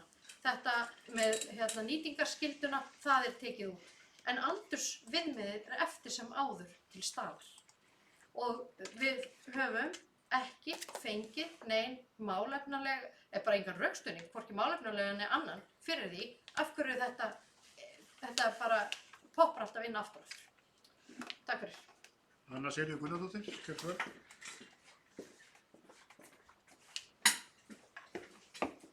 Forseti, ég satt á þennan bæjarráðsfund fyrir áheyrnarfulltrúi þar. Ég kvartaði sárlega yfir því að það voru ekki rétt gögn liggjandi fyrir þeim fundi og mér fannst það náttúrulega bara raun og veru ámælisvert vegna þess að ég bara missti alveg þráðinn í umræðunum á fundunum vegna þess að það sem ég var að horfa á var ekki það sem fólk var að tala á fundunum og það var það að hafur átt réttinn fyrir 67 ára en ekki nýttan að þá megirðu samt nýttan eftir 67 ára. Ég að horfa á gögnin núna, það ennþá þannig, þú þurfir að hafa nýttan fyrir 67, þannig að gögnin sem hér liggja fyrir eru bara ekki rétt. Gögnin sem við erum að fara að samþykkja eru bara ekki rétt. Og svo varðandi það að Reykjavík hafi verið búin að samþykkja einhverja breytingu, það kom ekki fram á þessu bæjarráðsfundi og ég heyrði ekki af því fyrr en eftir á. Allavega þannig að ég skildi hvað var að ræða. Þannig að ég bara velta fyrir mig, verðum við ekki bara að vísa þessu máli aftur frá og bara fá það á hreint. Eru önnur sveitarfélög búin að gera einhverjar breytingar sem við þurfum þá svo aftur að taka hérna inn og samþykkja og svo vil ég bara fá þá draugi með þessari setningu réttri. Ég vil ekki samþykkja drög að reglum þar sem að sannarlega stendur með leyfi forseta, ætla ég að fá að lesa hérna. Þá ætla ég að fá að lesa hér, notendur þjónustunnar, Hafi einstaklingur sem orðinn er 67 ára talist fatlaður samkvæmt lögum nr. 38/2018 um þjónustu við fatlað fólk með langvarandi stuðningsþarfir og áður notað akstursþjónustu fatlaðs fólks fram að þeim aldri á hann rétt á henni áfram á meðan þörf krefur. Það stendur hérna. Og eftir því sem ég best sé þá er það sem ættum að vera að samþykkja. En það var sagt við okkur á fundunum að þetta ákvæði ætti ekki að hljóða svona. Þannig ég laka bara til að við frestum afgreiðslu þessa máls og sendum það aftur til fjölskyldunefndar. Já, Sveinn Óskar Sigurðsson. Næstur, gjör svo vel. Forseti, það er málefni varðandi akstur fatlað fólk og þessa þjónustu. Öryrkjabandalagið hefur dæmt á einmitt þetta atriði og það virðist vera að þetta sé annarkvort bara mistök eða einhver flumflugangur í stjórnsýslunni hérna.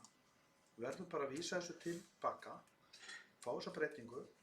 Fólk getur orðið fatlað eftir 67 ára aldur og ef að þetta fer í gegn óbreytt, þá mun það fólk sem verður fatlað eftir 67 ára aldur og hefur aldrei nýtt sér þjónustuna fyrir 67 ára aldur, það mun ekki fá þjónustu. Þannig að það gengur ekki.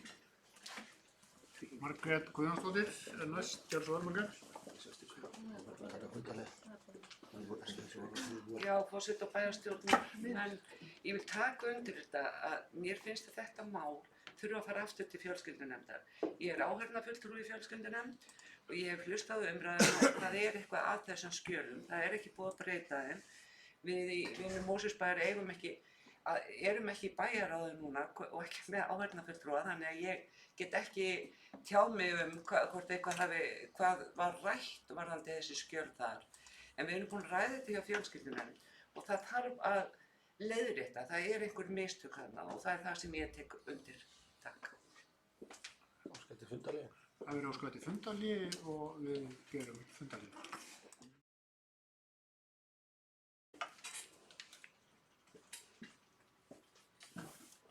Við hefjum þá fund að nýju og við erum ennþá að ræða fundargerð bæjarráðs frá 27. febrúar síðastliðinn, það er fundur nr. 1433. Annað mál á dagskrá, akstursþjónusta fatlaðs fólks og ég gef orðið laust, mælendaskrá var ekki tæmd og Anna Sigríður Guðnadóttir hefur beðið um orðið undir þessum máli. Anna Sigríður, gjörðu svo vel. Já, forseti, ég kom hérna upp þess að ég lagði hér fram tillögu áðan að vísa þessu máli aftur til fjölskyldunefndar.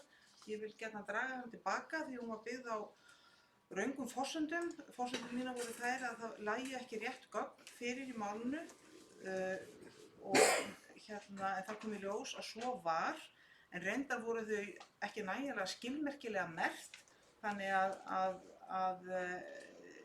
eða þannig raðað upp í fundagáttinni að ég fann ekki þau gögnin eins og þau áttu að vera.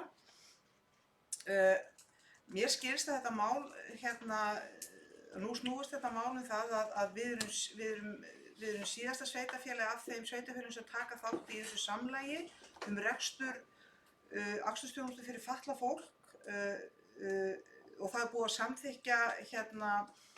samþykkja breytingar þannig að það verði enga breytingar gerðar nema allir séu samþykkir þeim. Þannig að ég er svona að velta fyrir mér þessari sjálfsögðu breytingu sem að lögð var til á fundi fjölskyldunefndar það að fólk sem fatlast eftir 67 ára fá að njóta þessara þjónustu. Ef að við ætlum að halda okkur við, þá er ég að tala um minnihlutann, ætlum að halda okkur við þá tillögu, þá skil ég að þannig að við séum eiginlega, við fáum það ekki samþykkt þarna inni. Þessar sveitarfélögin eru búin að samþykkja reglurnar eins og það liggja fyrir og ef að við erum ekki tilbúnar að gangast undir þær sem er einhvers konar samnefnari sem að komist var að samkomulagi þá stöndum við ein í að bjóða út akstursþjónustu fyrir fatlað fólk. Og eftir því sem mér skilst að þá var valin þessi samlagsleið vegna þess að hún þótti hagkvæm ekki bara peningalega, heldur líka vegna skipulags hennar og það hefur komið mjög sterkar raddir frá notendum að vera ekki mikið að breyta fyrirkomulagi þjónustunnar. Og eins og sumir kannski muna eftir vandræðum sem við lentum í með akstursþjónustu fyrir fatlað fólk og fyrir nokkuð mánuðum síðan og sem betur verið hefur náðist að vinda ofan af því og þannig að já, ég er eiginlega svona með böggum hildar út af þessu sko og er ekki alveg búin að ákveða hvað ég geri en það er allavega alveg ljóst að ef að Mosfellsbær ætlar að fá eitthvað sér ákvæði inn í þessar reglur að þá erum við ekki lengur í samlagi með þeim sveitarfélögum sem að hafa samþykkt reglurnar eða þannig skil ég þetta. Takk fyrir að leyfa mér að koma hérna upp og skýra þetta. Já, við höldum áfram með mælinskrána. Það eru 2 mælinskrána. Það er Margrét næst og síðan Lovísa Jónsdóttir. Gjörðu svo vel, Margrét. Já, takk forseti. Í þessu fundarhléi þá skýrðist nú ýmislegt við þetta mál og ég tók hér undir að mér þætti ástæða til þess að þetta kæmi aftur til fjölskyldunefndar því á þeim síðasta fundi sem ég var þar var málið ekki tilbúið og ég er ekki í bæjarráði eins og ég hef áður sagt eða vinni Mosfellsbæjar og ég sá ekki þessi gögn sem væri komin þarna undir en nú hefur það skýrst þannig að ég sé ekki ástæðu til þess að málið fara aftur til fjölskyldunefndar. Lovísa Jónsdóttir, gjörðu svo vel.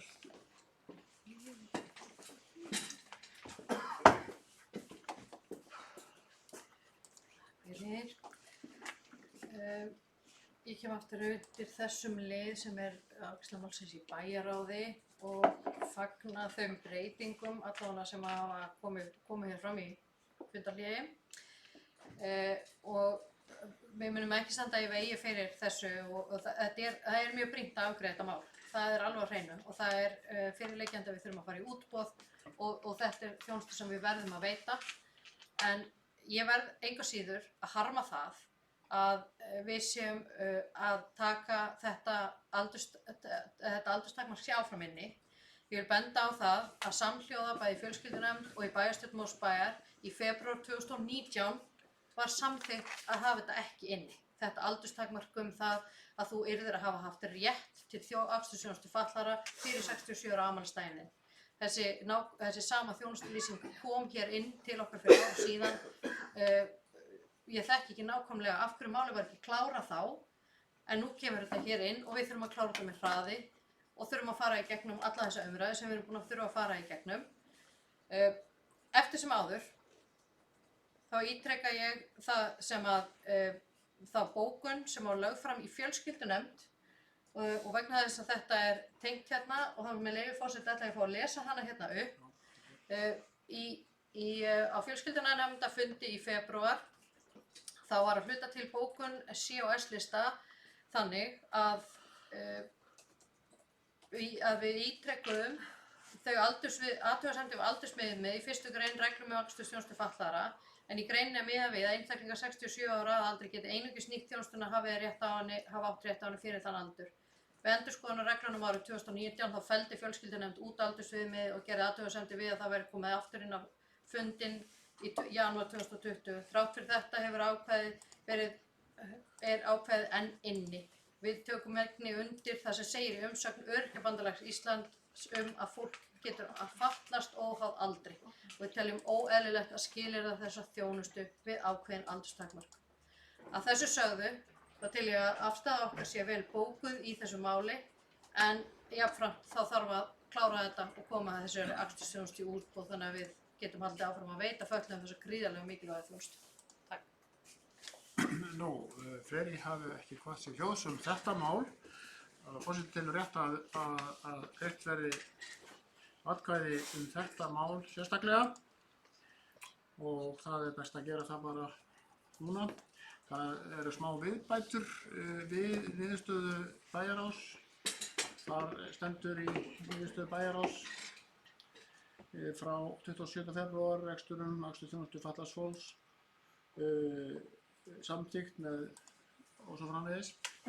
Viðbæturnar á þessa leið samþykktar með þeim breytingum sem samþykktar voru í velferðaráði Reykjavíkur nr. 371, 12. febrúar 2020. Þetta lesa þetta aftur svo þetta sé alveg ljóst. Þetta er bæði sem það hluta til niðurstöðu bæjarráðs frá 27. febrúar og svo hnýti ég aftan við einni setningu nokkrum orðum sem að samstæða var hér í fundarlífi að yrði bætt við. Þá þetta nokkuð veginn svona þessi tillaga viðbótum.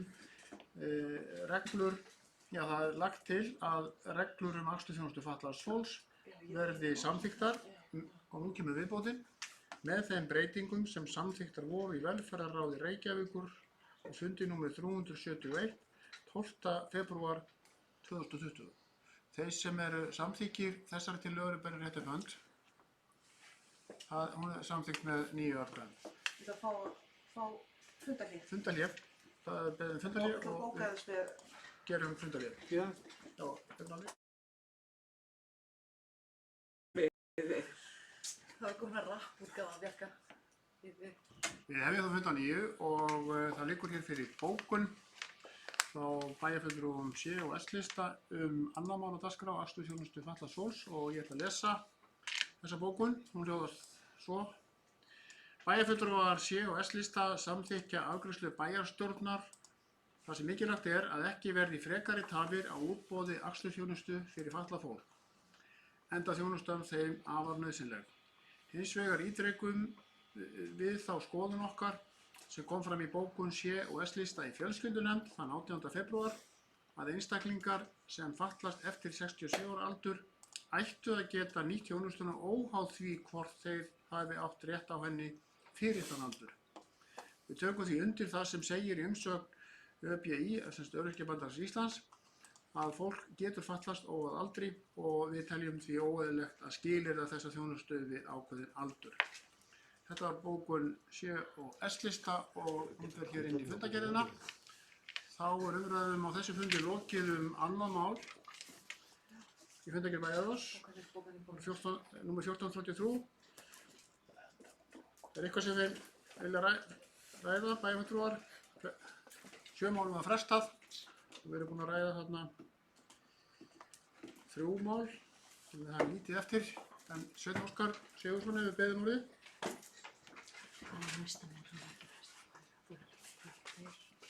Gjörðu svo vel. Forseti, það er mál númer 25. Það er Helgadalur og áform íbúðabyggð og samkomulag íbúðabyggð í Helgadal. Ég vildi bara, þetta er gatnagerð þarna og svo í skjölanum kemur fram að það eru einhver áform að fara af stað með einhverja íbúðabyggð. Nú vildi ég bara fá svona einhverja lýsingu á þessu frá bæjarstjóra, hvaða nákvæmlega áform eru þarna að sé náttúrulega í efninu nokkurn veginn hvaða áformin eru. Þetta gengur út á það að búa svo hnútana að þarna verði hægt að byggja meira og þá er spurningin hvort að eitthvað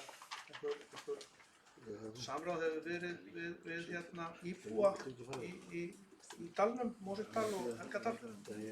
Það var beint spurningu til bæjarstjóra. Gjörðu svo vel, Haraldur. Þetta er mál nr. 5, Helgadalssögu 2-10, gatnagerð heitir það. Já, forseti, forsaga þessi sú að liggja fyrir drög að deiliskipulagi fyrir aðeins minni 4 lóðum, þetta er Helgadalsveg 2-10. Þau drög að deiliskipulagi voru tekin fyrir í bæjarráði þar sem að skipulagsnefnd óskaði eftir því að áður en það staðfest er gengið frá samkomulagi uppbyggingu á þeim lóðum, vegna þess að þarf það að vera að það að gæta hagsmuna bæjarins að þessi uppbygging standi undir sér, að það gjöld sem að greidd verða standi undir þeirri innveð uppbyggingu sem nauðsynleg í gatnakerfi og veitum. Mér og held ég að bæjarstjóra og bæjarráðmanni var falið að gera drög að samkomulagi. Það samkomulag var tekið fyrir á þessum fundi og sem felur í sér að hvernig og útreikning á því hvernig þetta þá gerist og hvað greiða ber fyrir þessar lóðir. eða í gatnagerðargjöld og mér var falið á fundinum að undirrita það samkomulag. Á bæjarráðsfundi í fyrramáli síðan ósk frá umhverfissviðinu að bjóða út þessum framkvæmdum. Þannig að það í framhaldi af þessu samkomulagi. En grundvallaratriðum þetta þannig, það er búið að ganga frá drögum að deiliskipulagi. Það deiliskipulag var ekki afgreitt eða samþykkt en það búið að ganga frá samkomulagi hvernig greiða beri og standa beri undir þeim kostnaði sem að þessu deiliskipulagi lýst. Orðið ræstu 15 mál. Sveinn Óskar, gjör svo vel.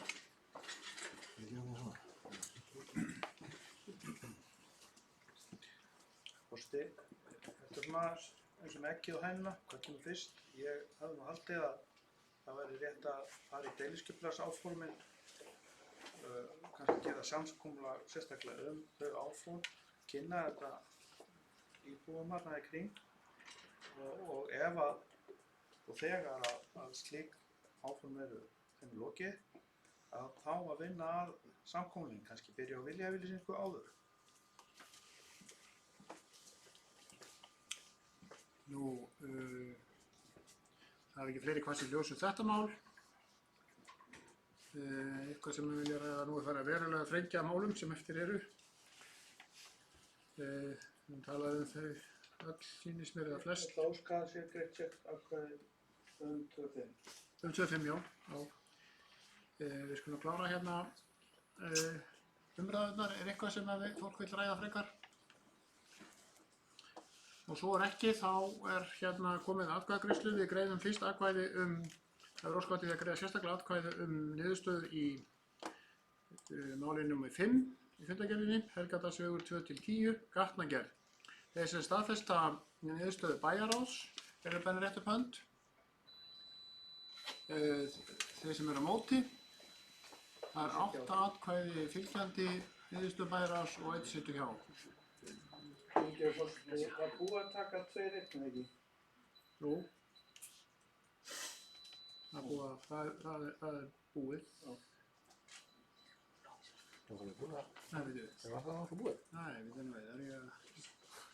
Við erum búin að klára, já, við veit nú við. Ég man það ekki. Svo langt síðan. Það er gæðir. Ég myndi tjekka á því hjá Arnari hvort að það sé búið að greiða atkvæðum 2-1. Og með hann enginn eftir því, hérna í borðinu. Það var örflíki, það er vissar bara fyrir það. Það er 2. 2, þetta er Sorpa. Það var hérna endurskoðun. Svo ég held að það sé búið. Jú, við greiddum, það var greitt atkvæði. Greitt atkvæði. Hann er komin í hérna. Landspítala. Þetta skal sjá. Hingum eftir fundarinnaranum, hann er hérna. Eiga við. Hann er að slakka á kerfinu, ekki? Þetta eiga við. Þjóðvarnakerfið. Landspítala.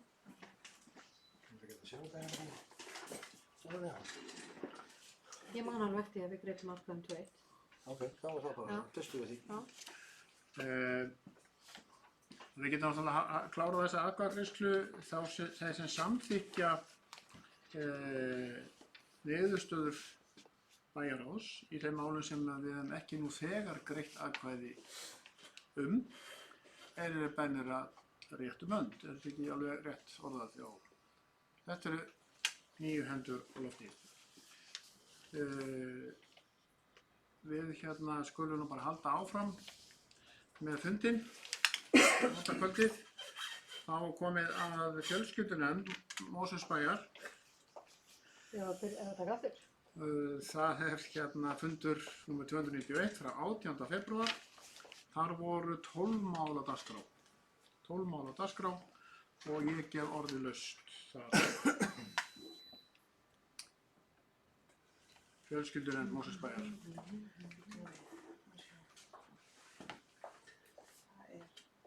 Það er ekki bara þetta með akstursþjónustuna. Það er bara akstursþjónustuna. Það er ekkert, við erum búin að taka akstursþjónustuna.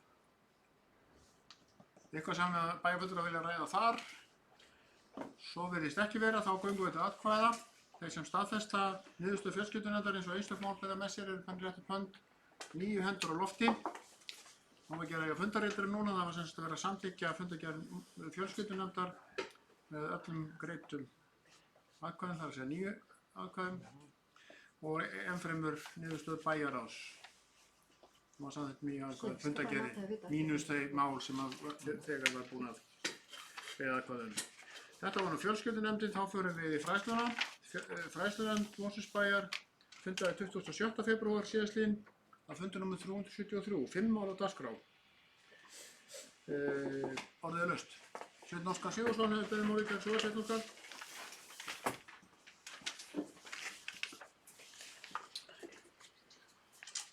Forseti, ég er í lið 4.1 viðhald Varmárskóla, Brúaland, sem við ræddum áðan. Þessu máli var frestað, en ég áskil mér rétt samt að bóka, þó að málum hafi frestað, undir þessum dagskrálið. Og ég hef sendt þá bókun til ritara og óskaði eftir að hún verði birt.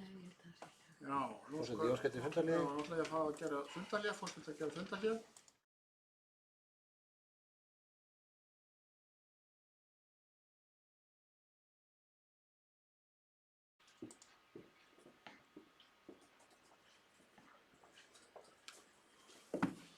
Við hefjum það fund á nýju Tókindi febrúar og við erum að ræða fundargerð fræðslunefndar Mosfellsbæjar frá 26. febrúar. Það er fundur nr. 373 og ég gef orðið laust. Þarna voru 5 mál á dagskrá. Sveinn Óskar Sigurðsson hefur beðið orðið. Gjörðu svo vel.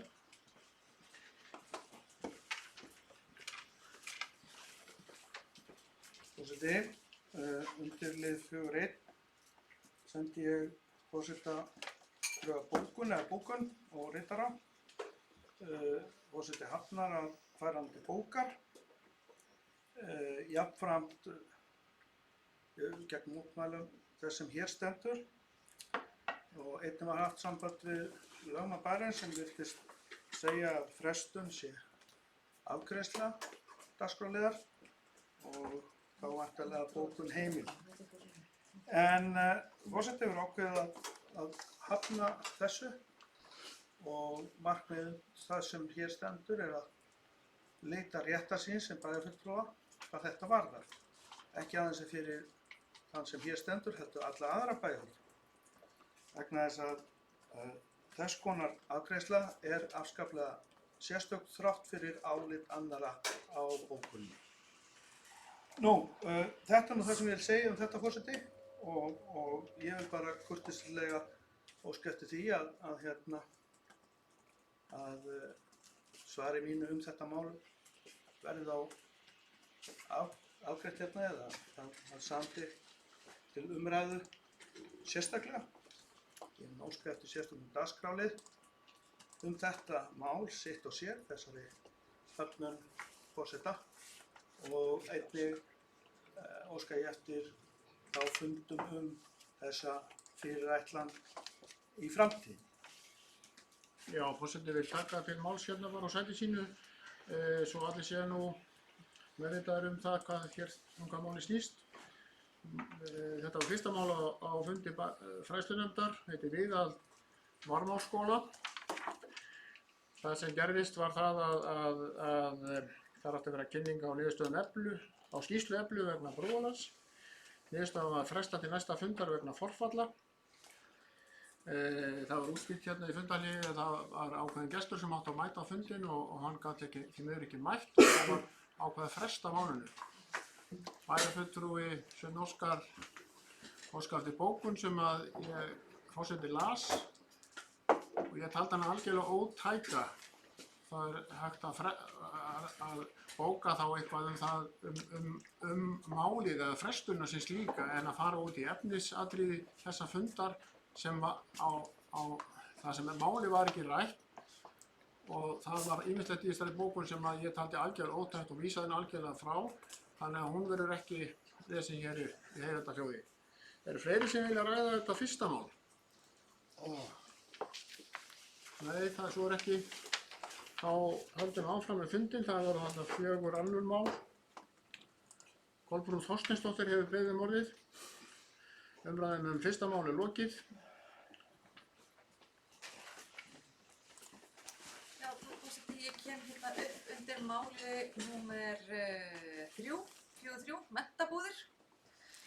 Ákaflega áhugavert og skemmtilegt verkefni sem að kennarar í öllum skólum, eða þar að segja allavega í þessum 3 stærstu, Lágafells, Varmá og Helgafellsskóla, hafa tekið höndum saman og stofnað menntabúðir. Og mér finnst það einhvern veginn svona, bara að þú hafi gríðarlegan áhuga á því að það sem að þessir kennarar eru að gera og svo jákvætt fyrir skólasamfélagið, að þá er það eiginlega líka skylda mín að koma hér upp og tala það sem vel er gert í okkar skólum. Það eru nógu margir sem eru tilbúinir til að tala hér allt niður og allt sé hér á vonar völ og við séum að jafnvel séum bara skaðræðis fólk. Þannig að mér finnst það vera ákveðlega gott að geta komið hér upp og sagt frá því sem að vel er gert hér í skólum. Það virðist vera, ég endurtek, nægilega stór hópur sem að talar allt saman niður. Þannig að hér eru frábært verkefni sem að er í gangi og undir kennararnir skiptast á að hýsa þessar menntabúðir eða skólarnir, ábyrgð skólastjórana. Og sem dæmi það sem að kennarar í Varmáskóla voru að gera, það var verkefni sem heitir Betri skólabragur. Það er umhverfisverkefni, það er hugleiðsla og slökun til dæmis.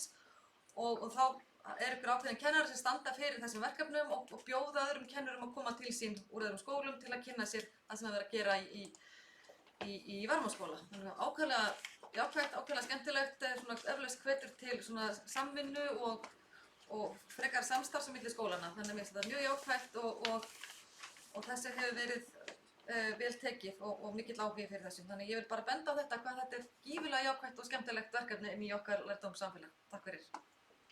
Ykkur fleiri sem vilja ræða þetta mál sem Kolbrún bæjarfulltrúi var að ræða, menntabúðir, 3. mál á dagskrá. Svo er ekki þá umræðum lokið það. Ykkur sem bæjarfulltrúi vilja ræða þetta annað þessari fundargerð. Svo er ekki. Þá göngum við til atkvæða og þeir sem staðfesta þessa fundargerð frá 27. febrúar í fræðslunefnd beina rétt upp hönd. Einhver það eru 8 sem staðfesta, einhver á bæjarfulltrúi situr hjá við þessa fundargerð. Þá fyrir við í skipulagið, það eru nú 2 fundargerðir þar. Við tökum þá fyrst fyrir fund númer 509 í skipulagsnefnd Mosfellsbæjar. Það var frá 17. febrúar síðastliðinn. Þar voru 19 mál á dagskrá með afgreiðslufundi byggingarfulltrúa. Ég gef orðið laust.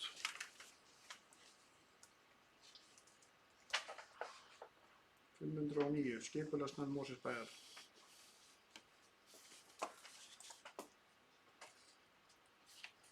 Það kveður sig engin hljóð, síðan tólkaði þannig að bæjarfulltrúar séu reiðubúnir að ganga til atkvæða. Þeir sem staðfesta niðurstöðu skipulagsnefndarfundarins eru bendir rétt upp hönd. Hún er staðfest með 9 atkvæðum. Þá kemur skipulagsnefndarfundurinn hinn síðari að þessu sinni. Það var haldinn 11 dögum síðar, 28. febrúar síðastliðinn og þar voru 10 mál á dagskrá og Ásgeir Sveinsson hefur beðið orðið. Fundur númer 510. Gjörðu svo vel, Ásgeir. Takk fyrir, forseti, bæjarfulltrúar.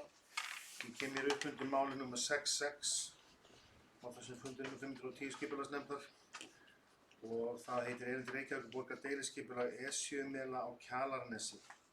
Þetta er mál sem ég vil vekja athygli á í bæjarstjórn sem er hér í vinnslu í stjórnkerfinu hjá Mosfellsbæ. En ég ætla bara örstutt yfir málið. Ég gerir ráð fyrir að fólki sé kunnugt hvað það snýst. En þetta snýst þá það að í stórum dráttum að Reykjavíkurborg er að óska eftir breyting á deiliskipulagi upp á Esjumelum sem að lítur að því að það er að breyta 12 lóðum í eina stóra lóð til þess að koma þar fyrir malbyggunarstöð sem að núna er staðsett í Reykjavík. Þetta kom fyrst fyrir þetta mál í janúar 2018 fyrir síðustu kosningar þar sem að það kom inn á borð skipulagsnefndar óskum breytingar á aðalskipulagi, eða sérst kynning á breytingu á aðalskipulagi. Þar var bókað og farið yfir máli í skipulagsnefnd þar sem var óskað eftir frekari gögnum og kynningum á málinu og einnig bókað það að það yrði beðið eftir niðurstöðu svæðisskipulagsnefndar í málinu þangað til að það lagi fyrir þá ætlaði skipulagsnefnd Mosfellsbæjar ekki að fjalla málið að frekari hátt. Nú síðan var það á fyrsta fundi nýrrar skipulagsnefndar þar sem að við óskuðum eftir kynningu á stöðu málsins frá Reykjavíkurborg. Þann 31. ágúst 2018 mætti Haraldur Sigurðsson frá Reykjavík og kynnti málið og það var það lagt fram og síðan á fundinum á eftir þá var fjallað málið og nefndin gerði þá eftirfarandi bókun. Umræður málið skipulagsnefnd lýsir yfir áhyggjum af áhrifum fegurðar starfsemi ásamt aukningu umferðar í gegnum Mosfellsbæ. Nefndin óskaði eftir frekari gögnum þessi þætti áður en nefndin tekur afstöðu til erindisins. Og ennþá á þessum tímapunkti var verið að bíða eftir hvernig málinu myndi lykta í svæðisskipulagsnefnd vegna þess að þetta átti að vera breyting á aðalskipulagi. En það sem síðan gerðist var það að það bárust engin frekari gögn og það er eins og Reykjavíkurborg hafi hætt við að breyta þarna aðalskipulagi, heldur þeir fóru í því að rýmka gildandi aðalskipulag sem að gerir það að verkum að nú er þeim heimilt samkvæmt þessari rýmkun á aðalskipulagi að koma meðal annars fyrir þarna þungum iðnaðarfyrirtækjum og mengandi iðnaðarfyrirtækjum eins og þessari malbyggunastöð og það sem að gerðist núna var það að þetta kom svo aftur fyrir skipulagsnefnd núna á Mosfellsbæ þar sem að er verið að auglýsa núna deiliskipulagsbreytingu fyrir þessa framkvæmd á SÍ-mölum og Kjalarnesi og þetta er mjög stórt mál fyrir okkur Mosfellinga og við settum miklar og stóra spurningar við þetta mál og það sem að mér langar til þess að gera hér á þessum fundi er það að lesa upp bókun skipulagsnefndar Mosfellsbæjar í þessu máli og óska eftir að það verði kosið sérstaklega þetta mál á þessum bæjarstjórnarfundi og að bæjarstjórn taki undir þessa bókun sem að skipulagsnefnd setti frá sér og málið er í farvegi eins og kemur fram og ljóst að við munum láta reyna á það hjá öllum þeim aðilum sem að geta komið að málinu hvort að þetta sé í fyrsta lagi heimilt að gera þetta með þessum hætti að útvíkka það svona aðalskipulagið í staðinn fyrir að breyta það vegna þess að það kemur skýrt fram þarna má ekki vera iðnaðarsvæði með þeim mengandi iðnaði sem að stefnir í að þeir sé að reyna að setja þarna fólk. Ég er búinn að vera í sambandi við svæðisskipulagsstjóra Reykjavíkur núverandi og annan sem er í leyfi í 1 ár og þeir eru að skoða málið með okkur en ég ætla að fá að lesa bókunina og þetta er þá niðurstaða fundarnúmer 510 skipulagsnefnd Mosfellsbæjar. Skipulagsnefnd Mosfellsbæjar mótmælir áform Reykjavíkurborgar mengandi iðnaðarstarfsemi sem fyrirhuguð er á Esjumölum í fallegri náttúru við Mosfellsbæ. Skipulagið er á sveitafélagsmörkum Mosfellsbæjar og Reykjavíkur í næsta nágrenni við fjölmenna byggð í Lervogstunguhverfi og í ásýnd allra Mosfellinga. Í umhverfismati sem fylgir deiliskipulaginu kemur fram að búast megi við neikvæðum áhrifum á lýðheilsu, ásýnd, fráveitu og loft og hávaðamengun fylgir óhjákvæmilega grófum og mengandi iðnaði og skerðir lífsgæði íbúa. Enn fremur munu 20 metra há skorsteinar á Esjumölum breyta varanlega ásýnd Esjunnar til hins verða. Rangt er að eftir aðalskipulagsbreytingu hafi þetta svæði verið ætlað malbyggunastöð eins og lesa má í inngangi uppdráttar. Svæðið á Esjumölum á að vera hefðbundið athafnasvæði en í aðalskipulagi svæðið sem stendur, gæsalappir, ekki er ætlunin að breyta athafnasvæðinu á Esjumölum í iðnaðarsvæði, í heild sinni eða að hluta, gæsalappir lokast. Fyrst og fremst iðnaður og önnur starfsemi sem ekki hefur teljandi mengunarhætti í för með sér, svo sem verkstæði, gagnaver og vörugeymslur. Ekki er hægt að túlka áformum malbyggunastöð sem annað en grófan mengandi iðnað. Ljóst er að fyrirhuguð starfsemi í auglýstri tillögu hefur í för með sér neikvæð umhverfis og sjónræn áhrif sem skerða munu gæði útivistar fyrir nærliggjandi svæði sem margir Mosfellingar og höfuðborgarbúar nýta sér. Skipulagsnefnd efast að deiliskipulagstillagan rúmist innan fyrri breytingar aðalskipulags og vill láta reyna á lögmæti þess. Skipulagsnefnd vekur ennfremur athygli á að breytingin á deiliskipulaginu og fyrirhuguð starfsemi á Esjumölum hefur í för með sér aukna þungaflutninga til og frá svæðinu eins og fram kemur í gögnum Reykjavíkurborgar sem unnin voru af VFSO ráðgjöf. Efni og afurðir munu vera fluttar langar leiðir Vesturlandsveg í gegnum Mosfellsbæ. Skipulagsnefnd Mosfellsbæjar óskar eftir að bæjarstjóri og formaður skipulagsnefndar fundi með borgarstjóra og formanni skipulagsráðs Reykjavíkur til þess að koma mótmælum á framfæri við Reykjavíkurborg. Og þetta þessi langa bókun sem kom frá skipulagsnefnd þetta mál. Það búið að óska eftir fundi með þessum aðilum hjá Reykjavíkurborg, annars vegar borgarstjóra og hins vegar framkvæmdastjóra formanni skipulagsráðs. Sá fundur ekki komin á en það verður reynt að koma honum á sem fyrst. Þessi bókun verður send sem athugasemd til skipulagsstofnunar fyrir þann frest sem til þess að gera athugasemdir sem 14. mars 2020 og það ljóst að við munum reyna að spyrna við fótum á allan þann hátt sem við getum til þess að koma í veg fyrir að þessi áform verði að veruleika. En ég vildi koma þessu hér á framfæri þar sem að málið brýnt og málið í ferli og óska eftir eins og ég sagði áðan að það verði kosið sérstaklega þetta og að þessi bókun skipulagsnefndar verði gerða bókun bæjarstjórnar í málinu. Takk fyrir. Orðið næst Sveinn Óskar Sigurðsson eða orðið gjör svo Sveinn Óskar. Ræðum 7. mál. Heiti hér í fundarbóði erindi Reykjavíkurborgar deiliskipulag Esjumela Kjalarnesi. Forseti,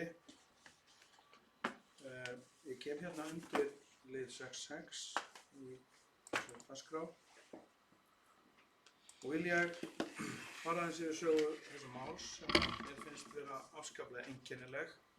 Ég sat þennan fund skipulagsnefndar sem varamaður og bókaði þar sérstaklega sem að má nú lesa í þessari fundargerð. Ég nefndi því að detta út hérna af netinu en það breytir engu.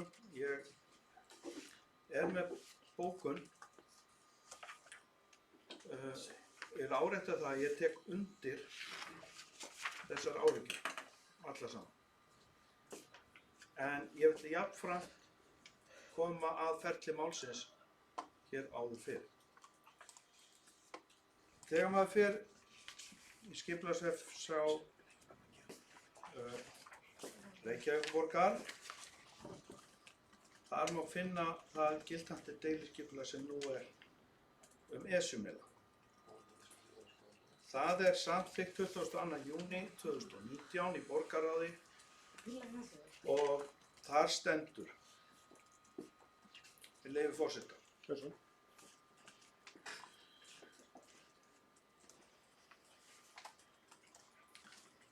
Að ræða breyting á deiliskipulagi Esjumela sem öðlast samþykki í B-deild Stjórnartíðinda 28. október 2016, síðast breytt í júlí 2018. Samhliða gerð breyting á aðalskipulagi Reykjavíkur 2010 til 2030 og í því verið að rýmka heimildir fyrir iðnað sem talinni geta haft mengun í för með sér en ekki gert ráð fyrir starfsemi sem getur haft neikvæð áhrif á útivistarsvæði og nærliggjandi íbúðabyggð. Dæmi starfsemi heimild fyrir efnisvinnslustöðvar, flokkunarstöðvar, malbikunarstöðvar og steypustöðvar, að því gefnu að umhverfisáhrif teljist ásættanleg innan þeirra lóða D-melur 1 sem breytingin nær til mun Íslenska Gangafélagið vera með starfsemi sína. Þetta erindi tengt þessu sent hingað af hálfu Reykjavíkurborgar 8. janúar 2018. Þar hefst ferlið sem leiðir til þess deiliskipulags sem í gildi núna og heimilar malbikunarstöð. Nánar tiltekið á fundi skipulagsnefndar nr. 453 sem átti sér stað 19. janúar 2018 var þessu mótmælt. Og fulltrúar bæjarins látið senda erindi til Reykjavíkurborgar með þessu dagskrárlið og mótmælanum sem farið til bókar á þeim fundi. Það erindi var sendt 28. janúar 2018. Síðan vekur það alveg sérstaka athygli. Alveg sérstaka athygli. 2. mars 2018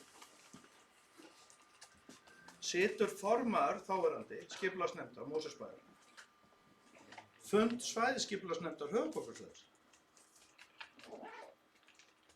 Það er bara allt annað tónn. Niðurstaða undir þessu máli Reykjavíkurborgar hjá svæðisskipulagsnefnd höfuðborgarsvæðisins er svohljóðandi með leyfi forseta. Niðurstaða.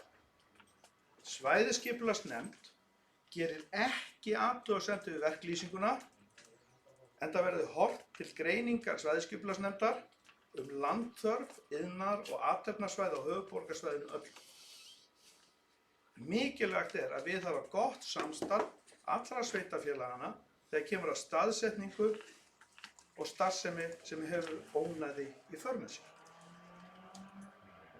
Tilvitnun lýkur. Þetta er fundur sem haldinn er í svæðisskipulagsnefnd 2. mars 2018. Þann fund situr Bryndís Haraldsdóttir, þáverandi formaður skipulagsnefndar, sem jafnframt hafði þá áður mótmælt harðlega á skipulagsnefndar fyrirkomulagi Reykjavíkur. Þarna hleypir viðkomandi þessu máli í gegn vegna þess að sagt er hér vegna að hafa gott samstarf við allra sveitarfélagana. Þess vegna er núna, nákvæmlega núna, í gildi deiliskipulag sem segir dæmi starfsemi sem heimild er fyrir eru efnisvinnslustöðvar, flokkunarmiðstöðvar, malbyggunarstöðvar og steypustöðvar. Það sem sé núna í gildi deiliskipulag sem fór þessa leið. Nú, það er heilmikið bókun á síðasta fundi og ég er hjartanlega sammála henni. Og ég er með bókun sem að ég óska eftir að ritari færi til bókar. Hún er komin til ritara. Geturðu senda hana líka á forseta? Ég skal senda hana á forseta.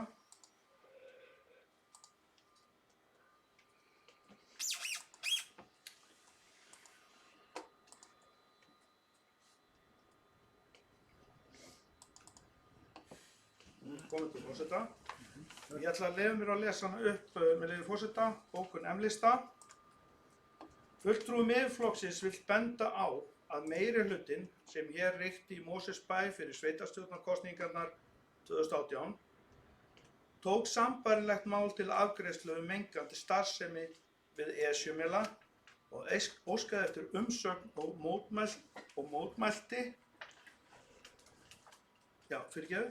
og óskaði eftir að umsögn og mótmæli yrðu send Reykjavíkurborg. Þann 8. janúar 2018 barst Mosfellsbæ erindi frá Reykjavíkurborg varðandi breytingar á deiliskipulagi Esjumela samanber fund skipulagsnefndar nr. 453 en sá fundur átti sér stað 19. janúar 2018. Þann 28. janúar 2018 sendi starfsmaður bæjarins Reykjavíkurborg erindi þar sem fram kemur bókun undir dagskrárlið 6 framangreinds fundar skipulagsnefndar. Það vekur sérstaka undrun að þann 2. mars 2018 satt þáverandi formaður skipulagsnefndar Mosfellsbæjar, Bryndís Haraldsdóttir, fund svæðisskipulagsnefndar höfuðborgarsvæðisins þar sem framangreind áform Reykjavíkur voru til afgreiðslu og samþykkti eftirfarandi bókun. Ég les hana aftur, leyfi forseta, tilvitnun niðurstaða. Svæðisskipulagsnefnd gerir ekki athugasemd við verklýsinguna enda verði horft til greiningar svæðisskipulagsnefndar landþörf, iðnar- og athafnasvæða á höfuðborgarsvæðinu öllu. Mikilvægt er að viðhafa gott samstarf allra sveitarfélagana þegar kemur að staðsetningu og starfsemi sem hefur ónæði í för með sér.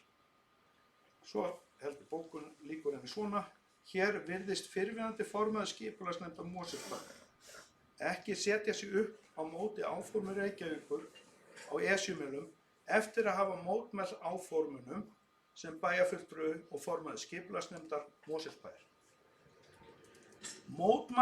Mótmæli núverandi meirihluta Mosfellsbæjar eru ekki trúverðug í þessu ljósi, enda þegar búið að hleypa málinu að sé vísað í núverandi deiliskipulags á svæðinu, sem fékkst samþykkt í borgarráði 20. júní 2019. Rétt er að árétta að fulltrúi Miðflokksins í bæjarstjórn Mosfellsbæjar er alfarið á móti áformum Reykjavíkurborgar þrátt fyrir að málið hafi þróast með framangreindum hætti. Svo hljóðar bókunin. Ég vil bara árétta eitt í þessu, að núna erum við að fara af stað, og eins og núverandi formaður skipulagsnefndar áréttaði, að við þurfum að sameinast þetta mál. Því er ég hjartanlega sammála.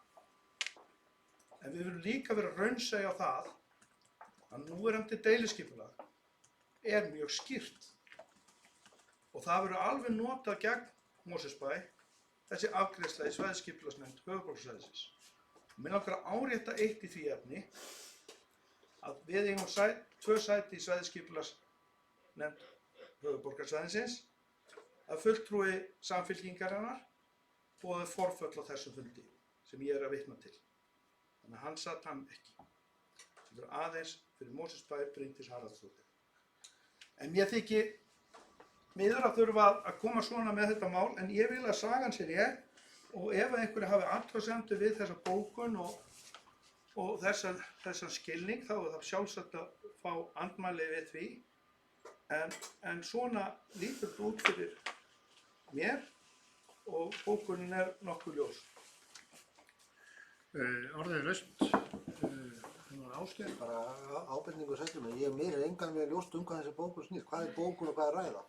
Já, þannig að ég vil óska eftir að fá þessa bókun senda. Já, þetta var bókun sem hann fekk að Ég vil lesa. fá hann að senda, ég bara áttaði mig ekki á því hvað var í bókun og hvað var eitthvað annað. Nei, þetta var skýrt að lesa bókunum sína. Já, það getur verið, mér var það bara allar, ég óska eftir að fá þetta senda. Já, það er Ásgeir Sveinsson hérna, við höldum áfram. Ásgeir Sveinsson. Já, ég kem. Forseti. Fá hljóð hérna í salinn, hljóð í salinn. Hljóð í salinn. Forseti, bæjarfulltrúar. Ég kem upp undir sama máli nr. 66, deiliskipulag á Esjumölum. Það sem að kom hér frá Sveini Óskari, bæjarfulltrúa Miðflokksins, er greinargóð lýsing á málinu. Það sem að við erum að gera núna er það að við erum að setja athugasemdir við málið það að í fyrsta lagi að láta kanna þær heimildir sem eru í skipulagslögunum, hvort að það megi útvíkka aðalskipulög með þeim hætti sem Reykjavíkurborg gerir. Þeir hættu við á tímapunkti þó að þessi verklýsing hafi verið samþykkt, og ég heldur að þetta verklýsing hafi verið samþykkt á þessum svæðisskipulagsfundi, þá lá fyrir athugasemdir frá skipulagsnefnd Mosfellsbæjar þar sem að maður verið að bíða eftir frekari gögnum og þau áttu að berast frá Reykjavíkurborg málið áður en er tekin afstaða til þess. Það sem gerist svo í millitíðinni er það að það verður þessi rýmkun á aðalskipulagi sem er ekki tekin fyrir í svæðisskipulagsnefnd. Ef þetta hefði verið gert með þeim hætti að breyta aðalskipulagi eins og við teljum að hefði þurft að gera, þá hefði þetta þurft að koma með formlegum hætti fyrir svæðisskipulagsnefnd. En það er ákveðið að gera það ekki með þeim hætti, heldur þetta er þessi rýmkun á aðalskipulagi, og síðan er þá farið í það að óska eftir núna breytingu á þessu deiliskipulagi. Eins og kemur fram í bókun frá skipulagsnefnd núna, að þá teljum við að þetta brjóti í bága við þá lýsingu segir til að megi vera þarna með þessum hætti. Þannig að við erum búin að vera að óska eftir upplýsingum frá Reykjavíkurborg og frekari gögnum og annað slíkt. Það hefur ekki gerst og þessi svona hálfpartinn hefur okkar mati átt að smygla þessi í gegn. En við núna gerum athugasemdir við þetta og munum eiga fund með forsvarsmönnum í Reykjavík þetta mál. Við munum gera athugasemdir okkar til Skipulagsstofnunar. Við erum að reifa málið hjá svæðisskipulagsstjórum til þess að reyna að fá upplýsingar hjá þeim hvernig málið stendur. Þannig að við verðum að sjá hvernig þetta fer, en eins og við vitum að þá er það þannig að þegar ekki svæðisskipulagsbreytingu að ræða, að þá takmarkað hvað sveitarfélögin hafa sterkar rödd til þess að mótmæla áformum sem þessum. En það eina sem ég vil kannski setja út á í því sem kom fram hjá Sveini Óskari, ég held að það komi fram í bókunni eða bara í hans máli, það er það að sú bókun sem er gerð hér í skipulagsnefnd, sem var ekki bara frá hendi meirihlutans, heldur allra skipulagsnefndar málið, að hún sé ekki trúverðug. Ég veit ekki hvað ég á að segja. Ég ætla bara að sleppa því að segja eitthvað. Takk fyrir. Já, Ég var sko svolítið fundarni. núna. Já, það er sem að tala, en ég var svolítið fundarni. Sveinn Óskar hefur beðið morð og síðan hefur verið óskað til fundarliði, eða gjörðu svo Sveinn Óskar? Það er svona sagt meira hérna stundum í ræðupúltinu en efni standa til. Ég stend fyllilega að bókun skipulagsnefndar, en mér finnst ótrúverðugt að reyna að fara hugsanlega stað með mál ef að það er bara sjálftap. Deiliskipuleggur fyrir, þar er heimilað að hafa mannbirgðunastöð. Formaður skipulagsnefndar þáverandi hleyptur í gegnum svæðisskipulagsnefnd höfuðborgarsvæðisins og þá er bara þessi spurning eftir, erum að fara að freyða fyrir ekki? Ég er ekkert að mótmæla því að fara þessa leið. Ég er alls ekki að móti fyrirkomulaginu, en það er því ekkert leyna og ekkert óeðlilegt að spyrja sig ef að meirihlutinn hefur áður hleypt þessu með einhverjum hætti í gegn, þrátt fyrir einhvers konar, mótmæli sem að hafa reyndar ekki hlotið einhver hljómgrunn hjá Reykjavíkurborg. En það er neitunarvald sem ég er alltaf að benda á.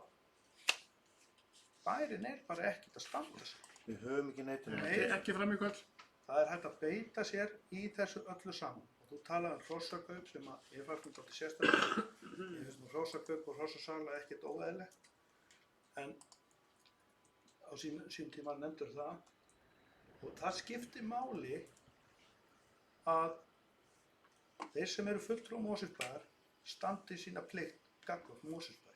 Annars fáum við svona mál inn á borðið eins og nú er.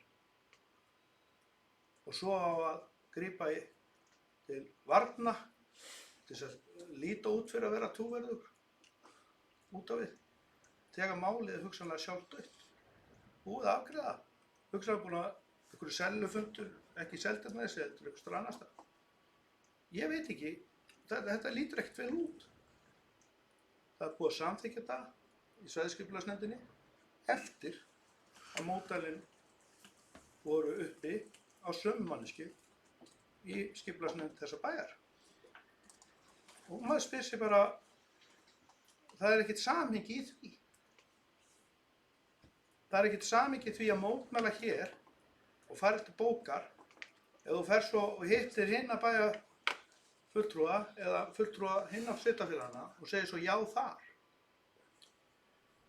Ég læt það bara í dóm annarra, en hvað sem verður eftir á þessum fundi þá vil ég bara færa þetta til bókar, þannig að ég er einfaldlega bara að vitna í staðreyndir og mitt álit á málinu. Svo ræður meirihluti hvert hann ætlar með þetta. Nú, það hefur verið óskað til fundarliði og við gerum fundarliði.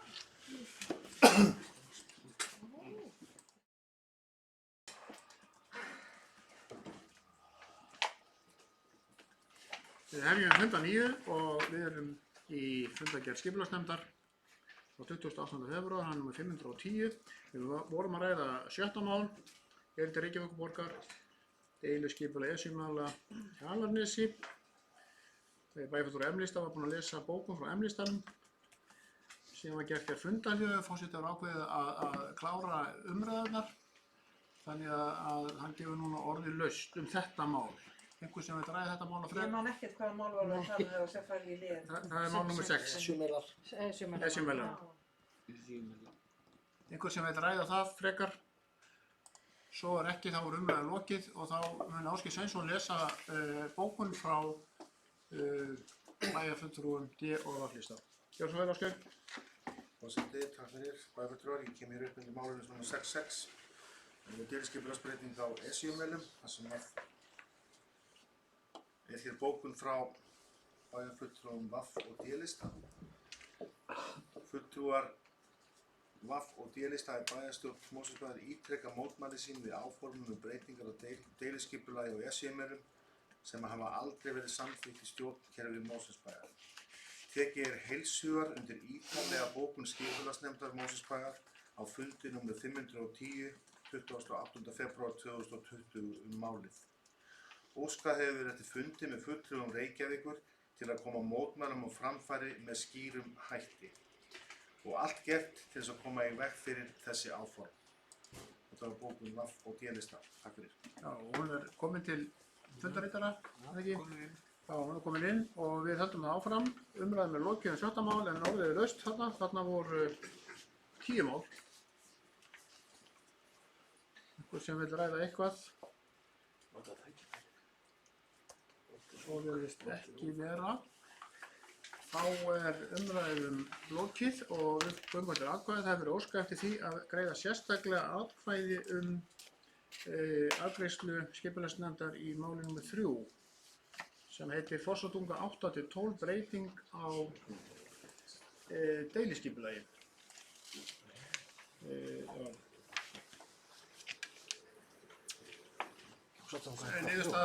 Niðurstaða skipulagsnefndar var að samþykkja til að vera auglýst samkvæmt 1. málsgrein 23. grein skipulagslaga. En þeir sem staðfesta þessa niðurstöðu skipulagsnefndar í þessu máli eru bennur rétt upp hönd. Það eru 7 hendur á lofti, þeir sem eru á móti. Það eru 7 sem að staðfesta en 2 bæjarfulltrúar sitja hjá. Þá ætla forseti að bera upp fundargerðinni að öðru leyti, það er að segja öll hinn málin. Þeir sem staðfesta niðurstöður í einstökum málum eins og þeir bera með sér eru bennur rétt upp hönd. Hún er samþykkt með 9 atkvæðum. Þá var ein fundargerð eftir ágætu bæjarfulltrúar frá nefnd. Það var fundur í umhverfisnefnd Mosfellsbæjar 20. febrúar síðastliðinn. Það var númer 207. Það voru 6 mál á dagskrá og ég gef orðið laust.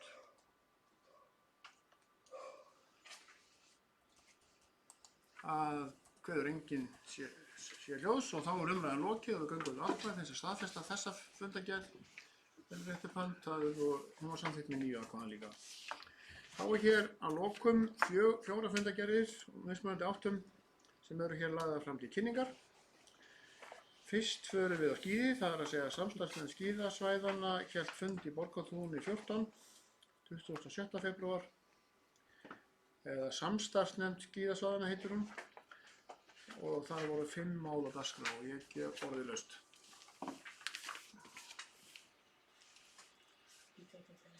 Það kveður enginn sér hljóðs og þá er umræðan lokið og hún er lögð fram. Næst verðum við í strætó, það var haldinn fundur á Hesthálsi 21. febrúar síðastliðinn, fundur nr. 317 hjá stjórn strætó. 9 mál á dagskrá og ég gef orðið laust. Þessu engin ljós og þá er sú fundargerð lögð fram.